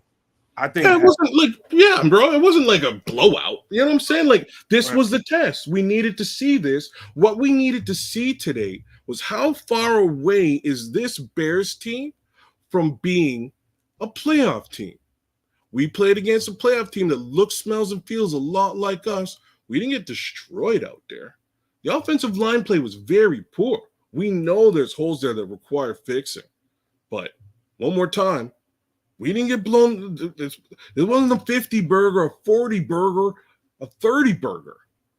You know what I'm saying? Like, this was a pretty in-hand contest. And if we can keep a playoff caliber team, within a touchdown distance, I think that's admirable. I think they set out, they did what they set out to do today.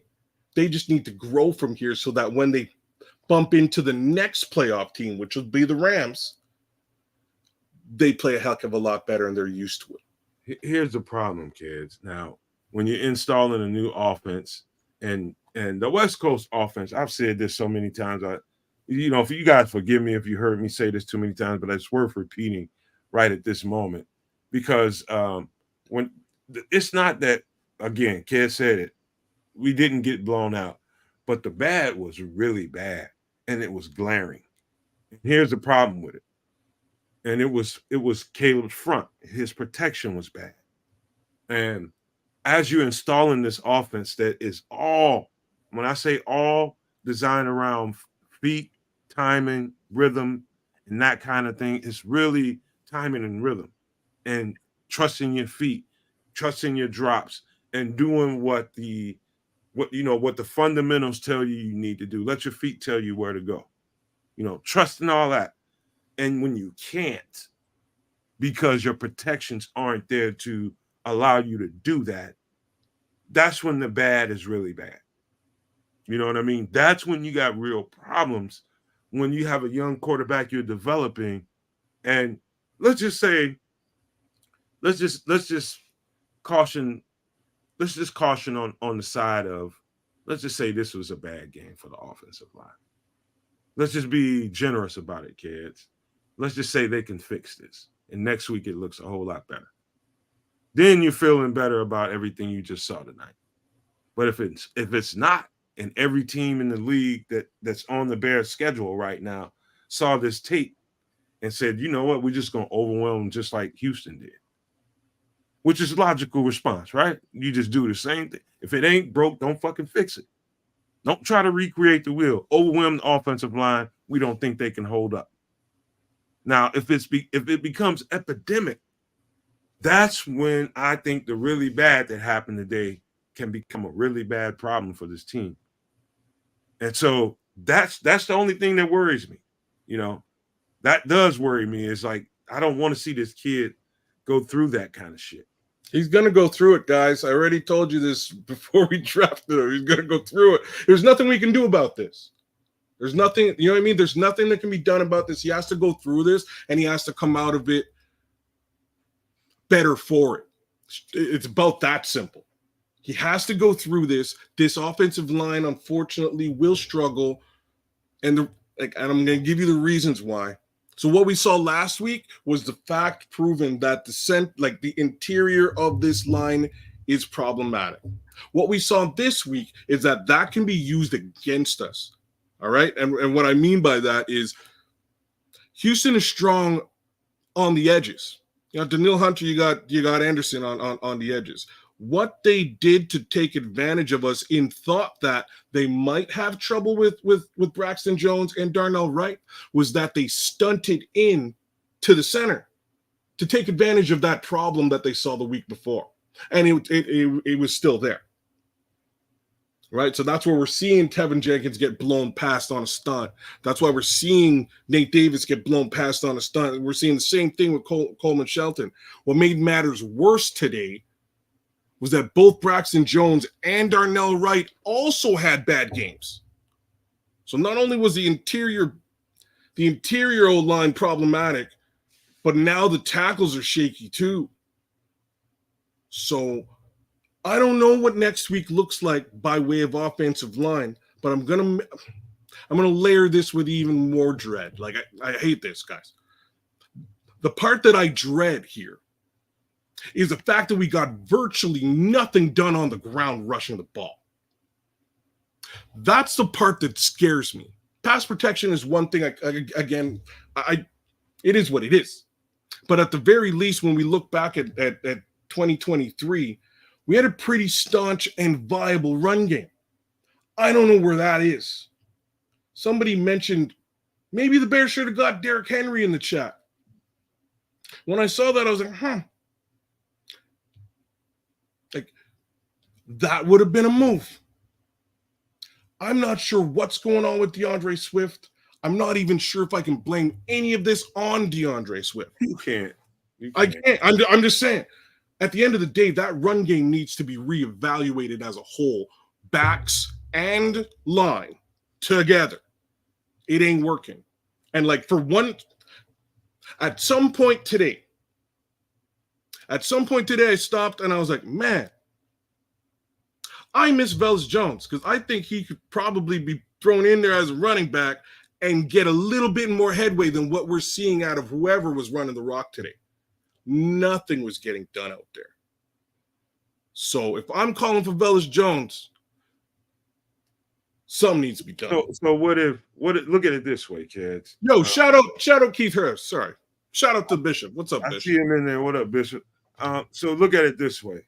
So if you got 8 or 9 guys in your box that is not even taking a step backwards, they're taking nothing but steps forward and they're running like guided missiles. How much of a chance does your running back truly have if the pass threat isn't legit enough to make them take a step back? They were rushing, they were moving upfield with no caution, no regard. There isn't a running back in the league that was going to get a nice running game today. Not a fucking one. Trust me when I tell you. Derrick Henry would have done it. Derrick Henry ain't doing shit against that defensive line. I'm telling you, Derrick Henry would have got not against this defensive line, kid. You're kidding yourself. I'm saying he would have gotten telling you, the way that when they stuff the box like that and they're attacking like that, there's no running back in the league that's gonna do shit. Like here's my problem with what you're saying. What we need to have is a run game that can say F you, stop me. That's not what we put on the field these last 2 weeks. 8 in the box, all right, it's a problem. F you, stop me. We're going out there and it's F you, fail. Hey, Walter Payton ain't been here for a long time. I'm not saying it needs to be super, superstar Pro Bowl caliber, but it still needs to be F you, stop me. We need to be able to run. Hey, we know you got 8 in the box. We're going to run and get some positive yardage here. We're getting negative yardage. It's just not sufficient. Something has to be done. Wait till you see the replay or the all 22 or whatever review you use to watch this game. And when you see how aggressively they were coming up the field and how with just no abandon whatsoever coming, and it's like, this dude can't beat us from the pocket, so we just going to go after this shit. We're going to attack the line of scrimmage. go after the running back. He's not going to get shit because we're going to make sure he doesn't. Then you will understand that the running Swift, I am not mad at DeAndre Swift at all. That DeAndre Swift is probably the last person I would get upset with, or the running game altogether. I wouldn't be mad at that just because we have a rookie quarterback that hasn't proved that he can sustain a passing attack.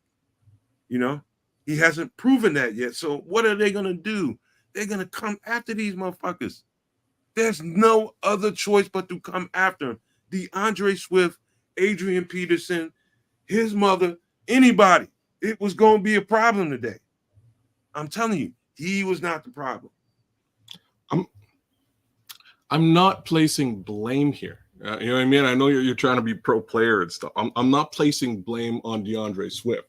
I'm saying the run game as a whole, offensive line included, sucked, needs improvement, period. And I don't think that can even be argued. They're not getting positive yardage on the ground. That needs to be addressed. You know what I'm saying? Like I don't know what else to say about this. So who do you want to blame? Do you I'm not. That's not what I'm here to do. I'm not here to point fingers and place personal blame. I'm looking at the game that I watched today, and I'm seeing where the shortcomings are, and I'm pointing them out so that they can give those things the attention that they deserve. And that's really where we are. The run game was, if you felt the run game was effective today, cool, I hear you. But like it wasn't. I'm saying like it just factually wasn't. And if that falls at the feet of Khalil Herbert or DeAndre Swift or the offensive line, such is life. It was not what it needed to be today.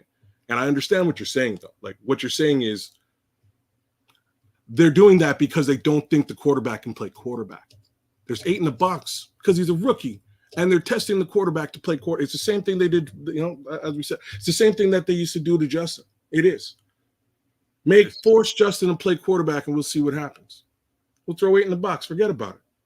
Oh, he's not going to pass. Forget about it. Personally, I think they should give Caleb the opportunity to actually be that guy. Didn't see enough downfield passing today. A lot of slants on the other side. I didn't see a whole lot of that on our side of the field. Not so sure I really appreciated Shane Waldron's play calling today in totality. But end of the day, man, it's really that line. That line on both pass protection and run blocking did not get the job done. And I think that's where the blame squarely goes. So I'll leave it to rest there. All I know is, and I'm here not to just complain or point out what's wrong. I'm here to try to see, I have no say in the Chicago Bears organization, but I can give you a logical response that anybody with wisdom in that building that watched this game could see. Either find somebody right now that can replace Chris Morgan right now, or you get a qualified like they did with Flus last year, got him and a guy that can come in, kind of an executive, an elder statesman to help him out with the shit that he was dealing with when they got Phil Snow, right? Remember when he came in last year? Yeah.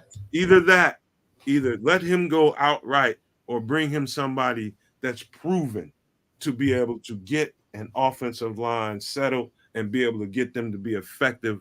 Because you know what? If you don't, I don't see a positive outcome if this kid keeps going through that week by week. And trust and believe, every team that watched this tape today is going to do the same goddamn thing to Caleb Williams and this offensive line. If they don't, they're stupid. You're right, though. Again, that's what you do. Like if you're paying attention, that's what you do. We are going to run the ball. We're going to try to establish the run to take the onus off the quarterback. Simple science here. So you stack the box and you prevent the run. Force the quarterback to be a quarterback. Very simple science. We'll see what happens next week, but from what we've seen these past 2 weeks, If it comes down to that offensive line protecting the quarterback and enabling his ability to pass, not positive gains. If we're looking at their ability to do the same thing for the running back, also not positive gains. I don't know what you do here. All I can suggest is you blow up the offensive line. You think this is true right here? Black Rain 7920 just said he saw somewhere that Caleb had 36 pressures. Yeah. I could definitely. I didn't think it'd be that many, but god damn it, I ain't surprised. Come on now. It was to the point where at the end of the game, they were just blitzing because they could, and they knew they would hit home. It was just excessive amount of blitzes towards the end of the game. 36 pressures sounds about right to me. I would not that number does not surprise me. Shout out Berlissimo, brother. I know it's early out there in the UK, Doc. Not enough play from under center. Shotgun doesn't help disguise the pass or run, but you can disguise both from under center. Yeah, he's got to get acclimated to that, though. Berlissimo is not wrong about that, but I noticed in the first game, pretty much all of his sets under center didn't look comfortable to me, and he never found the rhythm under center, which is why I think that once he found the rhythm, they noticed that he was in a shotgun. He was usually in a spread, whether he was in an empty, 4 receiver, however they had it set up, he was in a shotgun, and that's when he found the rhythm. And I think they saw that on film, and they just leaned into it.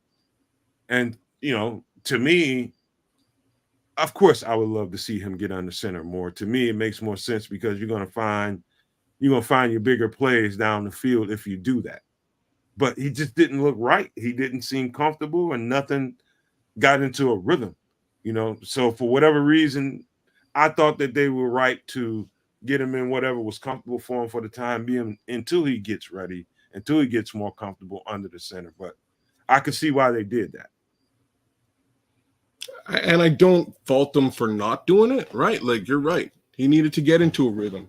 It's what he wasn't able to do last week.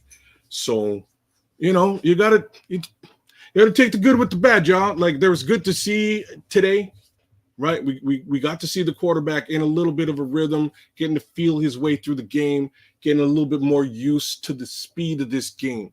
The downside, obviously, is just that our offensive line wasn't really ready for the speed of the game today, right? Which accelerates the speed of the game for the quarterback. But I'm looking at Coach Wanstead on TV right now, and I can't hear a word he's saying. But Lord have mercy, every time I do a show, a Nomad at Night after a game, and I go watch Dave Wanstead, it's like he's mimicking the shit I'm saying. It's like he's watching me, or it's like we feeding off each other or something, because he knows fundamentally what's wrong. Coach Wanstead is a great fundamentals coach. He got on people's nerves in Chicago because he ran the ball too much. Imagine that shit right about now in this conversation. Running the ball too much. But what kind of idiots would throw him out of Chicago for running the football? That's the most oxymoronic thing that I've ever heard. But sorry. I mean, this Coach Wanstead. You realize y'all are famous for running the football, right? You know what I mean? Like this. Like what now? Say that again. Chicago football is. Anyways. Say that again, kids. I was like, y'all famous for running the football. I mean, dude. There's number 34. Dude. Heard of that guy? Anyways. Dude, you know what? History is a precedent, but it's not the present.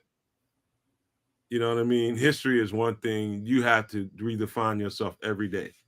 You know what I mean? History, I know that we have a certain style and a certain something that we bring to the table. And there's a certain kind of football Chicago fans love. And that's the reason behind the football Chicago style logo. Part of what you're saying is going right to what I just said there. But at the same time, you gotta deal with the personnel that you have. You know what I mean? Right now, I don't see Caleb being unless they bring in another offensive line coach to help tinker with this offensive line and get it settled down like a veteran offensive line coach. Like, get somebody out of goddamn retirement, good coach, to get this offensive line together. I don't see anything good with this dude being under center. He's just going to get more and more frustrated.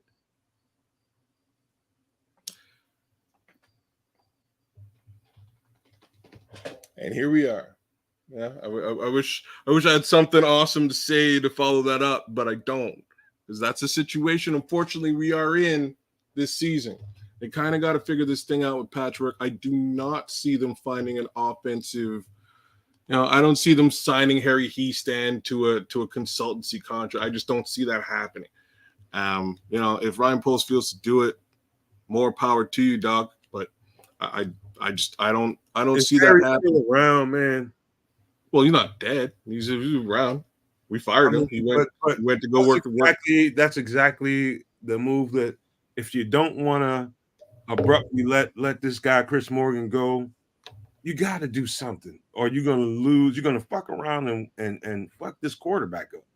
I gotta laugh at that. Like to me that's funny, man. Like why not abruptly let him go? Like this team is so funny. It's certain who do you replace him with? Who cares? Like who cares? Is he doing anything? Somebody cares. It's either he's doing his job and getting better at his job and the line is improving, or those things aren't happening and he should be replaced. Now, is that a determination you come to after 2 games? No. But we are in kind of like year 3 of the Chris Morgan experiment. So you can come to that determination at this point anytime you want. So if you decide that he's not doing the job effectively, you punt him into the sun. Go get another guy. Or don't. But why I laugh is like just the idea of firing this guy wouldn't happen. They'll go, oh, but we don't fire people in the middle of the season and stuff. We do. I don't see. So we're gonna handcuff ourselves. So hold on, let me finish. We're gonna handcuff ourselves to Chris Morgan if he's the issue for the rest of the season, because we don't fire coaches in the middle of the season and it'll be an issue. Or we'll go hire somebody over top him like Philadelphia did last year with Vic Fangio and just destroyed the entire secondary and they wondered why. But let's go do that. Well, kids, only reason I say this, man, is because this ain't Madden, man. To abruptly take the leader out the offensive line room and replace him with somebody who wants to do things completely, may want to do things completely. So how do you let a guy go? Number one, that's been training these guys. Hold on, kids. That's been training these guys. You just abruptly, you're out of here. We're going to find somebody else. And all of a sudden, this other guy comes in that you bring in, wants to do things different, and makes the shit worse. Instead of doing that to keep continuity, which is in fucking important. Continuity is important, bro.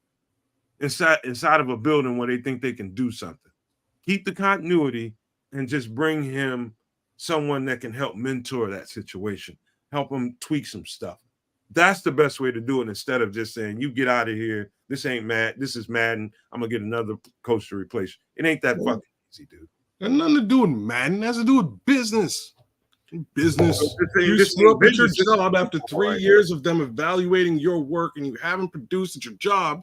What they do is they pull you into a room, they sit you down, they hand you some papers to sign, and they punch you into the sun. It's no different than any other business, but in this case, it is. It's football. And for some reason, the Chicago Bears don't manage business effectively. So we're gonna handcuff ourselves to a coach who in his 3rd year hasn't proven that he can do the job that he's been hired to do. Tell me that I'm wrong. I ain't gonna tell you wrong, kid. I'm kind of waiting for it, but I want to be clear with you. I'm giving you a polar opposite view of what you were just saying. No, I'm trying to give you a little color into it, and without trying to shoot you down or nothing like. I'm not trying to do that. And I understand the other side to it too, but like you actually made very valid points as to why potentially maybe they might want to keep him. I just don't. Well, like, fact of the matter is, like, they just went through this exercise, right? Like, they just went through this. That's what this offseason was. They evaluated the guy and they decided specifically, he's a guy who knows what he's doing. We're going to retain him. Everybody else go. You get to stay because you're good at what you do. And I don't know how they came to that determination. Now, I'm not the offensive line coach. I'm not in the building. I don't see what he's doing. I don't have that type of scope on this. But from where I sit, and from where most of the fans sit, I can't tell you that this offensive line been rock solid, looking good over the course of the last 3 years. Can't say that. Man, do I have a lot of caution? Yes, especially on the offensive. I think the caution that I have as that game progressed from the middle of the third quarter and beyond, I started to know something I'm way too familiar with on the offensive line and a young quarterback. Something I'm way too familiar with, something I'm way uncomfortable with. And I don't give a shit who it is back there. He's a young kid that needs some time to grow. And you need to foster an environment for him to do so that he can develop. And what I'm saying to you is that offensive line coach who I was questioning coming into the season, why you kept him, but you kept him and I rolled with it. No serious, I didn't seriously complain about it. But after what I just saw tonight, they're not fostering a healthy environment to help this quarterback grow and develop. He's not being nurtured the right way. And they're on the verge, if this shit keeps up, and I don't see why it would stop, they're on the verge of fucking around and having the same exact results go on here. And, the shit that has been done, damn Chicago to death at the quarterback position. We on the verge of fucking around and being in that territory again if they don't do something to settle that front and get his protections right. Something is like the operative word. So like, I'm not sitting there saying that Simo needs to be fired. I'm just laughing at the fact that the Bears don't have the balls to do it. Like that's what's funny to me. They just don't. They wouldn't do it anyways. So it's oxymoronic, and that's why I'm laughing. If they turn around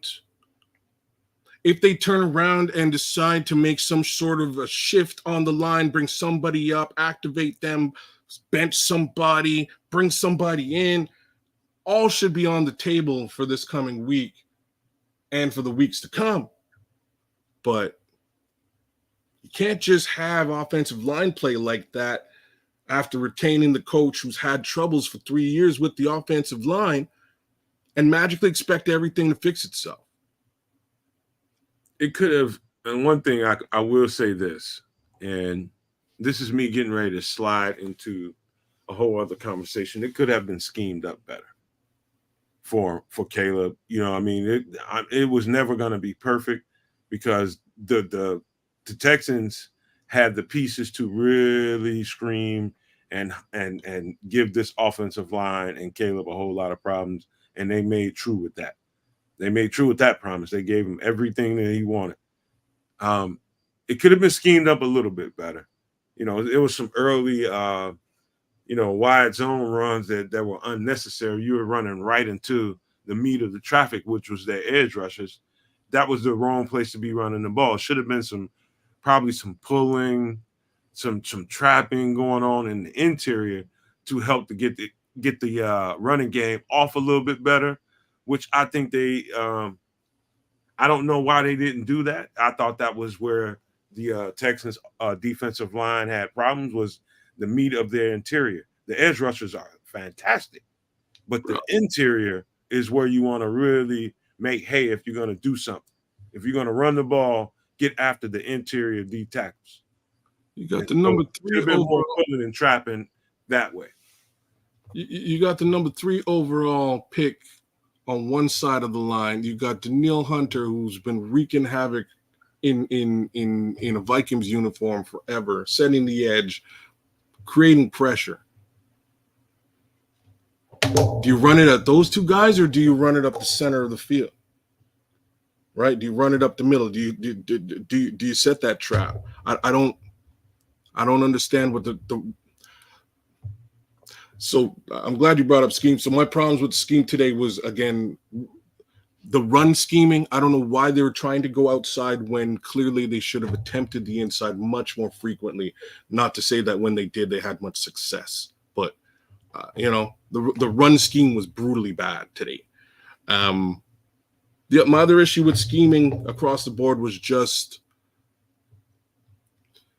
the overuse of the screenplay versus versus a slant or a downfield play.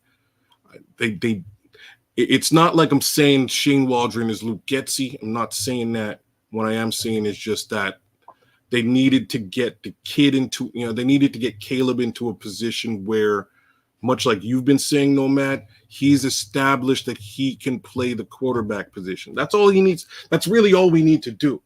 We need to establish the rookie as a quarterback. And once that happens, there won't be 8 in the box anymore. So that's what I'm hoping they were able to. That's what I was hoping they would be able to do today. It's going to take a little time for them to get there. So we're going to slide out of this conversation, but I would think, kids, that you and I probably would agree that something needs to be done on the offensive line as far as the coaching area. What to do, we're about probably 50% with each other, one way or the other. But something needs to happen in that department to help this kid foster and just the nourishment that he needs in order to develop into the guy that we think he can be. Something has to happen. Something's got to change there. Something's got to change there. And will they do it? I don't know. But that's just my that's what I identified right away as a potential problem that could become epidemic for the Chicago Bears and this quarterback. But we'll leave it right there for now, and we'll talk about it a little bit more on another show. But let's move on to the good stuff, and that defense, man. Holy shit. You talking about investment reward? You saw everything you wanted to see out of a defense today. You're talking about the what they put into that situation, that the investment that they put there, top draft capital, top trade. I mean, the value that they got out of this defense, you got everything that you wanted to see. And remember, the Texans are that offensive line is pretty damn good. It's one of the tops in the league, and we didn't get it in by way of sacks, but as a total team defense, I think that we showed something to a probably a title contender that they wasn't ready to see. That defense was stellar, and it'll continue to be because that's where the majority of the investment has been. It is what it is as advertised. The holes are there that we thought would be there. And outside of the holes, there's a lot more talent, right? What we're seeing is that in that hole that we were worried about, answers have grown, right? So Darrell Taylor's basically an answer in that spot. Austin Booker got a little bit of run today. He's an answer in that position. Javon Dexter is now stepping up in the middle, right? So we're seeing growth within that defense. We're seeing Kyler Gordon making his impression felt. We're seeing Jaquan Brisker making his impression felt. We're seeing Tyreek Stevenson step into his own as well. And we're seeing that really nobody really wants to throw the ball anywhere near Jalen Johnson. So this thing works, y'all. Montez is getting pressure, but for the most part, he's double teamed. So it's just a question about everybody else doing their job, winning their one-on-ones. I'm going to keep saying that because it's God honest truth. And what we saw today is we saw Dexter, Tyrannosaurus Dex winning his one-on-ones. We saw Booker winning his one-on-ones. We saw the same thing with Darrell Taylor when he was on there. I'm impressed by the way that they play, and I expect no less. Let me be frank about this. Nomad, you hit the nail on the head today when you did your keys to the game. Key to the game really was that turnover case scenario. That's really the key. If we had secured one more turnover, it might have sealed this football game for us today. If there was a defensive score, might have sealed this football game for us today. And that's not to take away from the defense. It's just sometimes you don't get the turnover. Sometimes you don't get the points on the defensive side, although they definitely tried. Shout outs to every member of the Chicago Bears defense today. You guys played with your hair on fire. And speaking of people with their hair on fire, big shout out to my guy, Tremaine Edmonds, man. Tremaine Edmonds, for last week I was sitting there saying, man, TJ Edwards was everywhere. For some reason, it's like they switched bodies today. 49 was everywhere today. 49 wasn't having it. He was out there playing his heart out. Same thing with Jack Sanborn, too. He was involved today. Both of those guys, both those linebackers. Shout out to both of them for making their impression felt in a relatively close football game today. In football terms, absolutely, Tremaine Edmonds was a terrorist. He was. That for sure. Woo! He was not bullshit. No. He got that big sack on CJ Stroud. Like, honestly, it's not just a sack. It was the sheer amount of tackles he was involved in today was eye-opening for me, because I've become accustomed to seeing both Sanborn and TJ Edwards all over that field just making tackles. And for some reason, Tremaine was in there doing it today, man. And I'm all about it. I'm for it. Well, I'll just tell you this, man. And I know after all we just got through saying about the offensive line, Caleb, the offensive line coach, and all that kind of stuff, the coordinator on the offense, it probably sounded like doom and gloom, but I'm not there. I'm just going to be honest with y'all. I'm not there. I do believe one thing about there, you hear Flus talk about rudiments of the game. If you have a solid defense, right? If you have a solid defense that knows down and distance, they know situational football, and they know moments. And I think this defense has been fostered that way. And they know what to do when the time comes. Like, it seems like you didn't hear Javon Dexter's name until it was time to get these motherfuckers off the field. And so you can really give your offense a chance. And he showed the fuck up, didn't he? Yes, he did. Couple, 2-3 times in a row. It was like when it was time to get them dudes off the field to give this offense the opportunity, 99 Reasons showed up, didn't he? Yes, he did. And that's what I'm talking about. I believe this, and this is I'm talking about the rudiments of the game now. If you got a defense that is that way and can keep that kind of attitude and keep that kind of firm spine when it comes to the competition, guess what?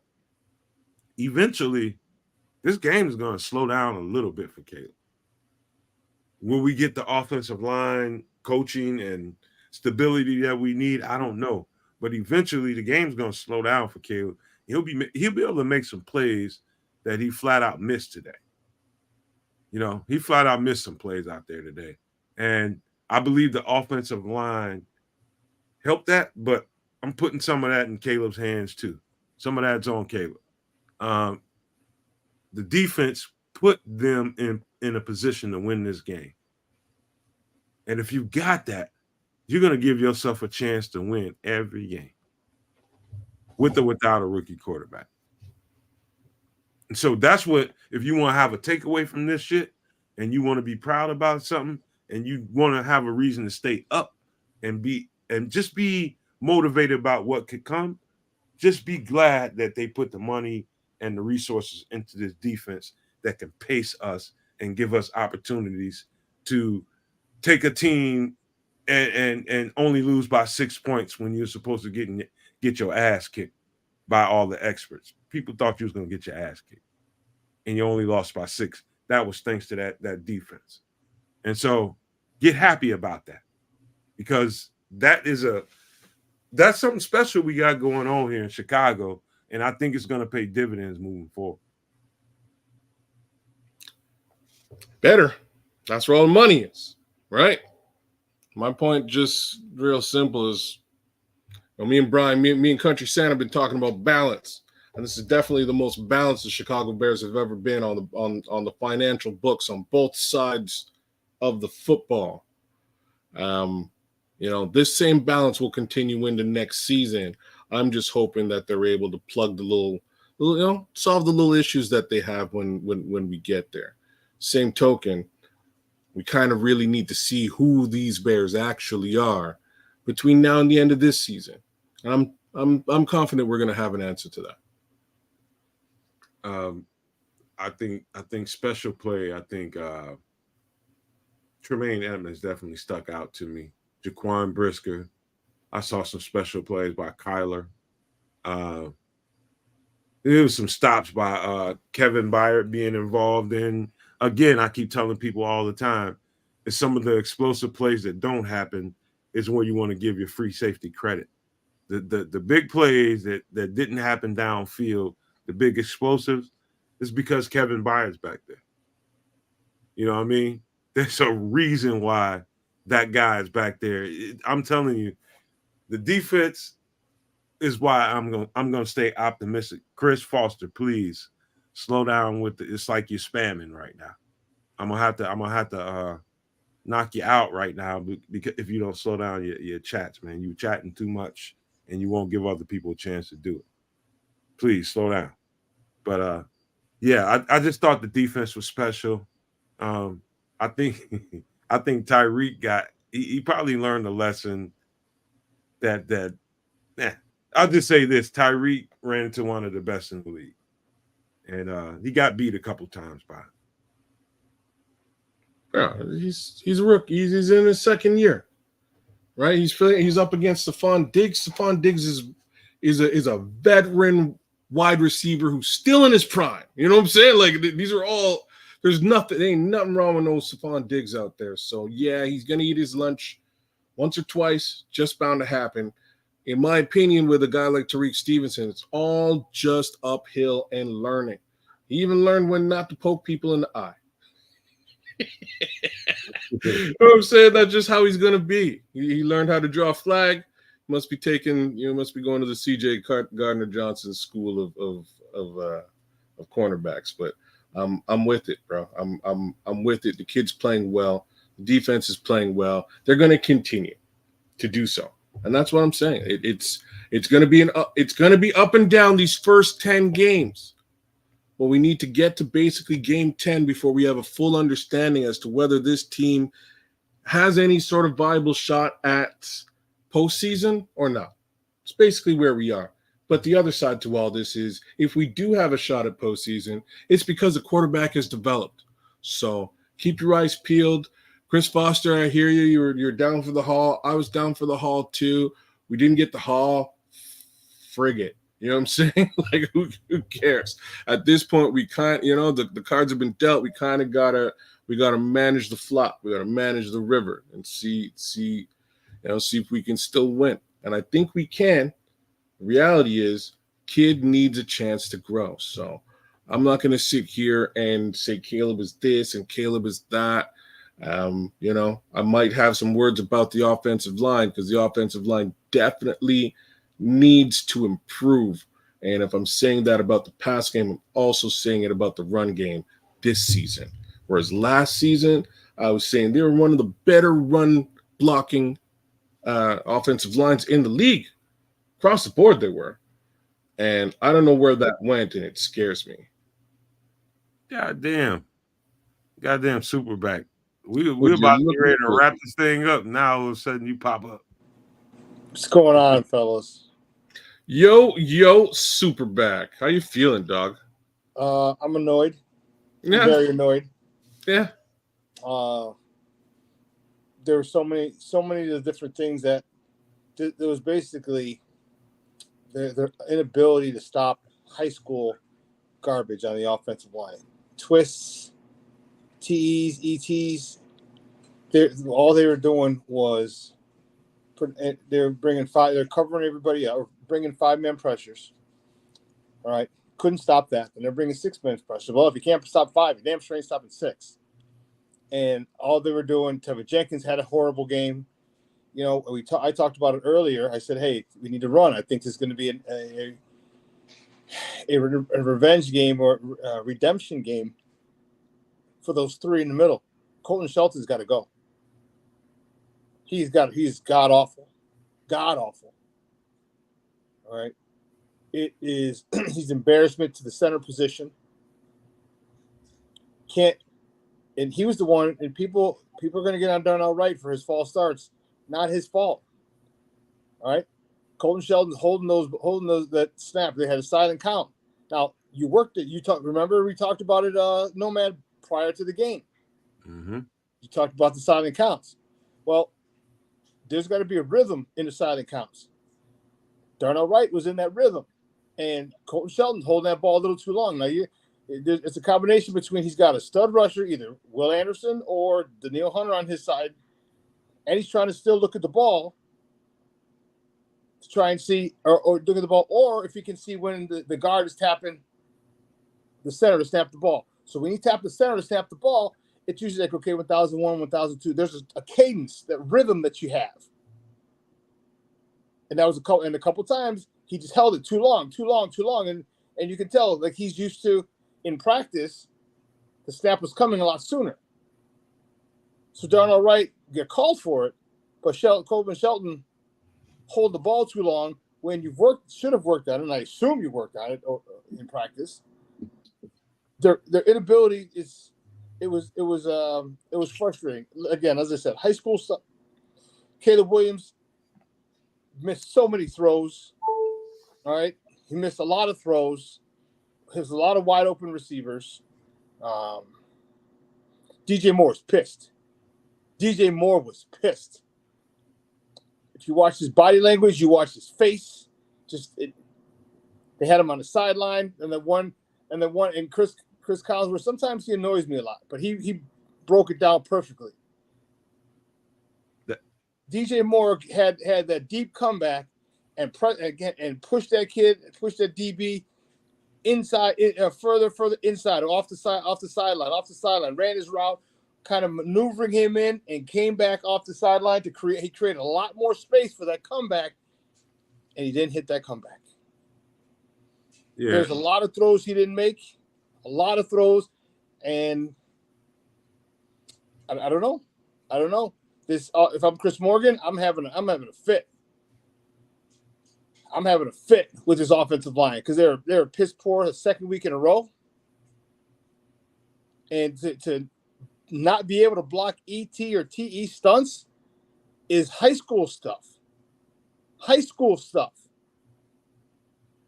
And I don't understand why that's such an issue. If your guy's going away from you, guess what? There's a guy coming. They're always gonna.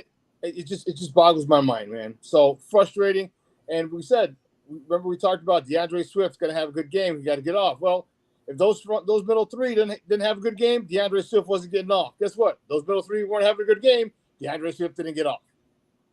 And then why are you running outside zone? And why are you trying to run stuff on the outside? Keep those stud ends outside and run up the middle. If they're covering everybody, it should be pretty simple. Man on man blocking. Maybe I'm crazy. Man, I'm laughing at Sean because like you're saying exactly what I said, bro. Like almost word for word, bro.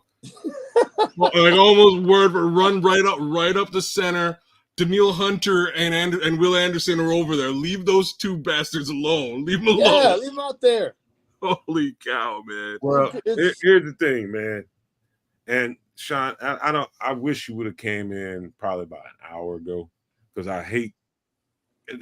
I know where you want to go and it's worth talking about. But we've been on this son bitch for 5 hours.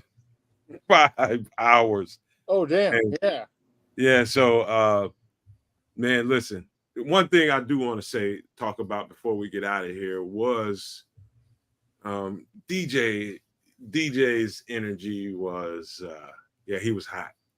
And let's just have a little roundabout conversation about that before we get out of here. I think DJ is a pro.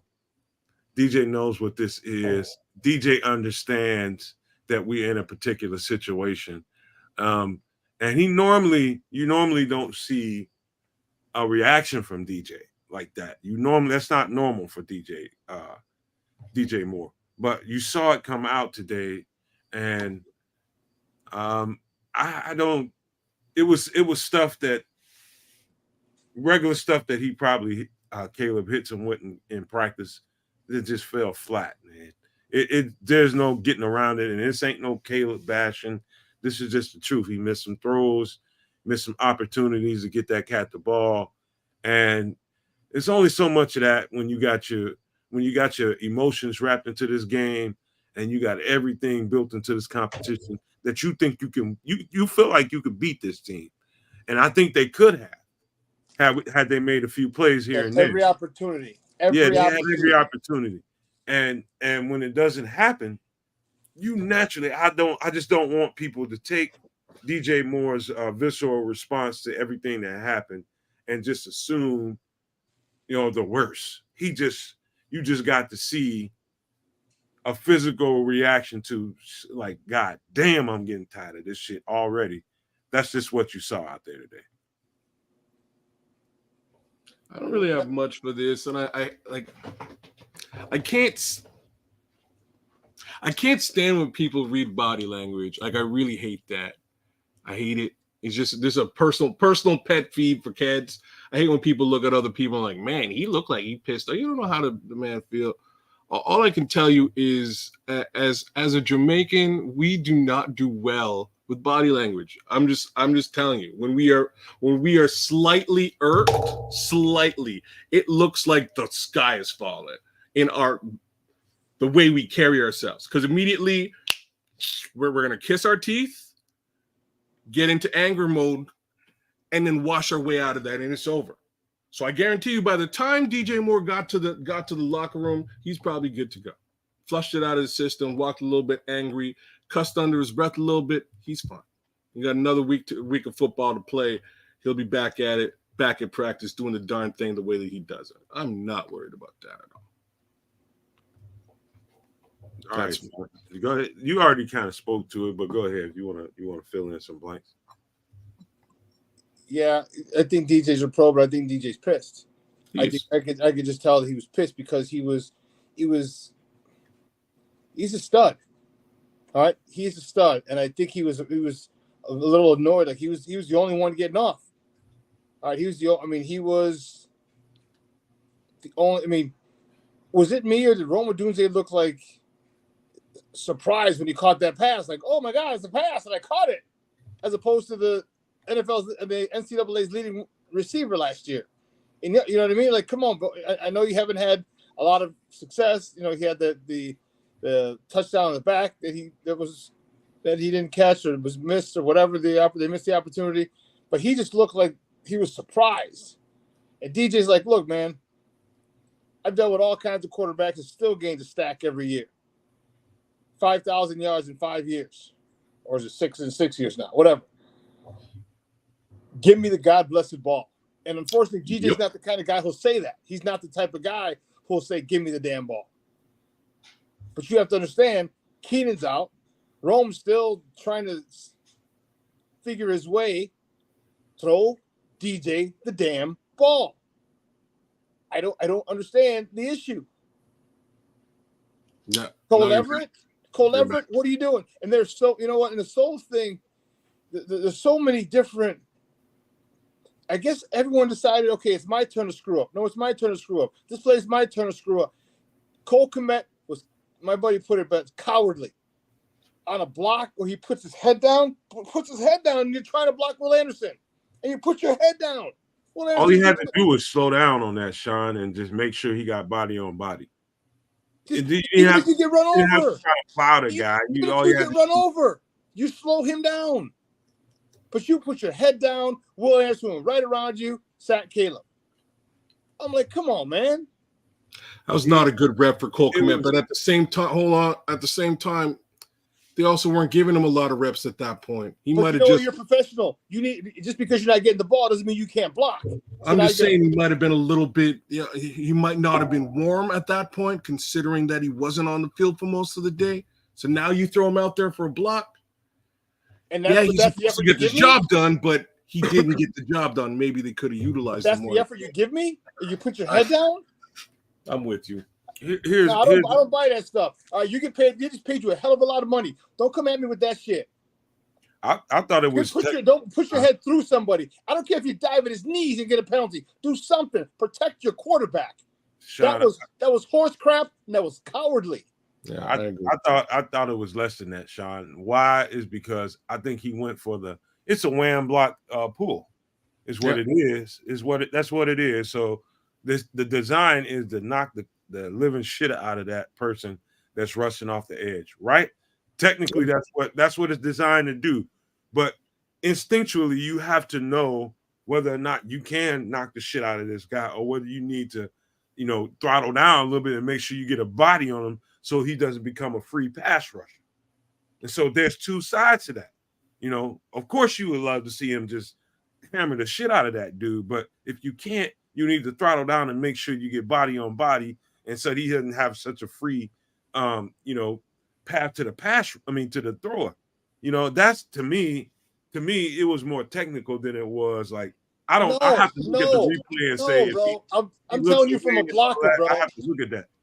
I'm telling you from a blocker. I've had a wham block. I've had to pick up defensive ends and linebackers. Even if you can run the hell over, guess what? You slow him down. No one runs someone over and continues to run through. There's a collision, you run him over, he stops, and then he has to start again. Even that amount would have helped Caleb. Have the balls to run into somebody. And guess what? It's football. You're going to win some, you're going to lose some. And you have to run your ass through him. If you're either wham block, then wham block him. And if he gives you a flipper and you go flying, well, guess what? He gives you a flipper and you go flying. But you got to protect your quarterback. And that was just cowardly.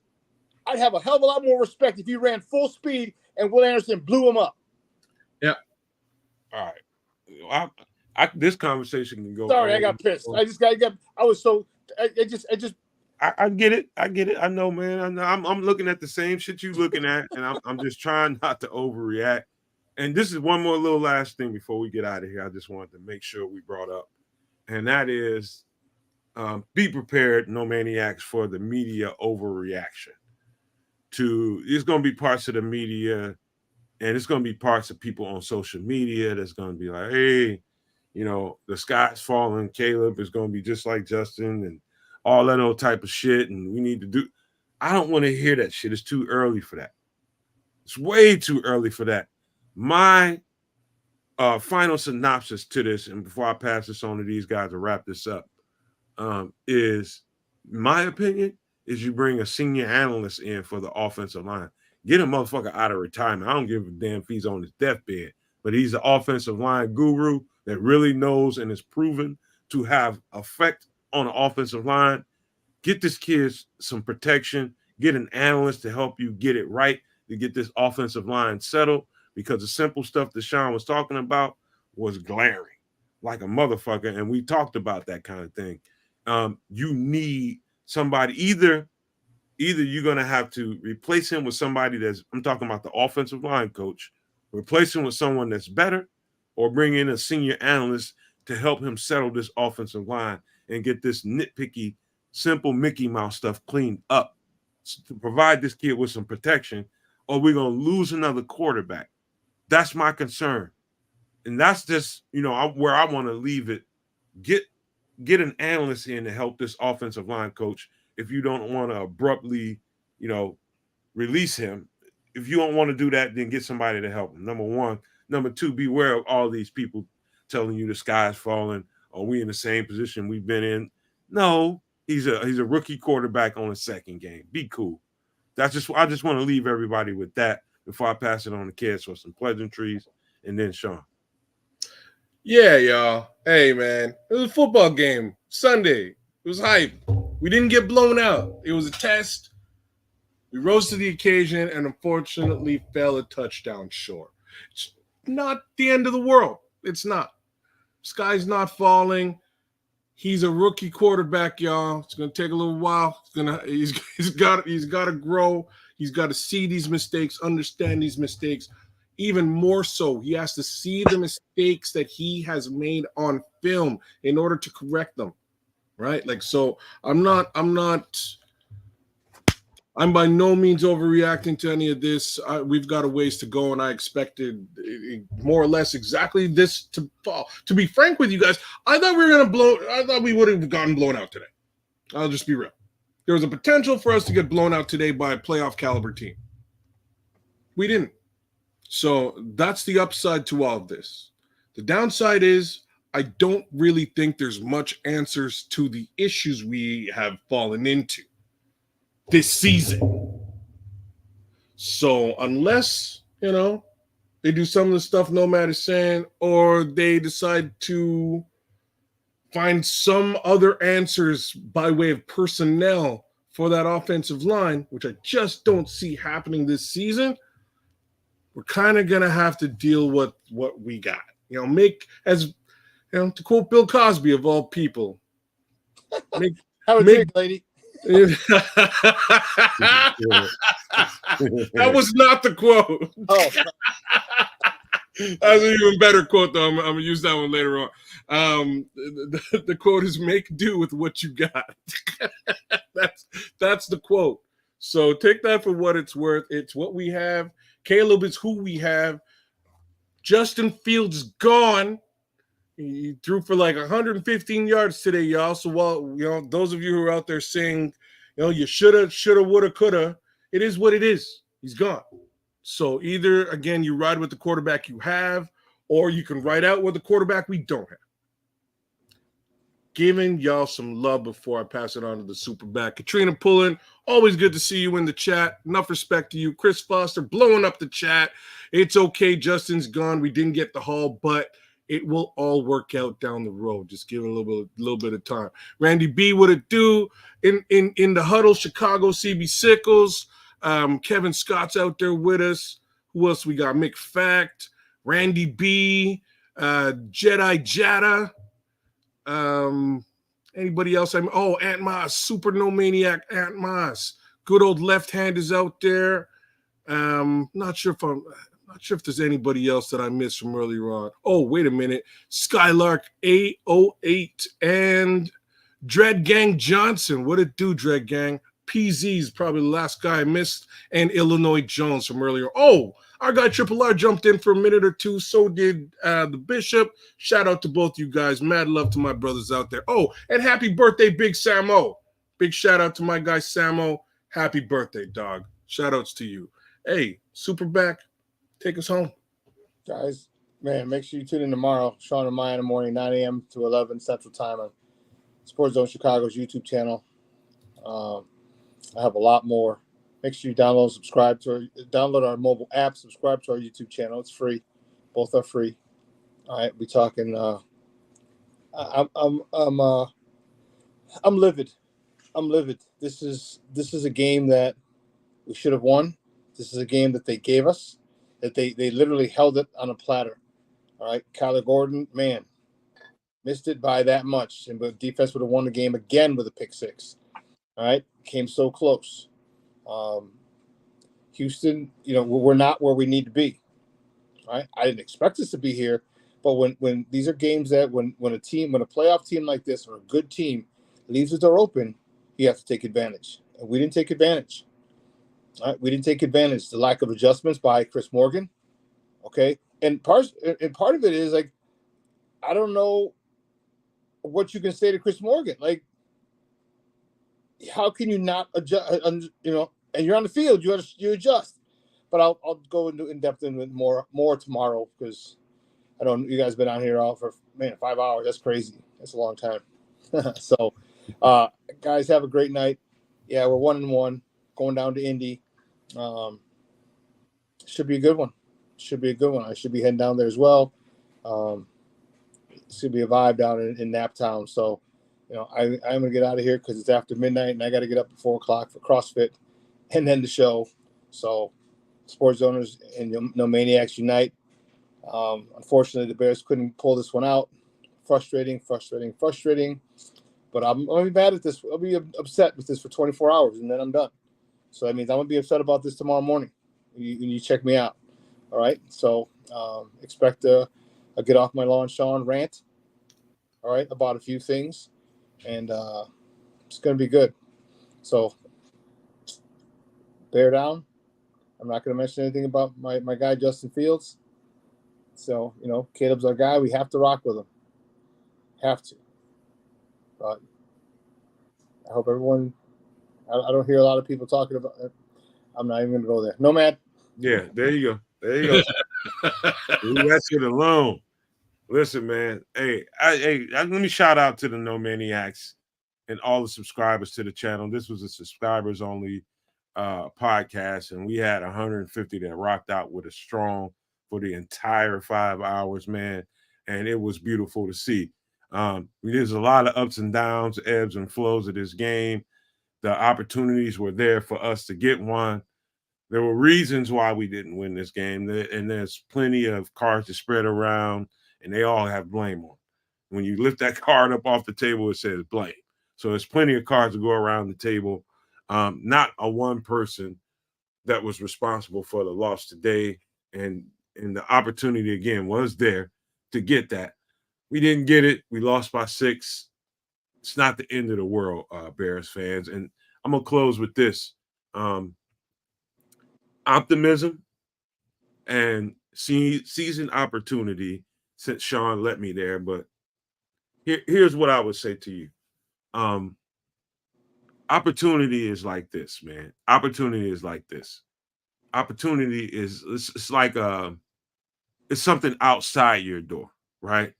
It's outside your door. You can't sit inside your door and expect to go and be able to seize that opportunity, knowing that that opportunity is right out there. But if you're scared to go out the door, if you're too angry to go out your door, or if you're too pissed off and whatever's going on in your personal life to go out there and seize that opportunity, that's on you. That's on you. You could be feeling your worst in life. You could be feeling like, just life ain't treating you well and all of that kind of thing. But opportunity is always there for the next person. Always. And if you don't seize it, that is really on you. Opportunity ain't going to come unlock your door and break your shit down and come sit on your lap and say, hey, take me. No, life don't work like that. Opportunity is there if you are optimistic enough to be willing to open that door and go embrace it. And that's part of what we saw today in a football way, but in a way that is life. I think that every single person that can hear my voice can relate to this. There's nothing good going to happen in the world if you just sit there and just let life go by.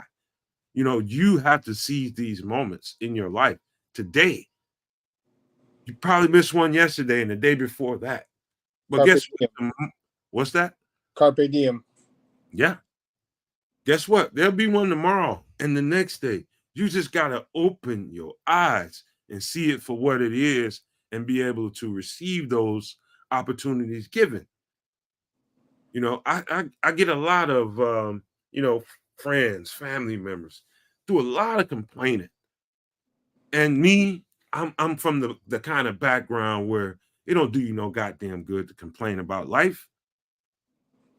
What? I tried that early on. Trust me when I tell you, it's a waste of time if you're me. There's nothing to be had in all that goddamn complaining. There's everything to be had in just mushing that shit in the face, moving it out your way, and seizing moments. And I think that's what I would want to leave you guys with. Just know that tomorrow is going to be opportunity. There's going to be moments, whether you see them or not, whether you recognize them or not, or whether you prepare to get your hands on those opportunities. Just know that they're there. Just be optimistic about life. I know I'm famous for being the glass half full guy, and I'm proud of being that kind of person because that helps me in life. I get up every day very optimistic. And so I just hope you all, with everything that we just saw today and tonight, take the good from it. Take the good from it because I'm sure that's the message that they're preaching in the locker room. There's some good shit to happen on that field today, and we're gonna build on that instead of harping on the bad shit that happened. course, a lot of it happened, a lot of bad shit that happened. But if you want to focus on it, you're going to be all day worrying about that and not seizing the good shit that happened in front of you. So with that being said, I just wanted to say thank you all for rocking out with us today. It was a good time. Even though we ended up with the L, I still enjoyed this. It was fun talking to you all. I appreciate Sean. I appreciate my guy, Keds, the Canuck, for being here and rocking with us all night, man. It was a 5-hour and 21-minute show. And to me, it was well worth it. And so I just want to say thank you guys, and I love you guys. And ain't a damn thing you can do about it. But with that being said, I want to leave you with these famous words. If you can think it and you can see it, there's no reason in the world why you can't manifest it. You just got to get the fuck out of your own damn way and let it happen. But with that being said, we are out.